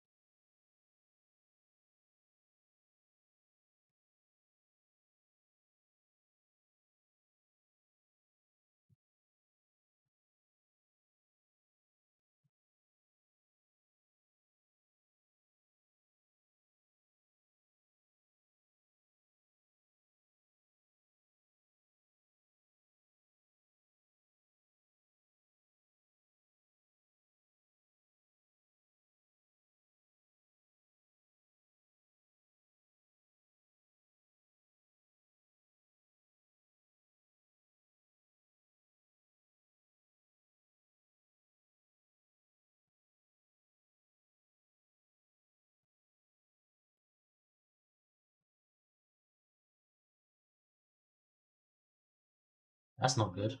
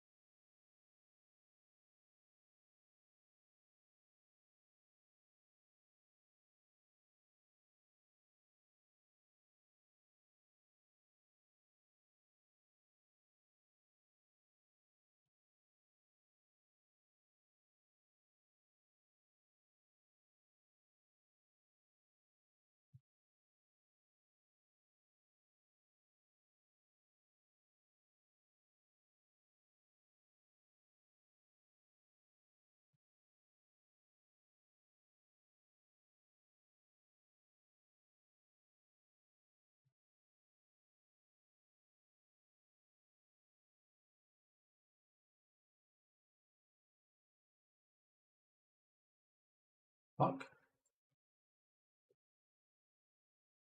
That's very concerning, but okay.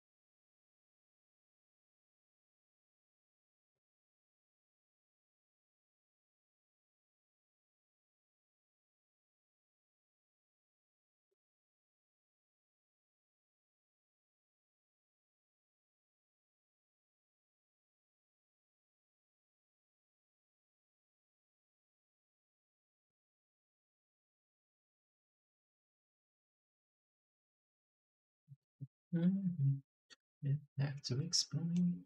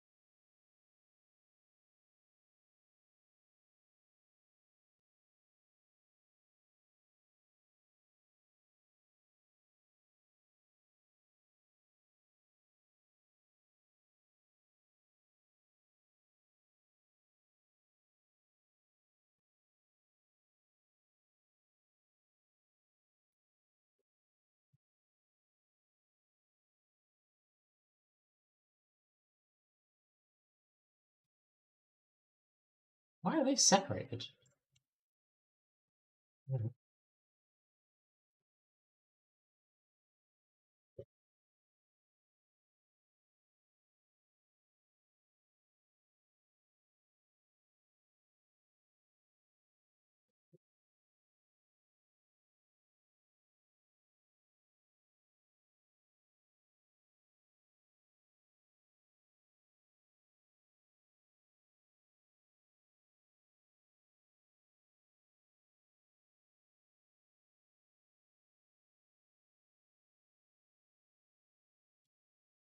What the fuck?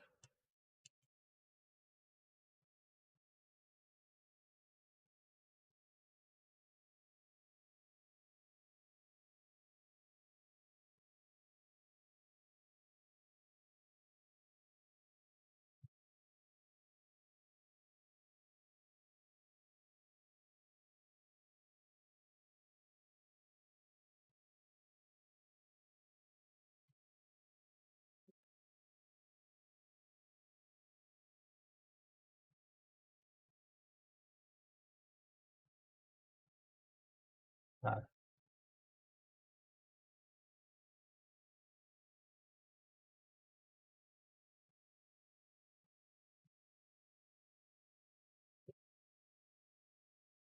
a bit bad, and that's probably where it happened.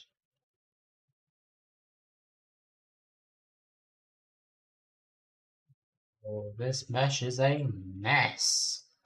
What the fuck? How did I even manage this?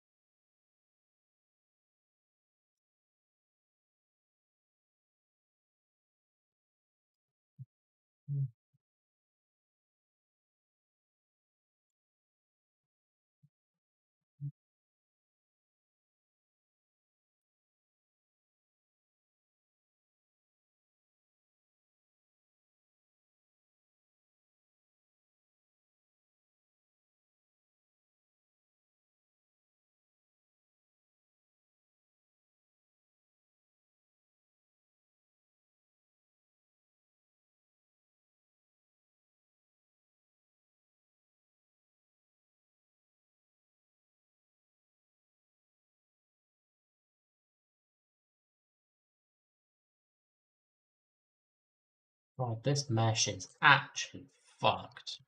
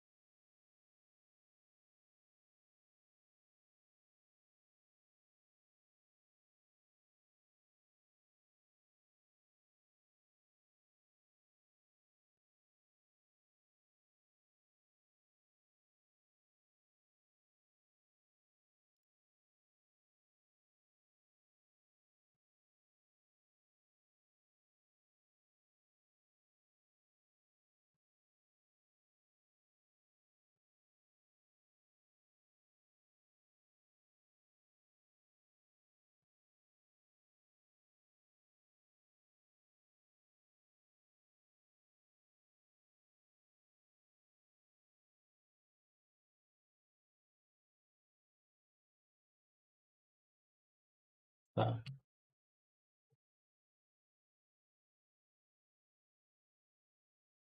see one more.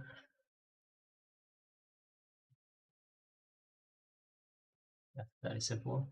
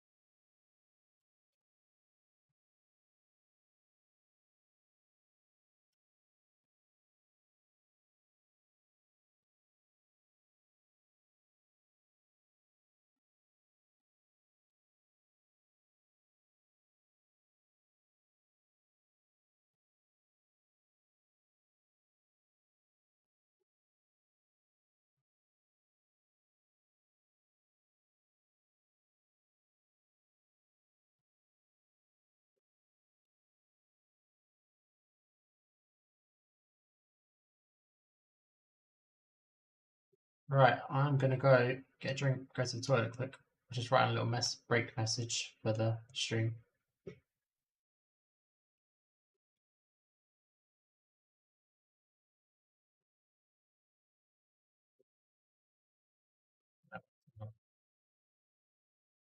Right, I shall be back shortly. Guys with the trailer.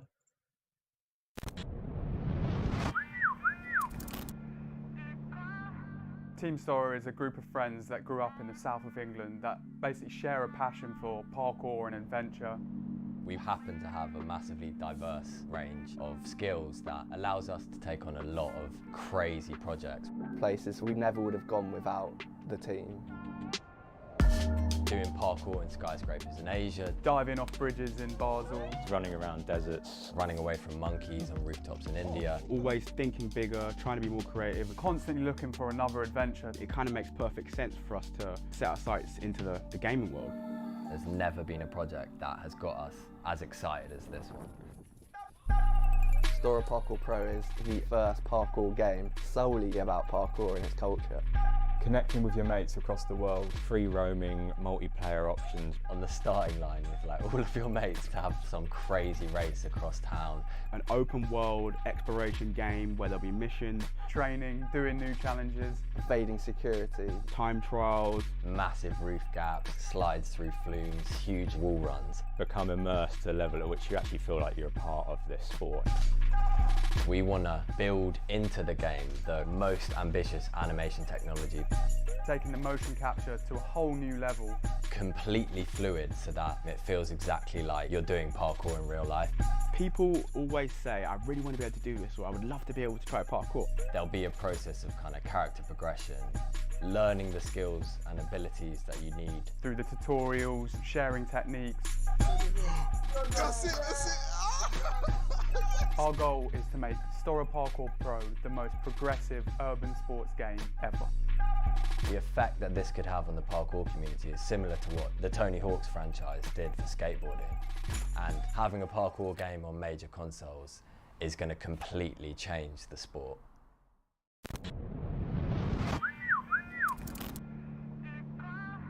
Team STORROR is a group of friends that grew up in the south of England that basically share a passion for parkour and adventure. We happen to have a massively diverse range of skills that allows us to take on a lot of crazy projects. Places we never would have gone without the team.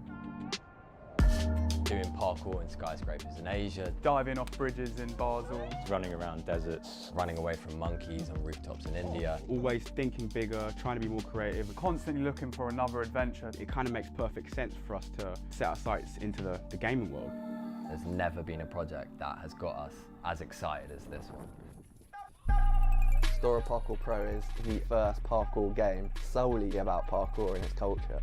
Connecting with your mates across the world, free roaming, multiplayer options. On the starting line with like all of your mates to have some crazy race across town. An open world exploration game where there'll be missions, Training, doing new challenges. Evading security. time trials. Massive roof gaps, slides through flumes, huge wall runs. Become immersed to a level at which you actually feel like you're a part of this sport. We want to build into the game the most ambitious animation technology, Taking the motion capture to a whole new level. completely fluid so that it feels exactly like you're doing parkour in real life. People always say, I really want to be able to do this, or I would love to be able to try parkour. There'll be a process of kind of character progression, learning the skills and abilities that you need. Through the tutorials, sharing techniques. Our goal is to make STORROR Parkour Pro the most progressive urban sports game ever. The effect that this could have on the parkour community is similar to what the Tony Hawk's franchise did for skateboarding. And having a parkour game on major consoles is going to completely change the sport.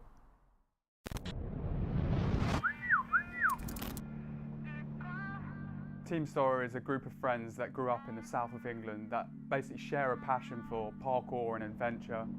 We happen to have a massively diverse range of skills that allows us to take on a lot of crazy projects. Places we never would have gone without the team.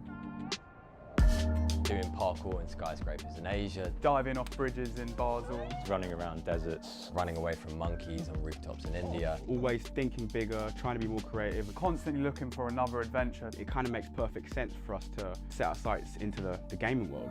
There's never been a project that has got us as excited as this one. STORROR Parkour Pro is the first parkour game solely about parkour and its culture. connecting with your mates across the world, free roaming, multiplayer options. On the starting line with like all of your mates to have some crazy race across town. An open world exploration game where there'll be missions, training, doing new challenges, evading security, time trials, massive roof gaps, slides through flumes, huge wall runs. Become immersed to a level at which you actually feel like you're a part of this sport. We want to build into the game the most ambitious animation technology. Taking the motion capture to a whole new level. Completely fluid so that it feels exactly like you're doing parkour in real life. People always say, I really want to be able to do this, or I would love to be able to try parkour. There'll be a process of kind of character progression, learning the skills and abilities that you need. Through the tutorials, sharing techniques. That's it.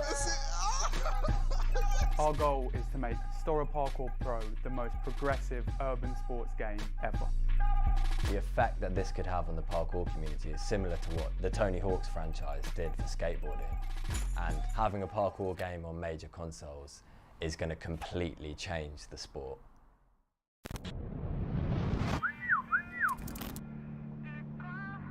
Team STORROR is a group of friends that grew up in the south of England that basically share a passion for parkour and adventure. We happen to have a massively diverse range of skills that allows us to take on a lot of crazy projects. Places we never would have gone without the team. Doing parkour in skyscrapers in Asia, diving off bridges in Basel, running around deserts, running away from monkeys on rooftops in India. Always thinking bigger, trying to be more creative, constantly looking for another adventure. It kind of makes perfect sense for us to set our sights into the gaming world. There's never been a project that has got us as excited as this one. STORROR Parkour Pro is the first parkour game solely about parkour and its culture. Connecting with your mates across the world, free roaming, multiplayer options. On the starting line with like all of your mates to have some crazy race across town. An open world exploration game where there'll be missions, training, doing new challenges, evading security, time trials, massive roof gaps, slides through flumes, huge wall runs. Become immersed to a level at which you actually feel like you're a part of this sport. We want to build into the game the most ambitious animation technology. Taking the motion capture to a whole new level. Completely fluid so that it feels exactly like you're doing parkour in real life. People always say, I really want to be able to do this, or I would love to be able to try parkour. There'll be a process of kind of character progression, learning the skills and abilities that you need. Through the tutorials, sharing techniques. That's it. Our goal is to make STORROR Parkour Pro the most progressive urban sports game ever. The effect that this could have on the parkour community is similar to what the Tony Hawk's franchise did for skateboarding. And having a parkour game on major consoles is going to completely change the sport.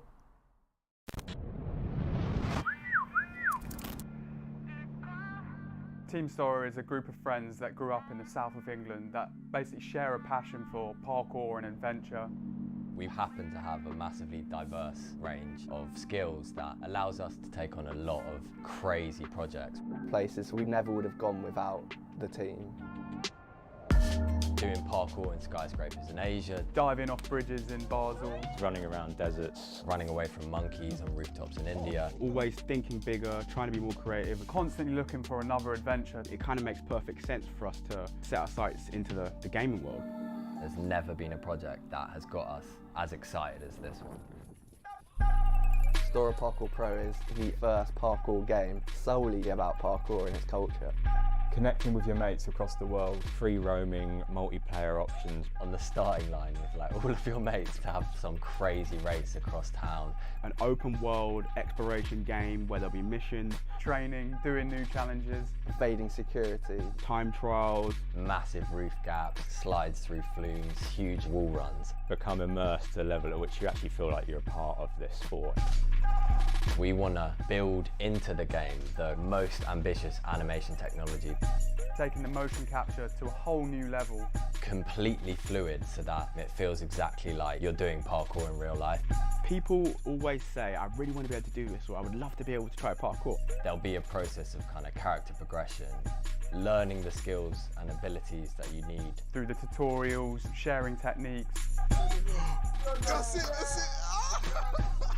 Our goal is to make STORROR Parkour Pro the most progressive urban sports game ever. The effect that this could have on the parkour community is similar to what the Tony Hawk's franchise did for skateboarding. And having a parkour game on major consoles is going to completely change the sport.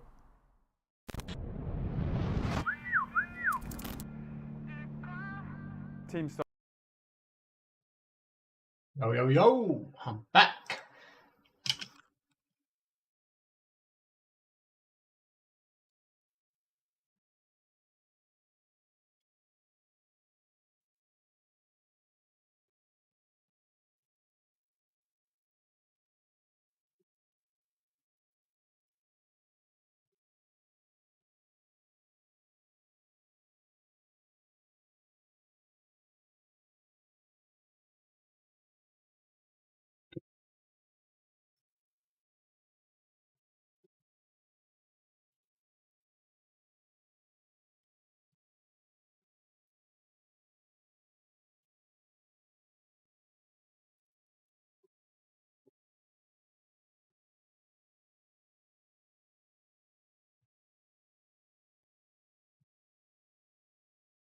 The chair feels lower. What the hell has happened?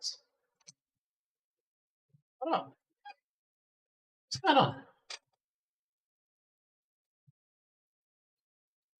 Oh, great message. There we go. Oh yeah, 4 hours 40. Really, 5 hours, but you know, 5 hours 10.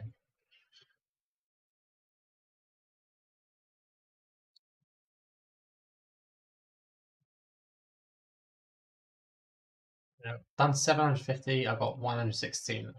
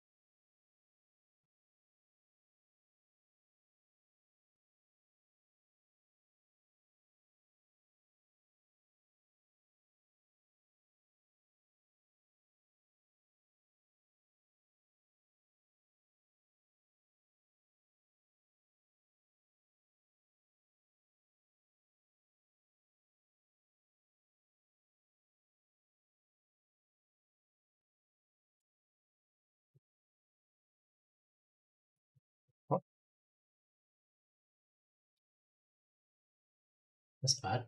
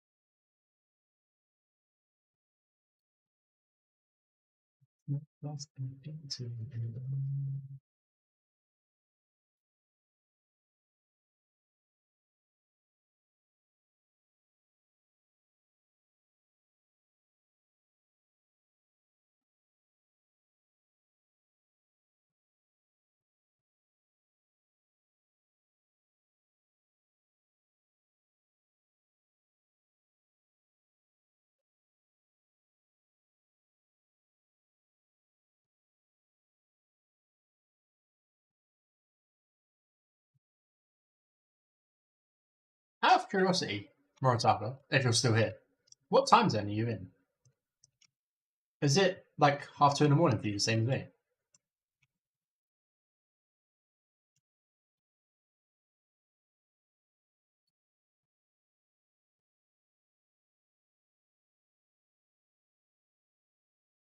Basically, I was just going to ask if you're a night owl.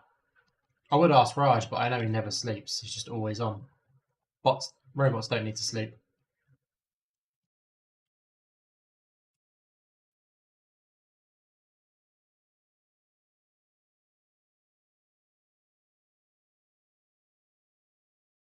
Oh, also, who gave me...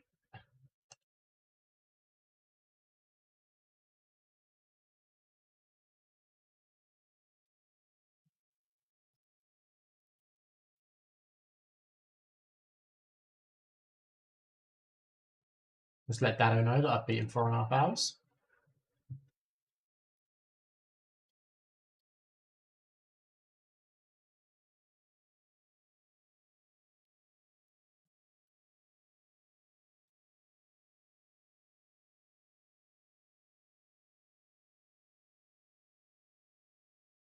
Oh, hang on. I wonder if...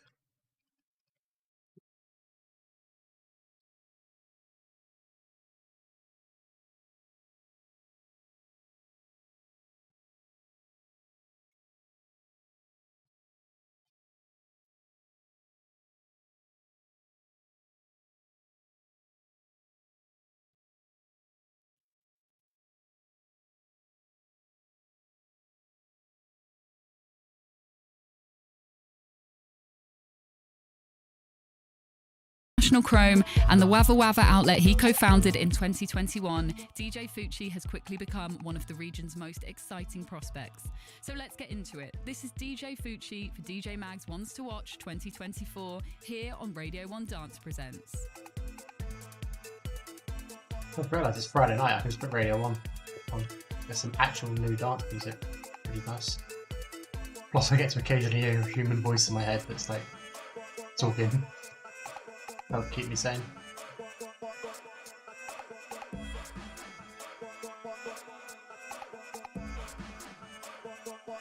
I do think this part of the stream is going to be the hardest. When it gets quiet and everyone's asleep, this is going to be the hardest bit. If I get through this to when people start waking up and get back in the stream again, I'll be fine. I'll be chilling. It's like the next sort of 8 hours I've got to get through. The rest will be easy.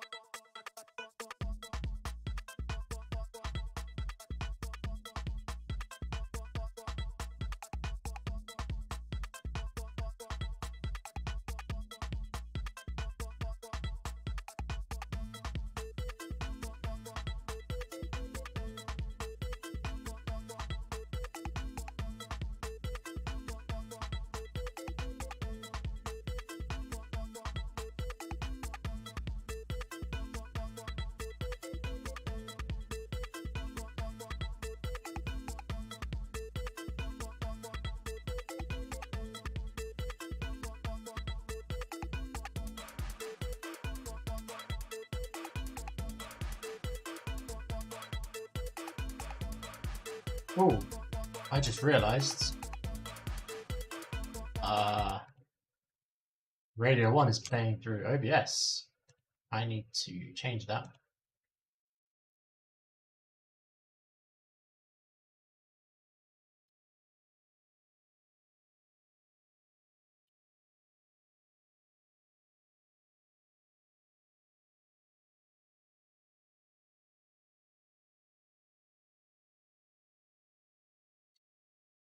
Yes! Nearly 5 hours. Making it look easy, mate. Honestly. Making it look easy. Yeah, like I say, this next bit, when it starts getting quiet, is going to be the hard bit. If I get through till daylight, when people start joining the stream again, and I'm chatting to people in Discord and that, chilling.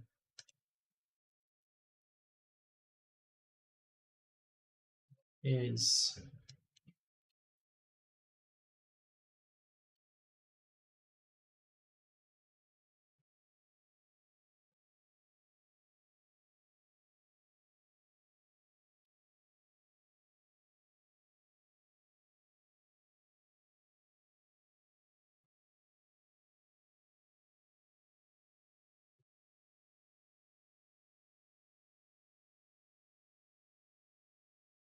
Okay, for some reason I can't change the audio source from Radio 1, which is weird, because usually I can, but...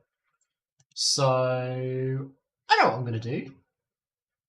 I'm going to listen to Critical Role for the next few hours while I work. Then I can do that through Spotify and you guys can't hear it. Would that give copyright strikes? I guess it would. It probably would.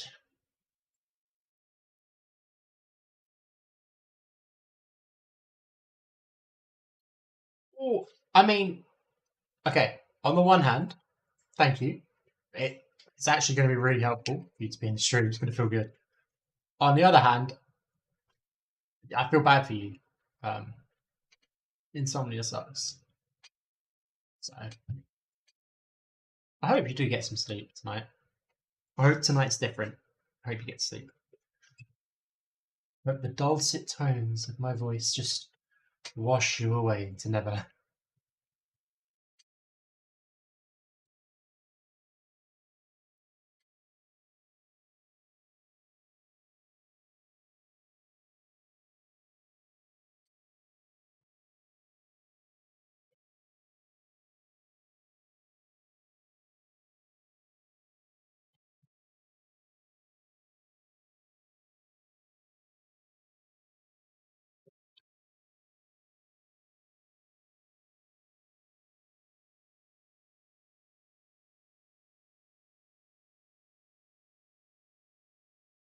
Guns lo-fi ASMR to sleep state. It's just silence for like an hour, and then it's me going, "Why the fuck is that broken?" Alright, fair enough. And then it's just silence again.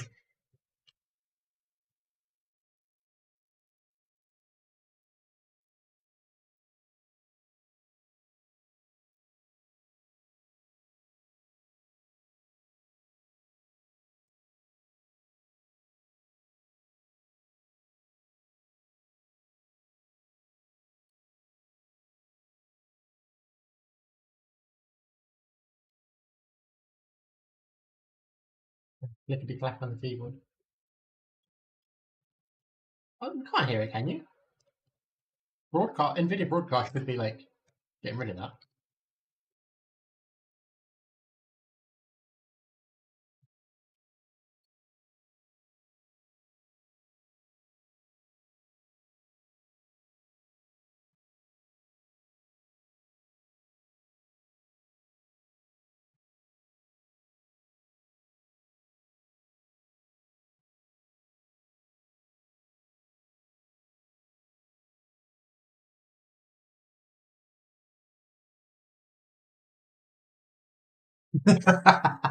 I would actually shit myself. You would see me shit my chair on stream.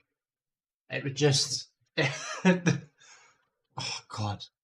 I just wake up screaming. Do you know what? I woke up this morning, right? Because there was some, like, there was some beeping sound from an alarm somewhere going off. I don't know if it was in my house. I don't know if it was my dad's room downstairs. I don't know if it was outside. I don't know if it was different. I don't know what it was, but there was a really rapid, like beep beep beep beep beep beep beep beeping sound, and it was just enough that it like dragged me out of my sleep. And then I heard it, and I, honest to God, thought it was the fire alarm. I thought the house was on fire. God, I got out of bed and like sprinted into the hallway trying to work out where it was. It's so stressful. It's horrible.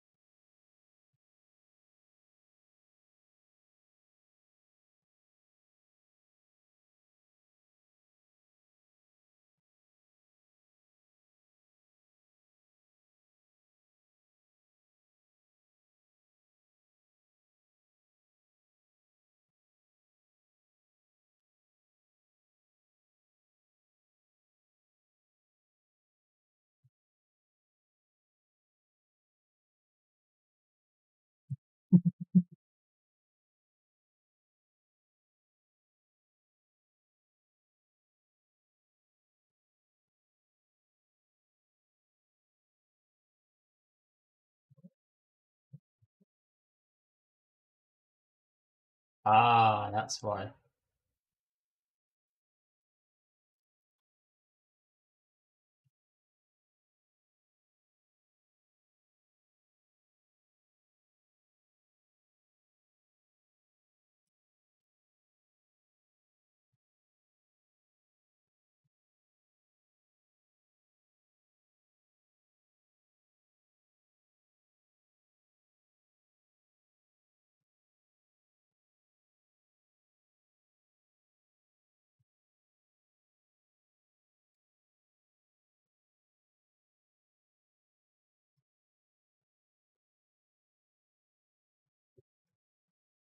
Mhm.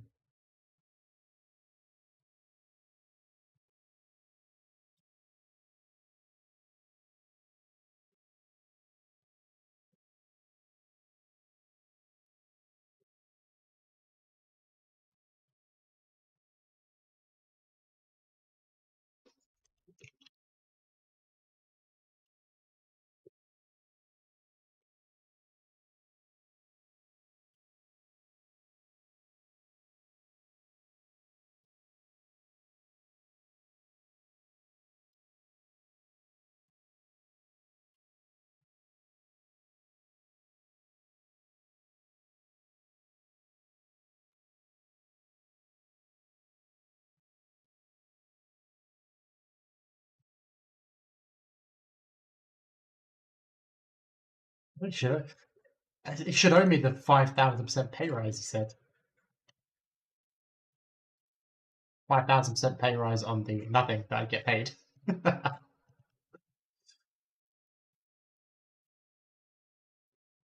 You know what? All I need at Dado, when I make it, not if I make it, it's 24 hours. When I make it 24 hours, all I need from him is you were right. I just need him to admit that he was wrong and I was right.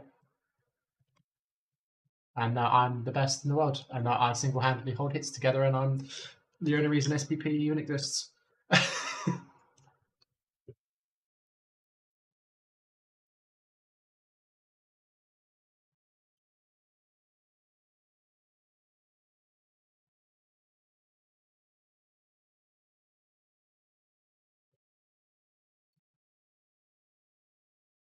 Oh, thank you, Moritaga. Much appreciated. The follow.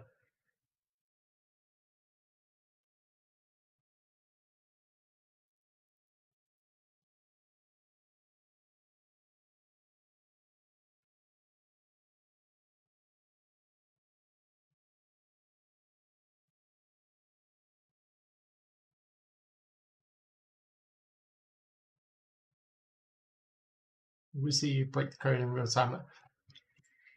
No, I break it in secret. I don't like getting caught. I like them to heavily suspect it was me, but never quite know. I like to dance that line. Like a walking Agatha Christie book. Walking murder mystery.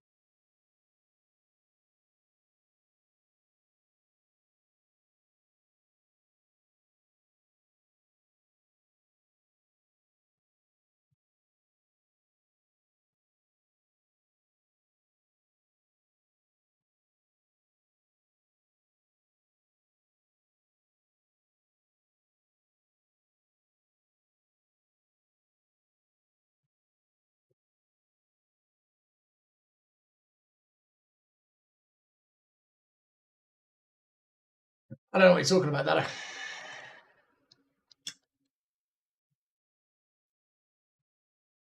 I don't know what you're talking about.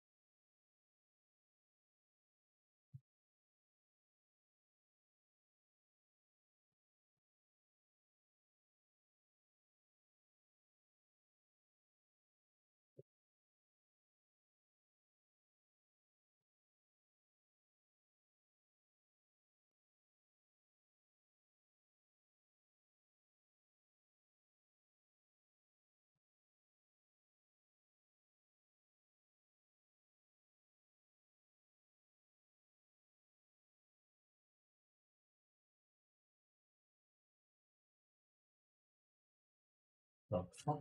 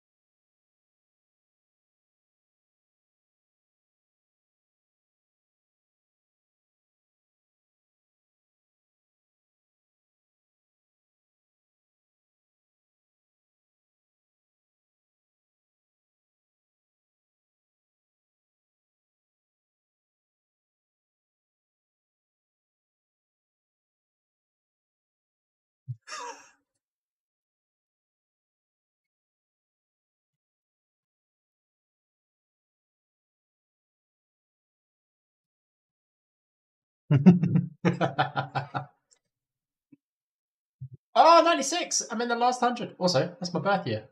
996. This year.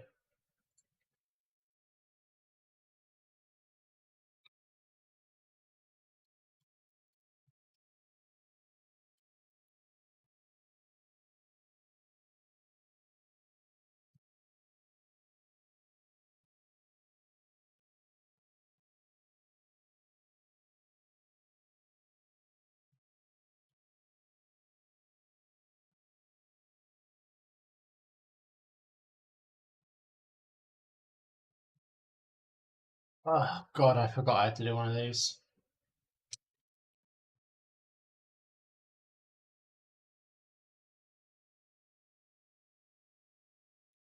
Forget it, so I remember I've only got to do it once. As if I...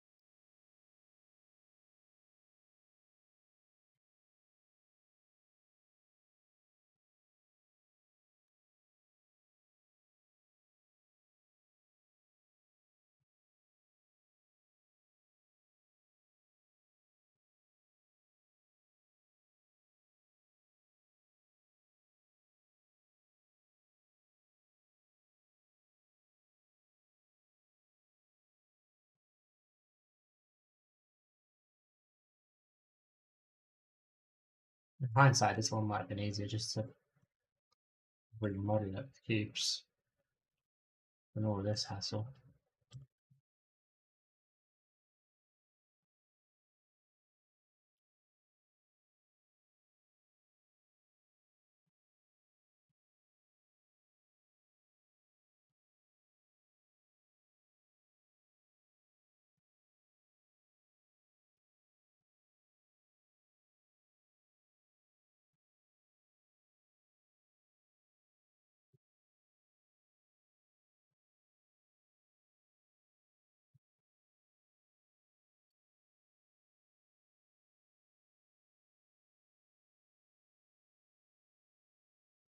Actually,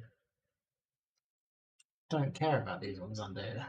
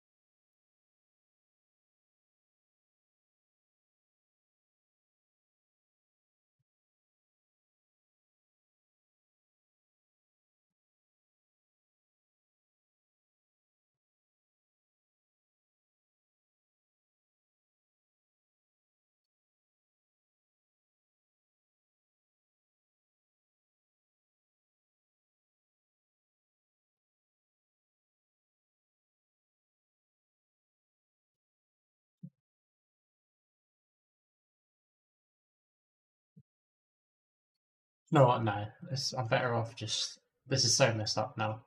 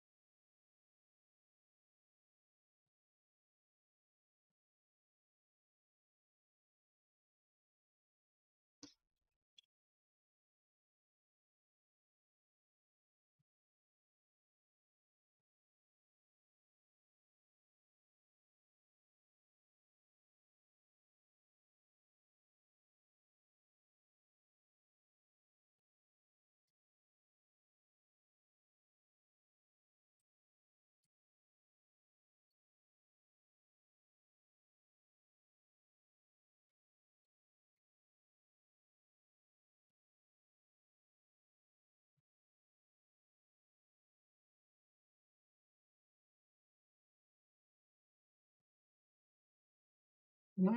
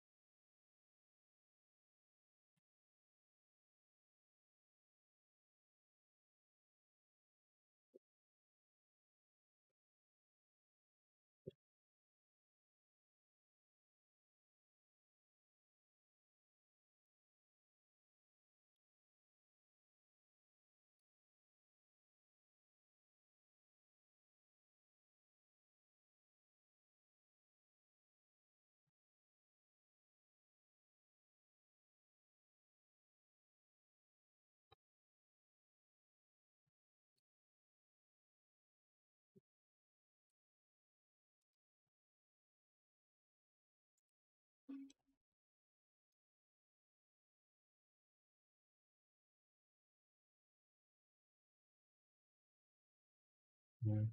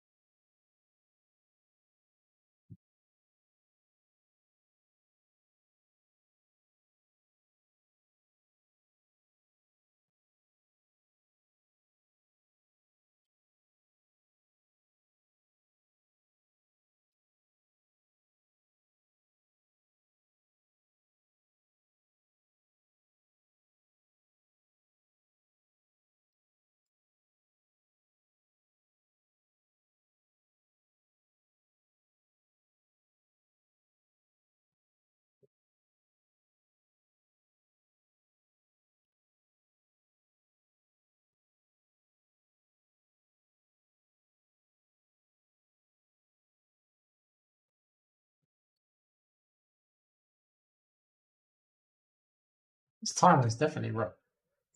Somehow it's lagged by like, just fell behind by like 12 minutes.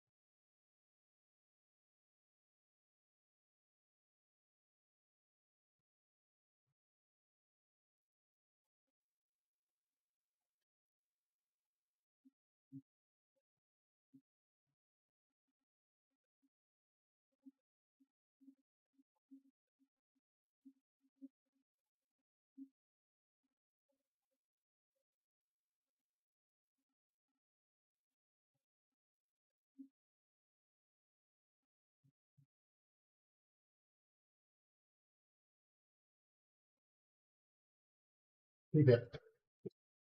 Keep it.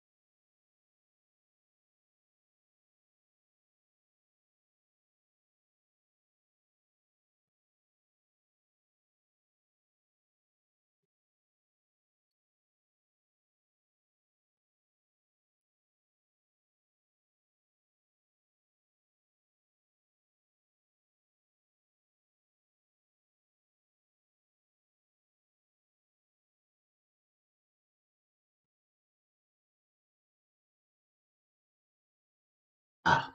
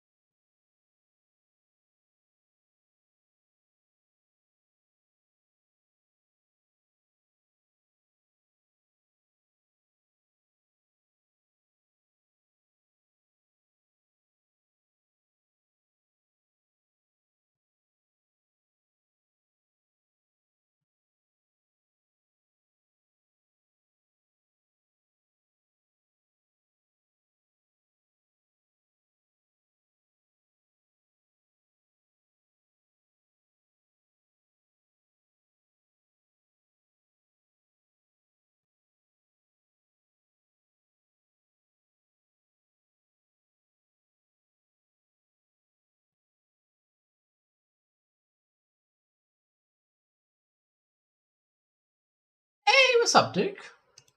I didn't think any. I thought the only people in the stream was Moritaka and Dado still. 12-story building full of different obstacles that lead up like an abandoned mall or an active one. I had an idea actually ages ago. I was messing around modelling a abandoned shopping centre car park type deal. Like it was like a multi-story car park connected to a multi-story shopping centre, based on one that used to be here where I live, but it's been torn down a few years ago. But I ended up getting distracted with other work, so it never really made it anywhere. But it's a cool idea for sure. I'd love to do stuff like that for the because I'm always going to be pushing for there to be like urbex elements in the levels. Maybe not so much in the current level, but as we move forwards and the mechanics get even better and better, and the scale gets bigger and things like that, is I want to make sure there's urbex in it, which is when things like that will come to play.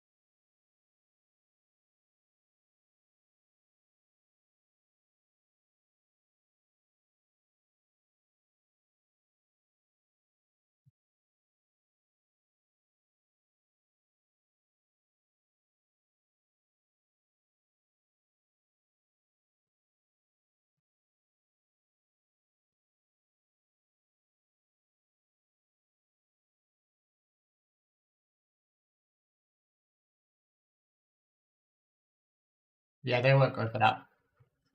I won't be able to get that faster. See, like, yes, because it makes sense to me, and it's cool for it to be like an in between, like a liminal space type thing. But I won't be able to get anybody to go for it because, as Storror say, if it's in the gym, it's in the bin, and that's transferring into the game as well. So things like that, like if there's any internal spaces, like inside spaces, it would have to be still a building, still like a Brutalist building, still like an urbex type deal. Something like that I could get away with. Gyms, I'm not going to be able to get away with, I don't think. And like even when it comes to us doing like multiplayer events and stuff, they'll be outside. It'll be like Redfall Art of Motion taking over an area type deal, something like that. It won't be in gyms. I do like it, but like, yeah, I won't get it.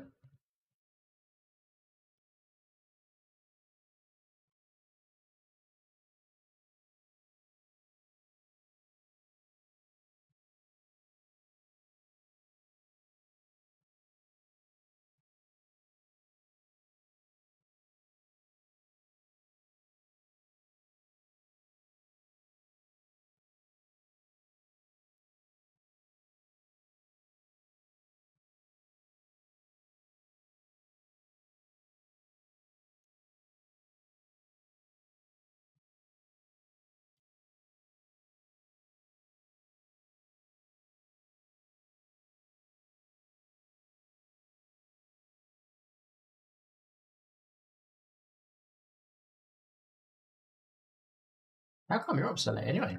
What time zone are you in?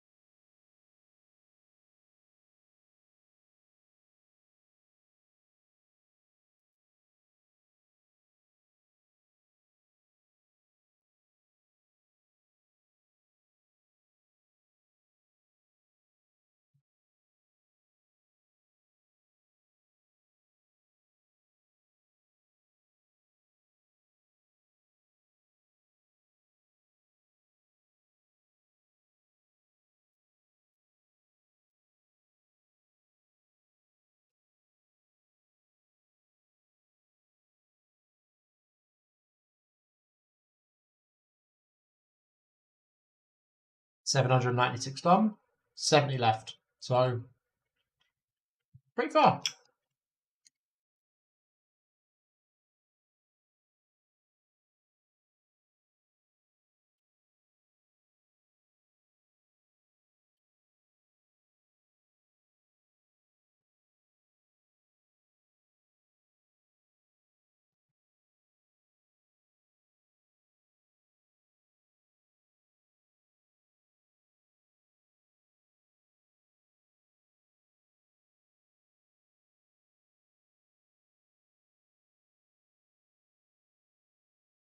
Nice.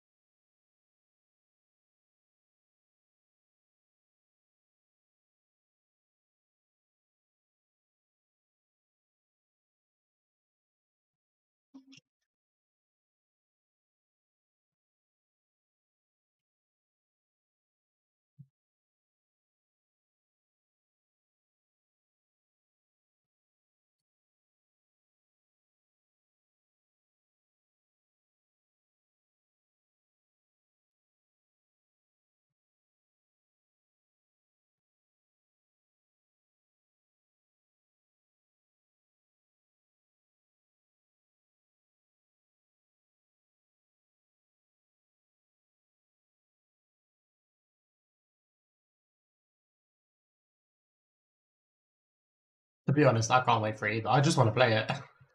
If I'm being honest with you. I never really played rerunning though in PS2, which is weird.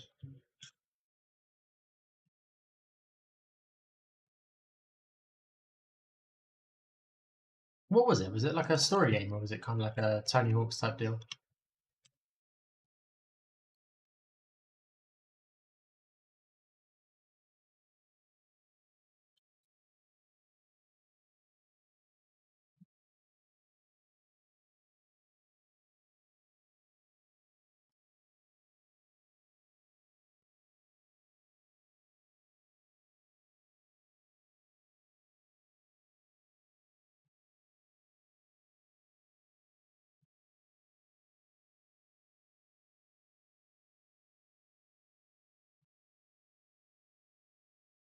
Mission challenge. Okay. Oh, okay, that's cool.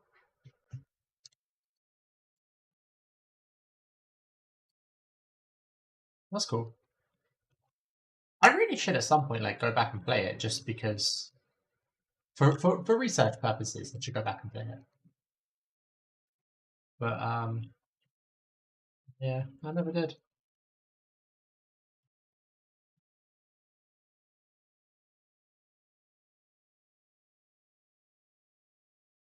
To be fair, well, actually, I mean, I thoroughly enjoyed Mirror's Edge, and I mean, Mirror's Edge 1 was a bit too buggy for my liking. Not buggy, a bit too janky.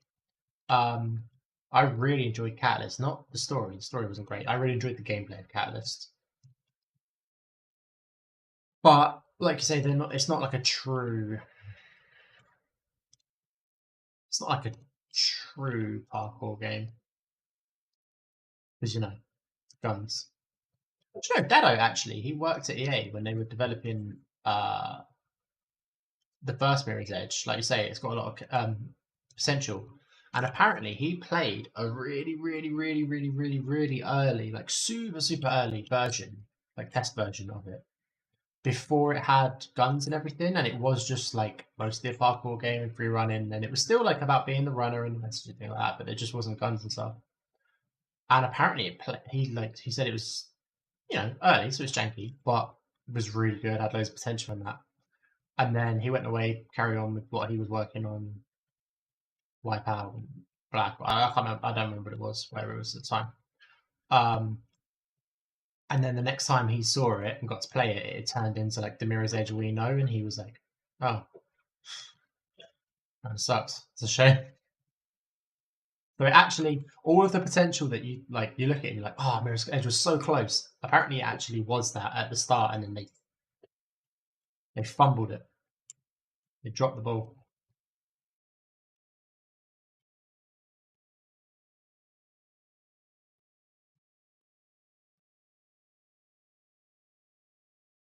But yeah, Mirror's Edge has so much potential, dude. And also, like I say, people rag on Catalyst. I'll admit the story's not the one, but gameplay wise, I really enjoyed Catalyst. I thought it played really well. It's just so smooth. And to be fair, it looked quite good. It did look good.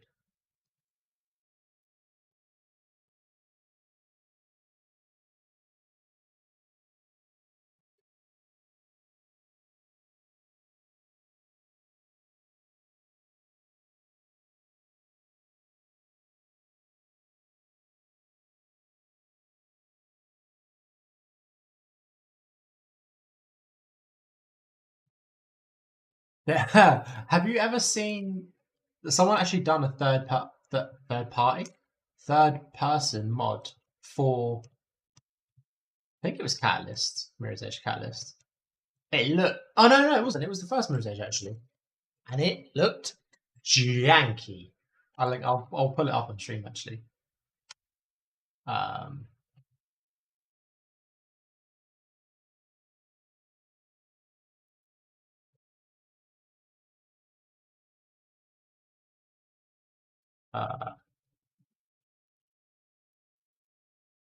Multiplayer would have been cool though.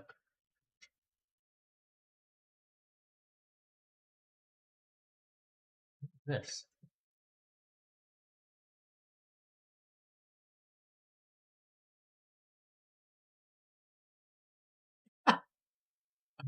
Like, you can't aim anything, which means you can't hit anything. And the animations look terrible. We'll just see like a string of animations. No, I'm like,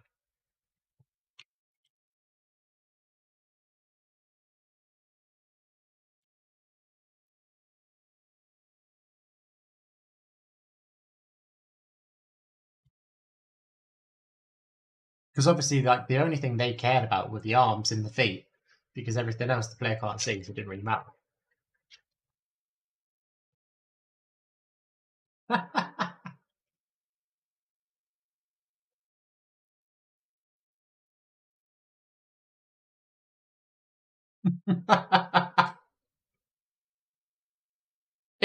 The thing is, if it was always intended to be third person, it'd have been fine because they'd have actually done the animations and everything. It's only because it was never the intention, so why would you waste the resources?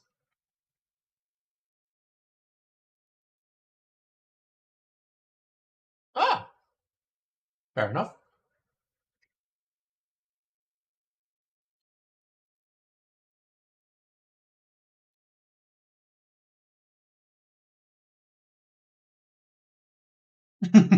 What?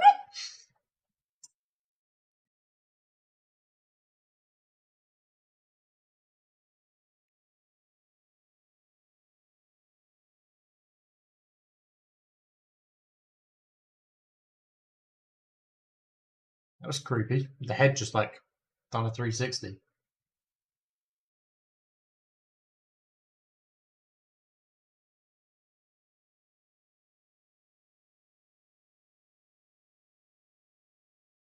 Oh god, I don't. That is a Fucking cursed image. Oh my.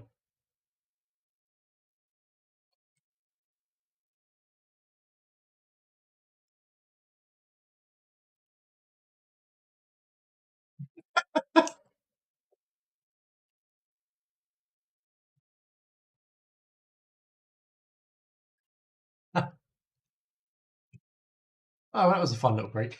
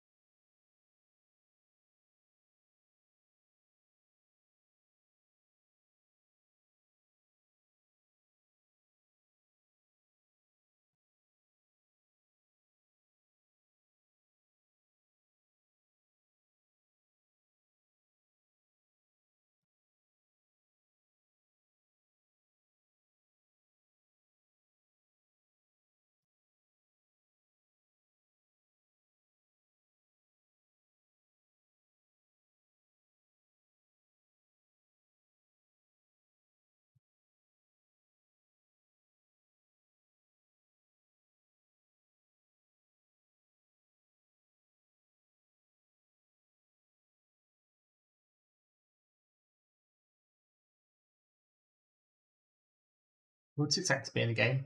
Eventually, yes. We did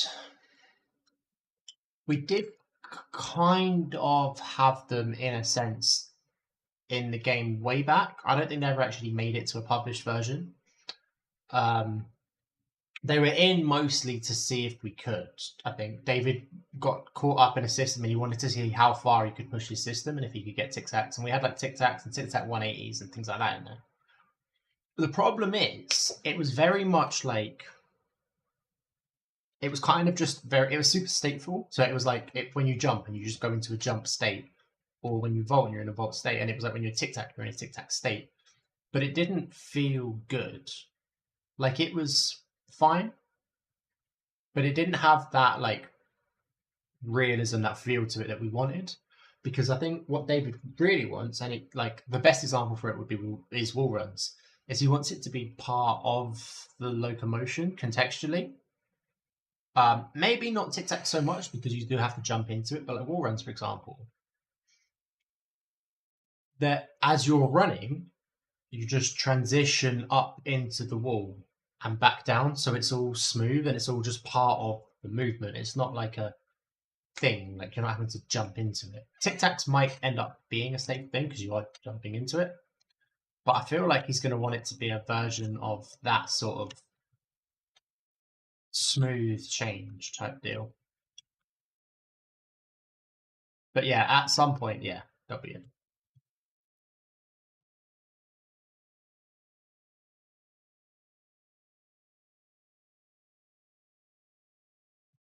I missed here.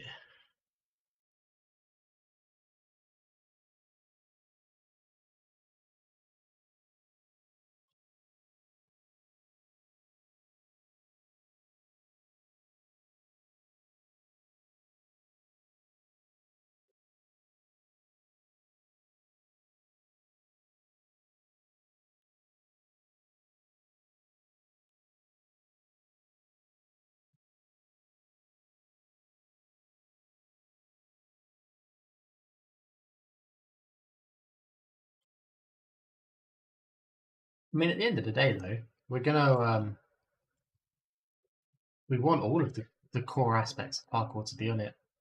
To be in it, sorry. Every core movement, everything that's like characteristic of parkour, and tic-tac's one of them. It's got to be. It's not really a parkour game if you got tic-tac.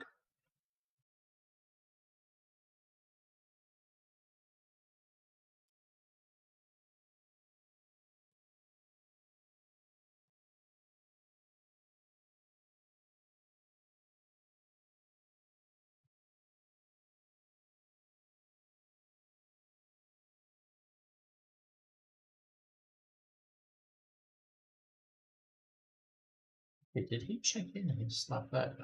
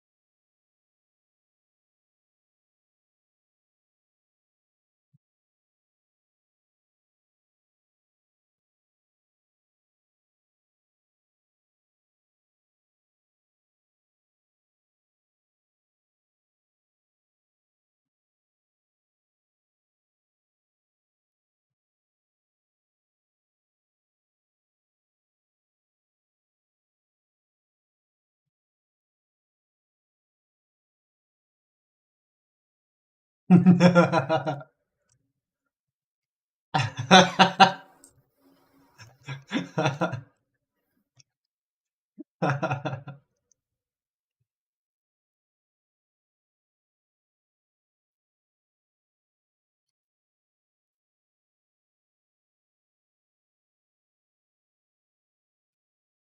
49. I'm in the last 50.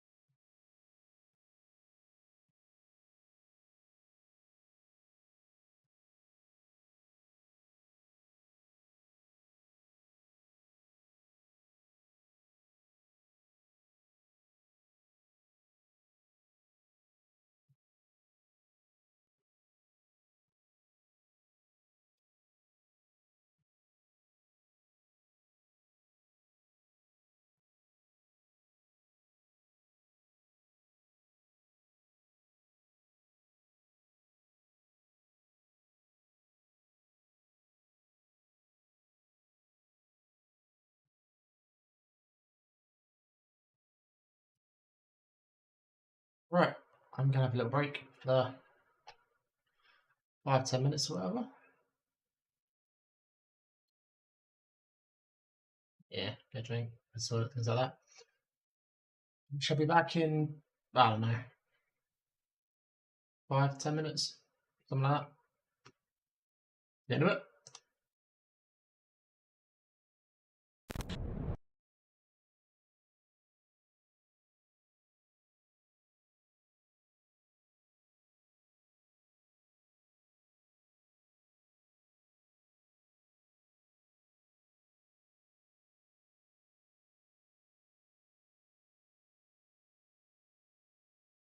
The team. Doing parkour in skyscrapers in Asia, Diving off bridges in Basel. Running around deserts. running away from monkeys on rooftops in India. Always thinking bigger, trying to be more creative. Constantly looking for another adventure. It kind of makes perfect sense for us to set our sights into the gaming world. There's never been a project that has got us as excited as this one. STORROR Parkour Pro is the first parkour game solely about parkour and its culture. Connecting with your mates across the world, free roaming, multiplayer options. On the starting line with like all of your mates to have some crazy race across town. An open world exploration game where there'll be missions, Training, doing new challenges. Evading security. time trials. Massive roof gaps, slides through flumes, huge wall runs. Become immersed to a level at which you actually feel like you're a part of this sport. We want to build into the game the most ambitious animation technology, Taking the motion capture to a whole new level. completely fluid so that it feels exactly like you're doing parkour in real life. People always say, I really want to be able to do this, or I would love to be able to try parkour. There'll be a process of kind of character progression, learning the skills and abilities that you need. Through the tutorials, sharing techniques. That's it. Our goal is to make STORROR Parkour Pro the most progressive urban sports game ever. The effect that this could have on the parkour community is similar to what the Tony Hawk's franchise did for skateboarding. And having a parkour game on major consoles is going to completely change the sport.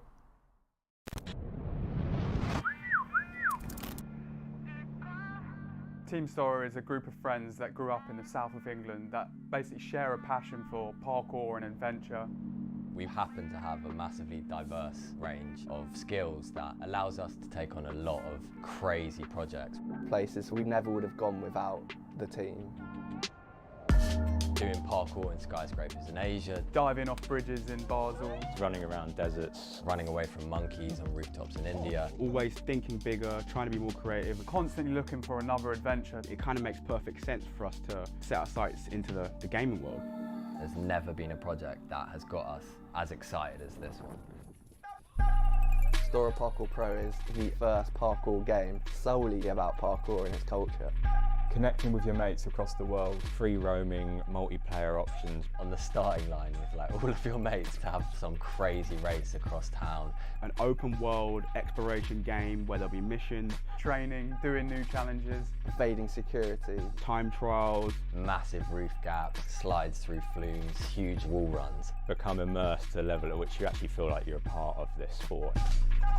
We want to build into the game the most ambitious animation technology, Taking the motion capture to a whole new level. completely fluid so that it feels exactly like you're doing parkour in real life. People always say, I really want to be able to do this, or I would love to be able to try parkour. There'll be a process of kind of character progression, learning the skills and abilities that you need. Through the tutorials, sharing techniques. That's it. Our goal is to make STORROR Parkour Pro the most progressive urban sports game ever. The effect that this could have on the parkour community is similar to what the Tony Hawk's franchise did for skateboarding. And having a parkour game on major consoles is going to completely change the sport.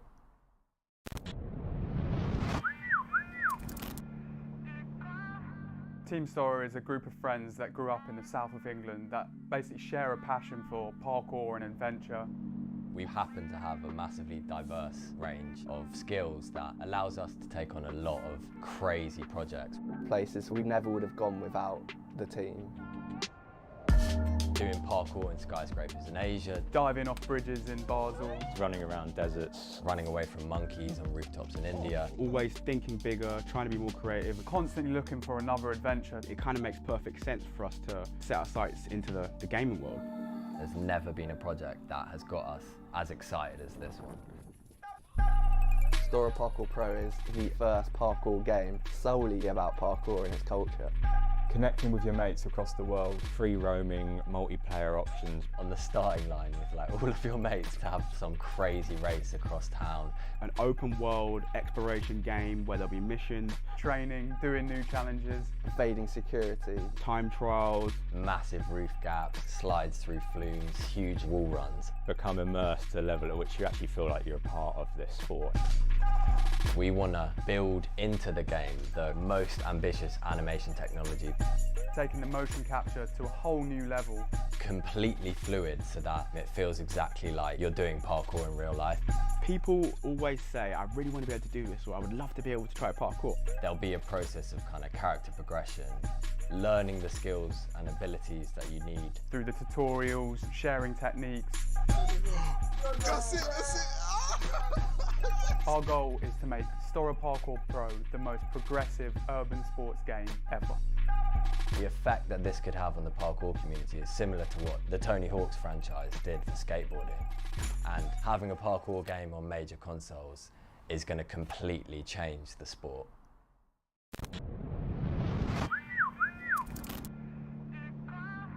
Team STORROR is a group of friends that grew up in the south of England that basically share a passion for parkour and adventure. We happen to have a massively diverse range of skills that allows us to take on a lot of crazy projects. Places we never would have gone without the team. Doing parkour in skyscrapers in Asia, diving off bridges in Basel, running around deserts, running away from monkeys on rooftops in India. Always thinking bigger, trying to be more creative, constantly looking for another adventure. It kind of makes perfect sense for us to set our sights into the gaming world.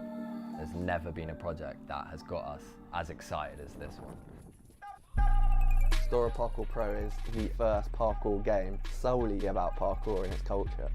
Connecting with your mates across the world, free roaming, multiplayer options. On the starting line with like all of your mates to have some crazy race across town. An open world exploration game where there'll be missions, training, doing new challenges, evading security, time trials, massive roof gaps, slides through flumes, huge wall runs. Become immersed to a level at which you actually feel like you're a part of this sport. We want to build into the game the most ambitious animation technology. Taking the motion capture to a whole new level. Completely fluid so that it feels exactly like you're doing parkour in real life. People always say, I really want to be able to do this, or I would love to be able to try parkour. There'll be a process of kind of character progression, learning the skills and abilities that you need. Through the tutorials, sharing techniques. That's it, that's it. Our goal is to make STORROR Parkour Pro the most progressive urban sports game ever. The effect that this could have on the parkour community is similar to what the Tony Hawk's franchise did for skateboarding. And having a parkour game on major consoles is going to completely change the sport.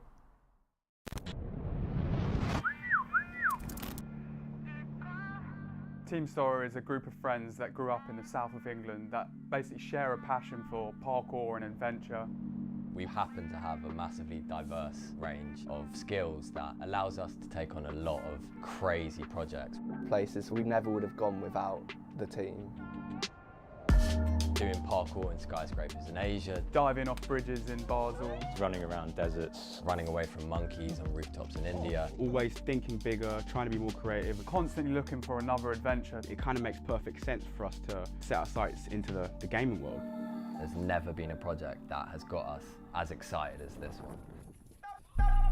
STORROR Parkour Pro is the first parkour game solely about parkour and its culture. Connecting with your mates across the world, free roaming, multiplayer options. On the starting line with like all of your mates to have some crazy race across town. An open world exploration game where there'll be missions, Training, doing new challenges. Evading security. time trials, Massive roof gaps, slides through flumes, huge wall runs. Become immersed to a level at which you actually feel like you're a part of this sport. We want to build into the game the most ambitious animation technology, Taking the motion capture to a whole new level. completely fluid so that it feels exactly like you're doing parkour in real life. people always say, I really want to be able to do this, or I would love to be able to try parkour. There'll be a process of kind of character progression, learning the skills and abilities that you need. Through the tutorials, sharing techniques. That's it. Our goal is to make STORROR Parkour Pro the most progressive urban sports game ever. The effect that this could have on the parkour community is similar to what the Tony Hawk's franchise did for skateboarding. And having a parkour game on major consoles is going to completely change the sport.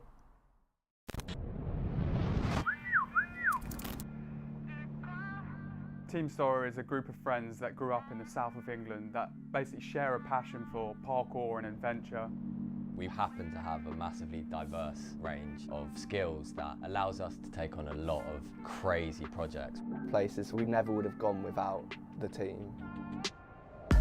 Doing parkour in skyscrapers in Asia, Diving off bridges in Basel. Running around deserts. running away from monkeys on rooftops in India. Always thinking bigger, trying to be more creative. Constantly looking for another adventure. It kind of makes perfect sense for us to set our sights into the gaming world. There's never been a project that has got us as excited as this one. STORROR Parkour Pro is the first parkour game solely about parkour and its culture. Connecting with your mates across the world, free roaming, multiplayer options. On the starting line with like all of your mates to have some crazy race across town. An open world exploration game where there'll be missions, Training, doing new challenges. Evading security. time trials, Massive roof gaps, slides through flumes, huge wall runs. Become immersed to a level at which you actually feel like you're a part of this sport. We want to build into the game the most ambitious animation technology, Taking the motion capture to a whole new level. completely fluid so that it feels exactly like you're doing parkour in real life. people always say, I really want to be able to do this, or I would love to be able to try parkour. There'll be a process of kind of character progression, learning the skills and abilities that you need. Through the tutorials, sharing techniques. That's it. Our goal is to make STORROR Parkour Pro the most progressive urban sports game ever. The effect that this could have on the parkour community is similar to what the Tony Hawk's franchise did for skateboarding. And having a parkour game on major consoles is going to completely change the sport.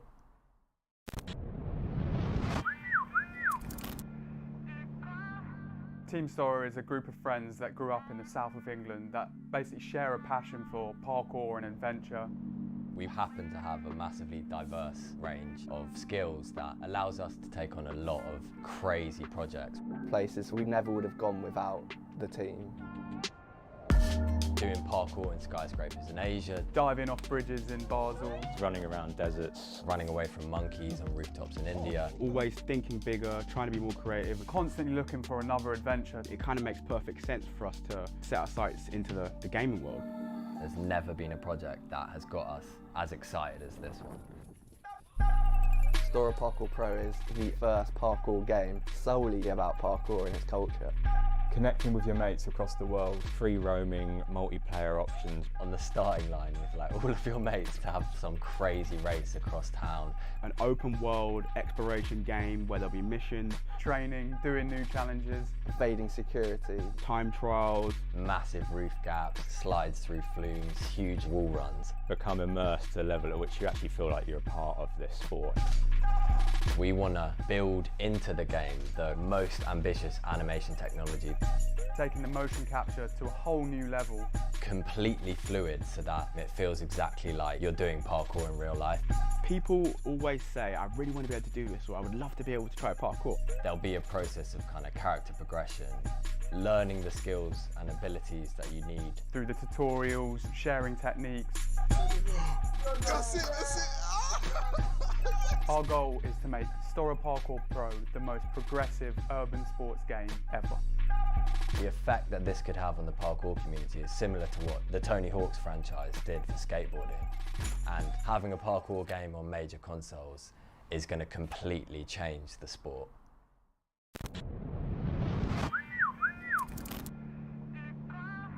Team STORROR is a group of friends that grew up in the south of England that basically share a passion for parkour and adventure. We happen to have a massively diverse range of skills that allows us to take on a lot of crazy projects. Places we never would have gone without the team. Doing parkour in skyscrapers in Asia, Diving off bridges in Basel, running around deserts, running away from monkeys on rooftops in India. Always thinking bigger, trying to be more creative. constantly looking for another adventure. It kind of makes perfect sense for us to set our sights into the gaming world. There's never been a project that has got us as excited as this one. STORROR Parkour Pro is the first parkour game solely about parkour and its culture. connecting with your mates across the world, free roaming, multiplayer options. On the starting line with like all of your mates to have some crazy race across town. An open world exploration game where there'll be missions, training, doing new challenges, evading security, time trials, massive roof gaps, slides through flumes, huge wall runs. Become immersed to a level at which you actually feel like you're a part of this sport. We want to build into the game the most ambitious animation technology. Taking the motion capture to a whole new level. Completely fluid so that it feels exactly like you're doing parkour in real life. People always say, I really want to be able to do this, or I would love to be able to try parkour. There'll be a process of kind of character progression, learning the skills and abilities that you need. Through the tutorials, sharing techniques. That's it. Our goal is to make STORROR Parkour Pro the most progressive urban sports game ever. The effect that this could have on the parkour community is similar to what the Tony Hawk's franchise did for skateboarding. And having a parkour game on major consoles is going to completely change the sport.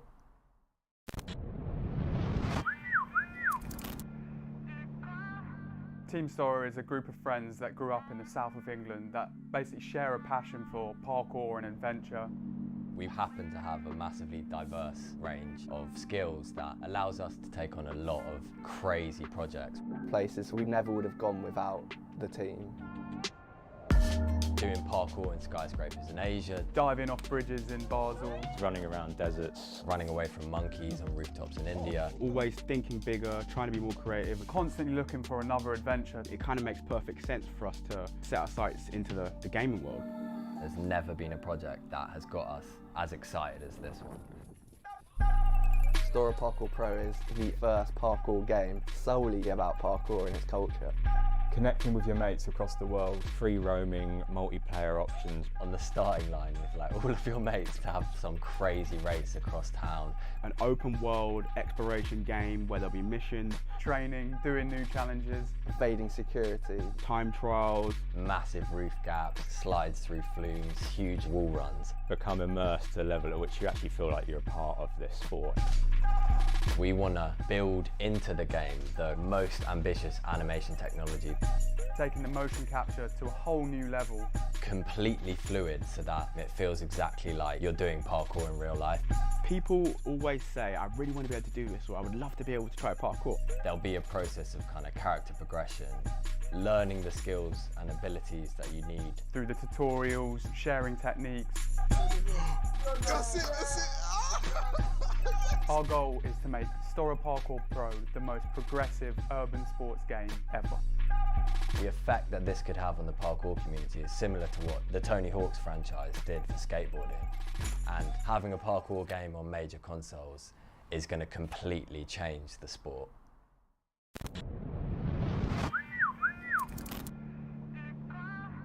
Team STORROR is a group of friends that grew up in the south of England that basically share a passion for parkour and adventure. We happen to have a massively diverse range of skills that allows us to take on a lot of crazy projects. Places we never would have gone without the team. doing parkour in skyscrapers in Asia, diving off bridges in Basel, running around deserts, running away from monkeys on rooftops in India. Always thinking bigger, trying to be more creative. constantly looking for another adventure. It kind of makes perfect sense for us to set our sights into the gaming world. There's never been a project that has got us as excited as this one. STORROR Parkour Pro is the first parkour game solely about parkour and its culture. connecting with your mates across the world, free roaming, multiplayer options. On the starting line with like all of your mates to have some crazy race across town. An open world exploration game where there'll be missions, training, doing new challenges, evading security, time trials, massive roof gaps, slides through flumes, huge wall runs. Become immersed to a level at which you actually feel like you're a part of this sport. We want to build into the game the most ambitious animation technology. taking the motion capture to a whole new level. Completely fluid so that it feels exactly like you're doing parkour in real life. People always say, I really want to be able to do this, or I would love to be able to try parkour. There'll be a process of kind of character progression, learning the skills and abilities that you need. Through the tutorials, sharing techniques. That's it, that's it. Our goal is to make STORROR Parkour Pro the most progressive urban sports game ever. The effect that this could have on the parkour community is similar to what the Tony Hawk's franchise did for skateboarding. And having a parkour game on major consoles is going to completely change the sport.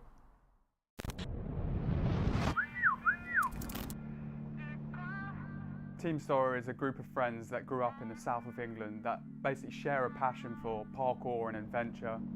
We happen to have a massively diverse range of skills that allows us to take on a lot of crazy projects. Places we never would have gone without the team. Doing parkour in skyscrapers in Asia, diving off bridges in Basel, running around deserts, running away from monkeys on rooftops in India. Always thinking bigger, trying to be more creative. Constantly looking for another adventure. It kind of makes perfect sense for us to set our sights into the gaming world. There's never been a project that has got us as excited as this one. STORROR Parkour Pro is the first parkour game solely about parkour and its culture. Connecting with your mates across the world, free roaming, multiplayer options. On the starting line with like all of your mates to have some crazy race across town. An open world exploration game where there'll be missions, training, doing new challenges, evading security, time trials, massive roof gaps, slides through flumes, huge wall runs. Become immersed to a level at which you actually feel like you're a part of this sport. We want to build into the game the most ambitious animation technology. Taking the motion capture to a whole new level. Completely fluid so that it feels exactly like you're doing parkour in real life. People always say, I really want to be able to do this, or I would love to be able to try parkour. There'll be a process of kind of character progression, learning the skills and abilities that you need. Through the tutorials, sharing techniques. That's it, that's it. Our goal is to make STORROR Parkour Pro the most progressive urban sports game ever. The effect that this could have on the parkour community is similar to what the Tony Hawk's franchise did for skateboarding. And having a parkour game on major consoles is going to completely change the sport. Yo, yo, yo. I need to adjust my webcam now. So you know how earlier, when I walked away, came back and I was like, I swear my chair feels lower. It actually was lower. I'd hit the pump and dropped the chair and not realised.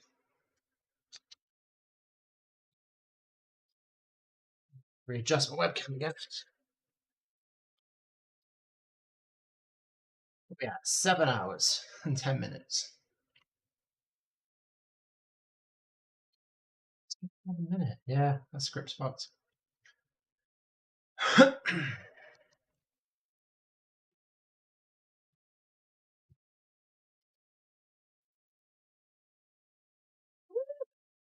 Go to bed.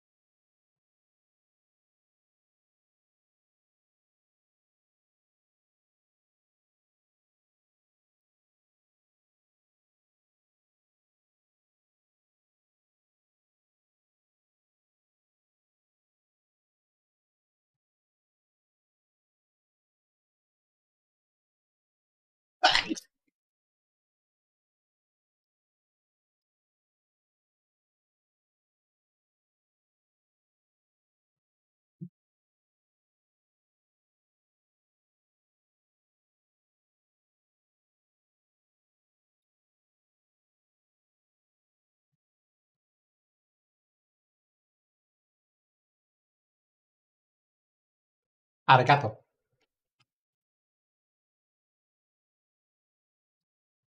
Right. Okay. Yeah. You need some context because that looked vaguely insulting. I genuinely say arigato to everybody when I say thank you. I don't know why. I don't know where I got it from. I know when I started doing it, but I've been doing it for years.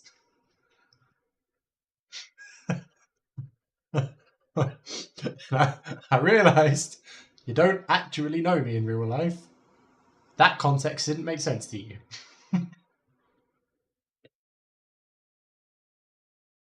I will just randomly thank people in other languages.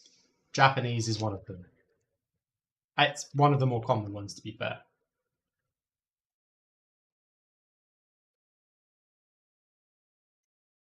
Occasionally Thai.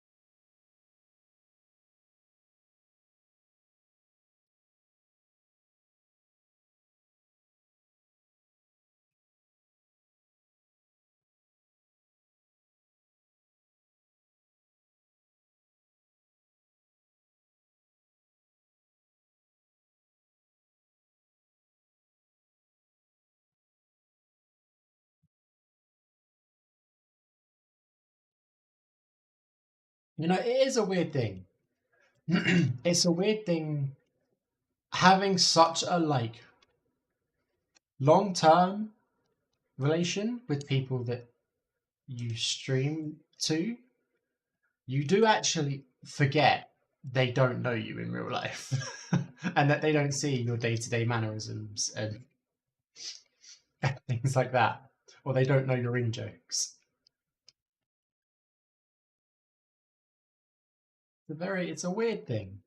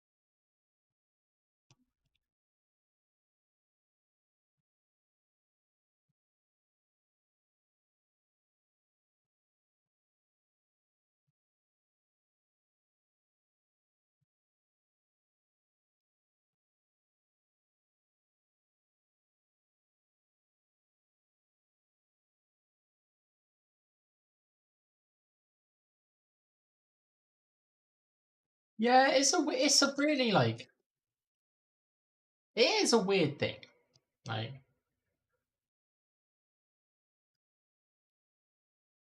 Mhm.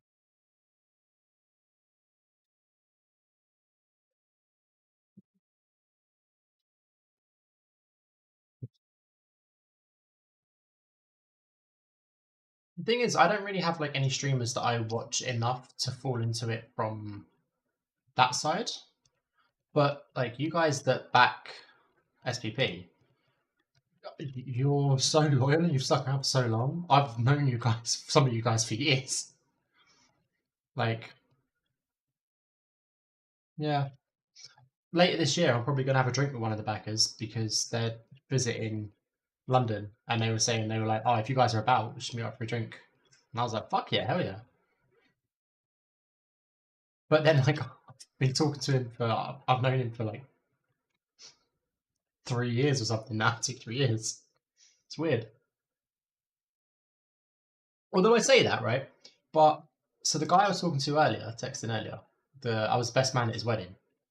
We met through the Xbox, but like, and it was years before we'd ever met each other in person. But now, like, say, I'm best man at his wedding, you know, stay at each other's houses, things like that. But that friendship came out of playing the Xbox together. It's nuts. It's quite a weird thing to get your head around.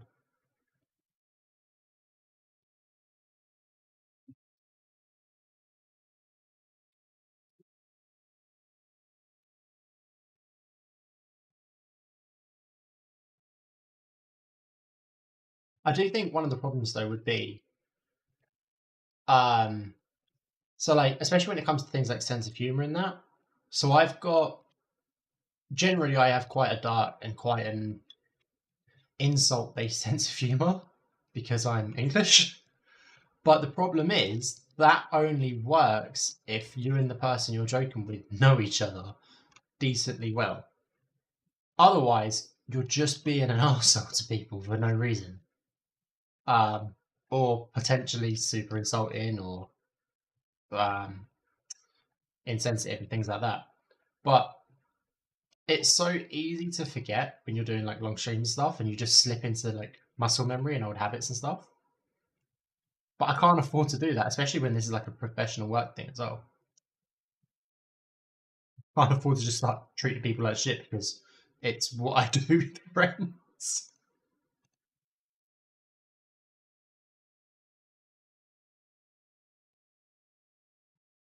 Yes.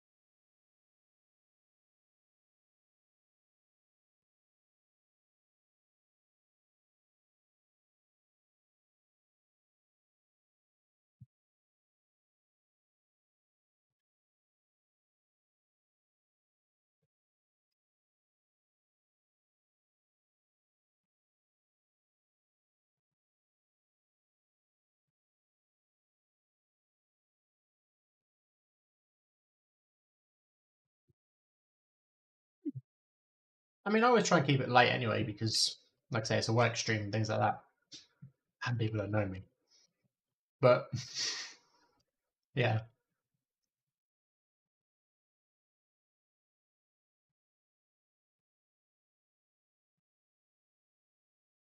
there is a certain like style of humor that is very unique to English people and especially like English friends that is just to most other cultures would be seen as like horrible.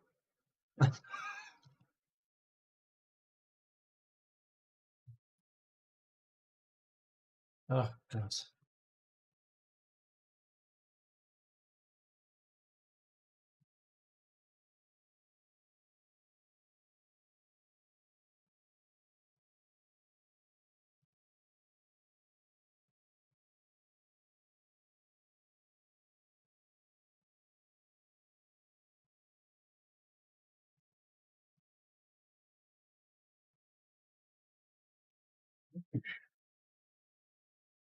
God, I can't wait till all these fucking collisions are done.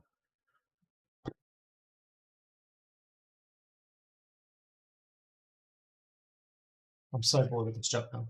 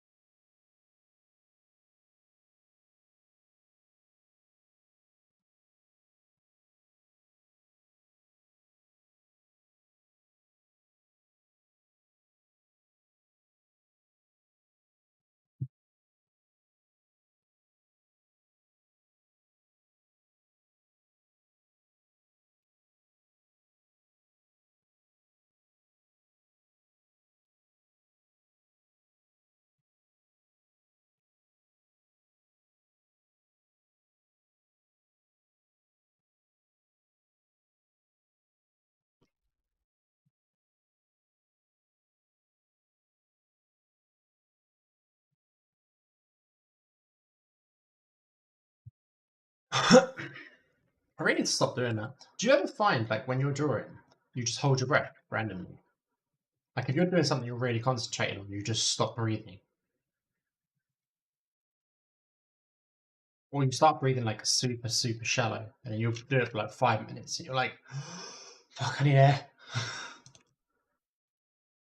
I used to get it all the time when I drew. I get it occasionally now, still, when I'm, like, doing 3D work, but when I draw, I get it all the time.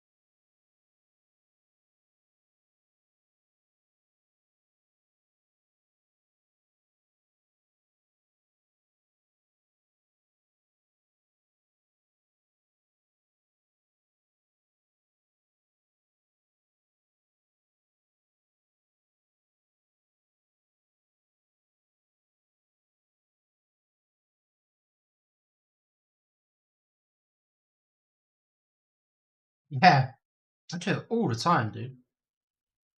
It's so jarring. You end up so tense as well.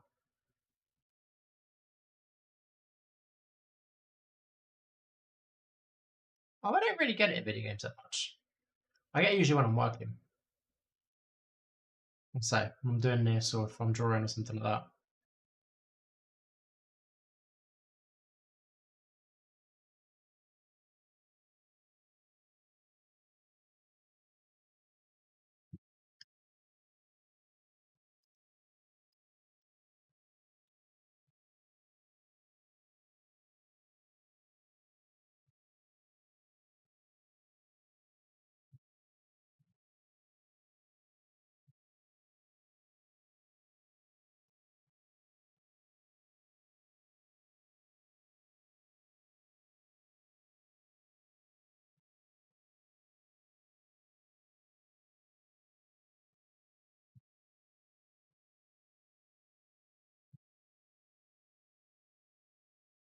Not good.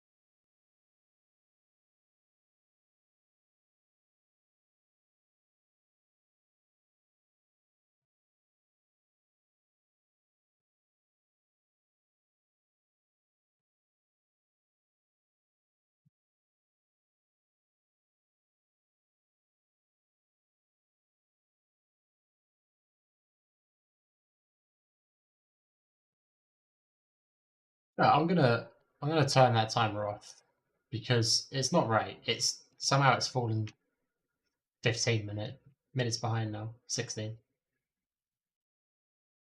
We don't need it.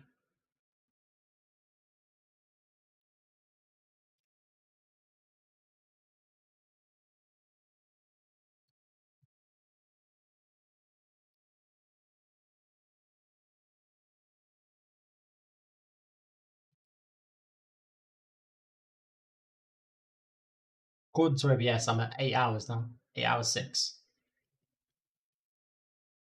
Not bad, not bad, not bad.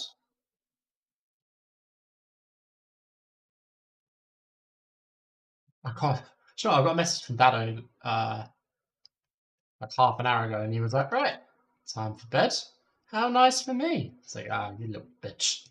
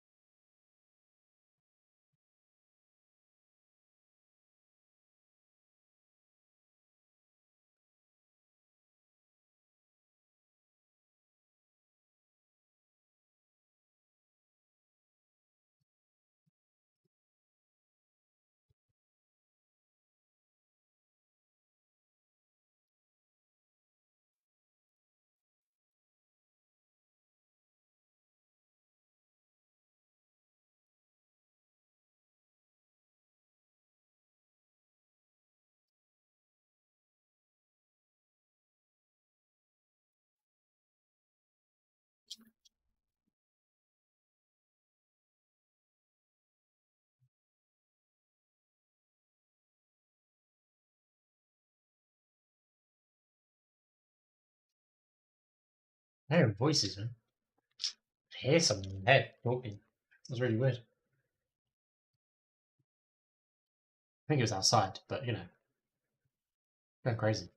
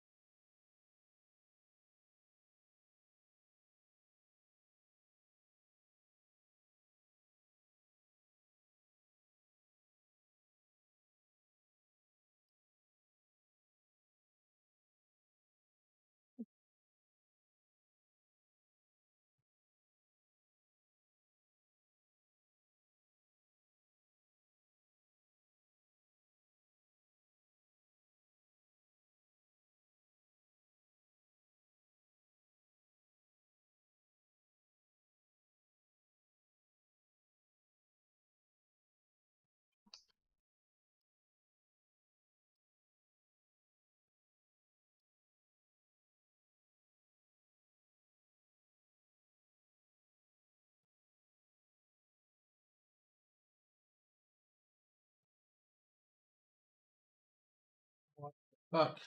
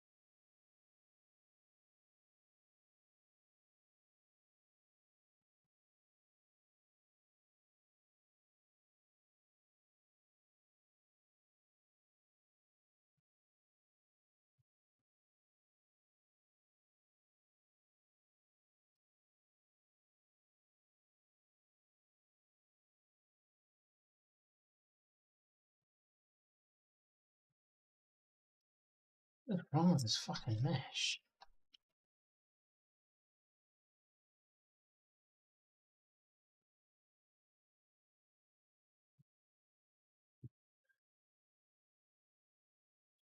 Christ.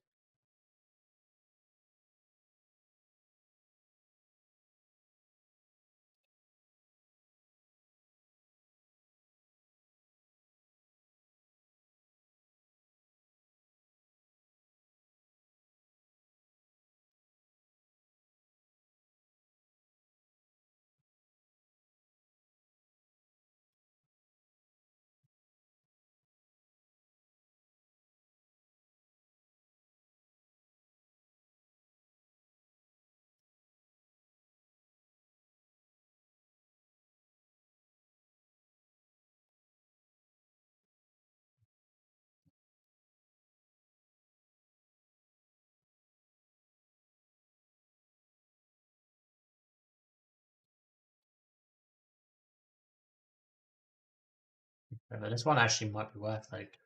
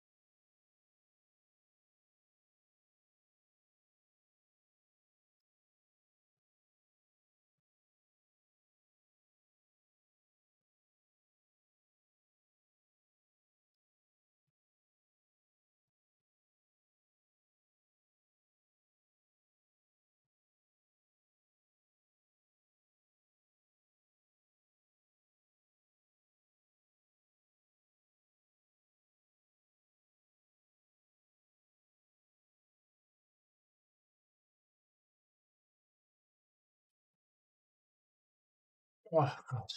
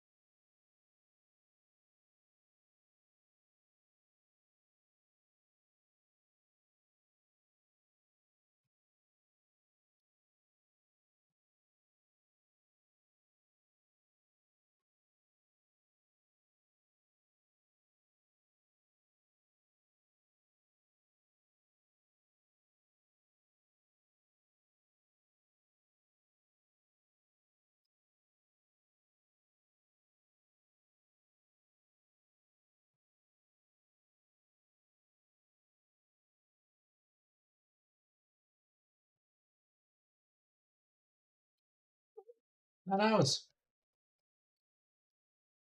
Somehow, I seem to have a knack of like looking at it and checking the time within like 10 minutes of it being an hour every time. I seem to be nailing it. Got that one nearly dead on. It's like 9 hour 1 minute.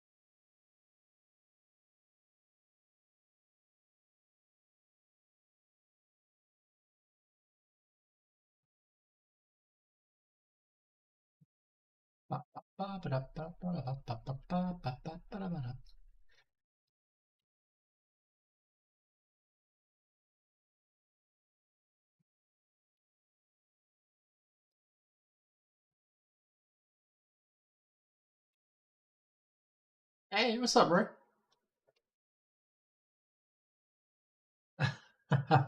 Thank you very much. Thank you very much.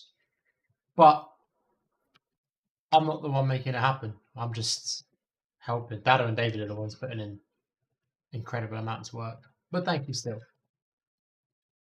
Also, don't ever tell them I said that. It's all me.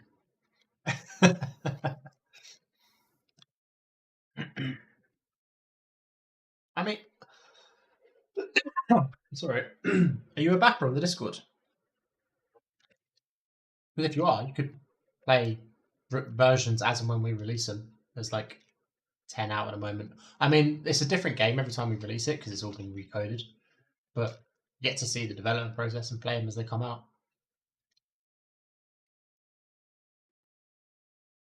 Which is fun. Oops.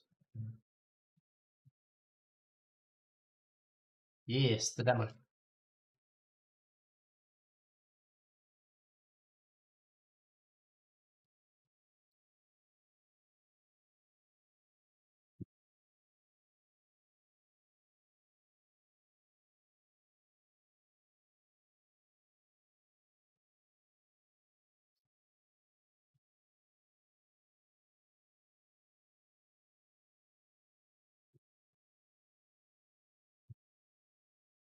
Mm.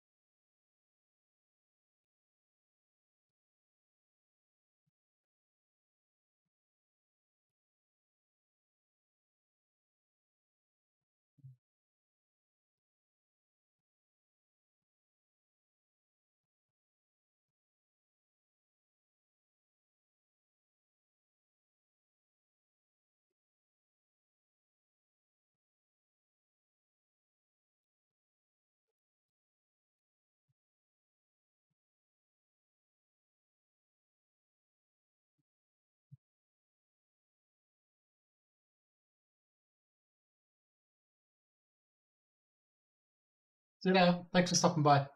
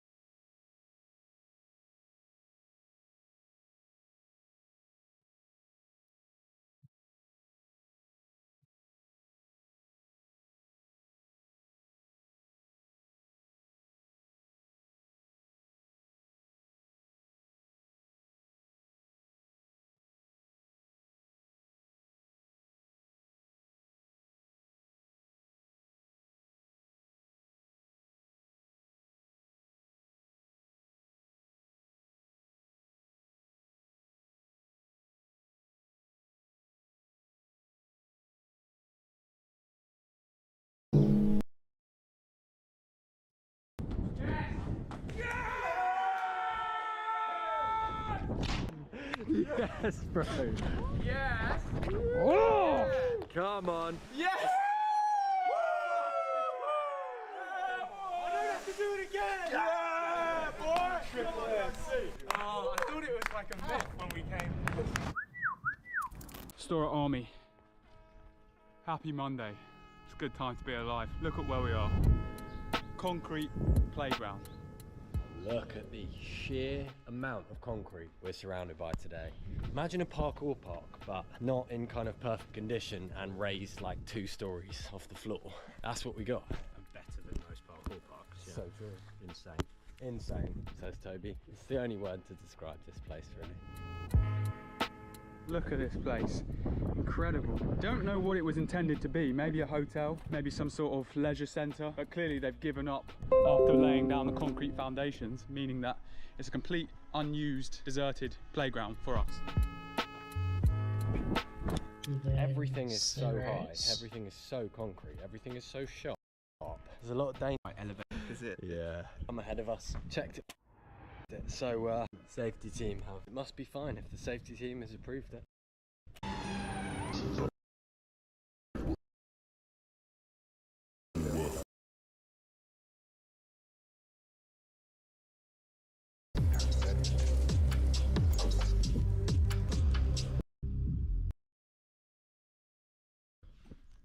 Absolutely everywhere, so we come and hang out. A couple men down on this trip.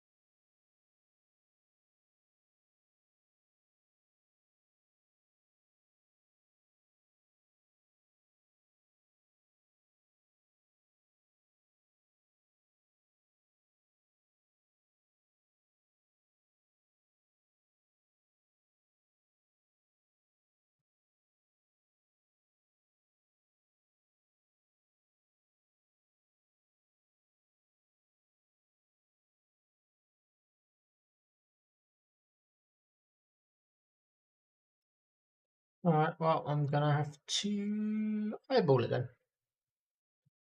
Alright.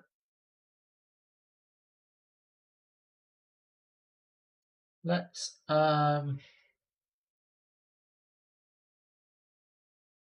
good is that overhead shot?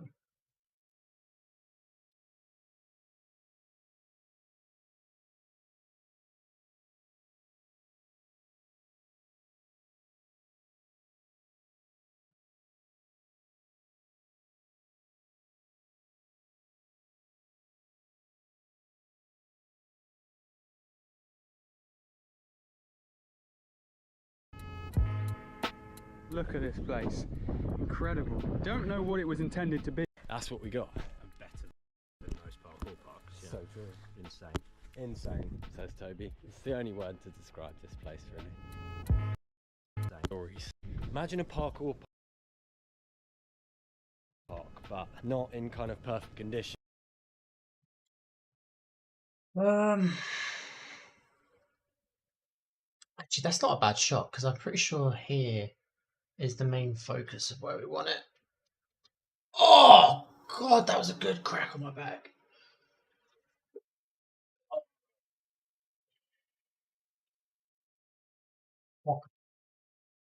Okay, so.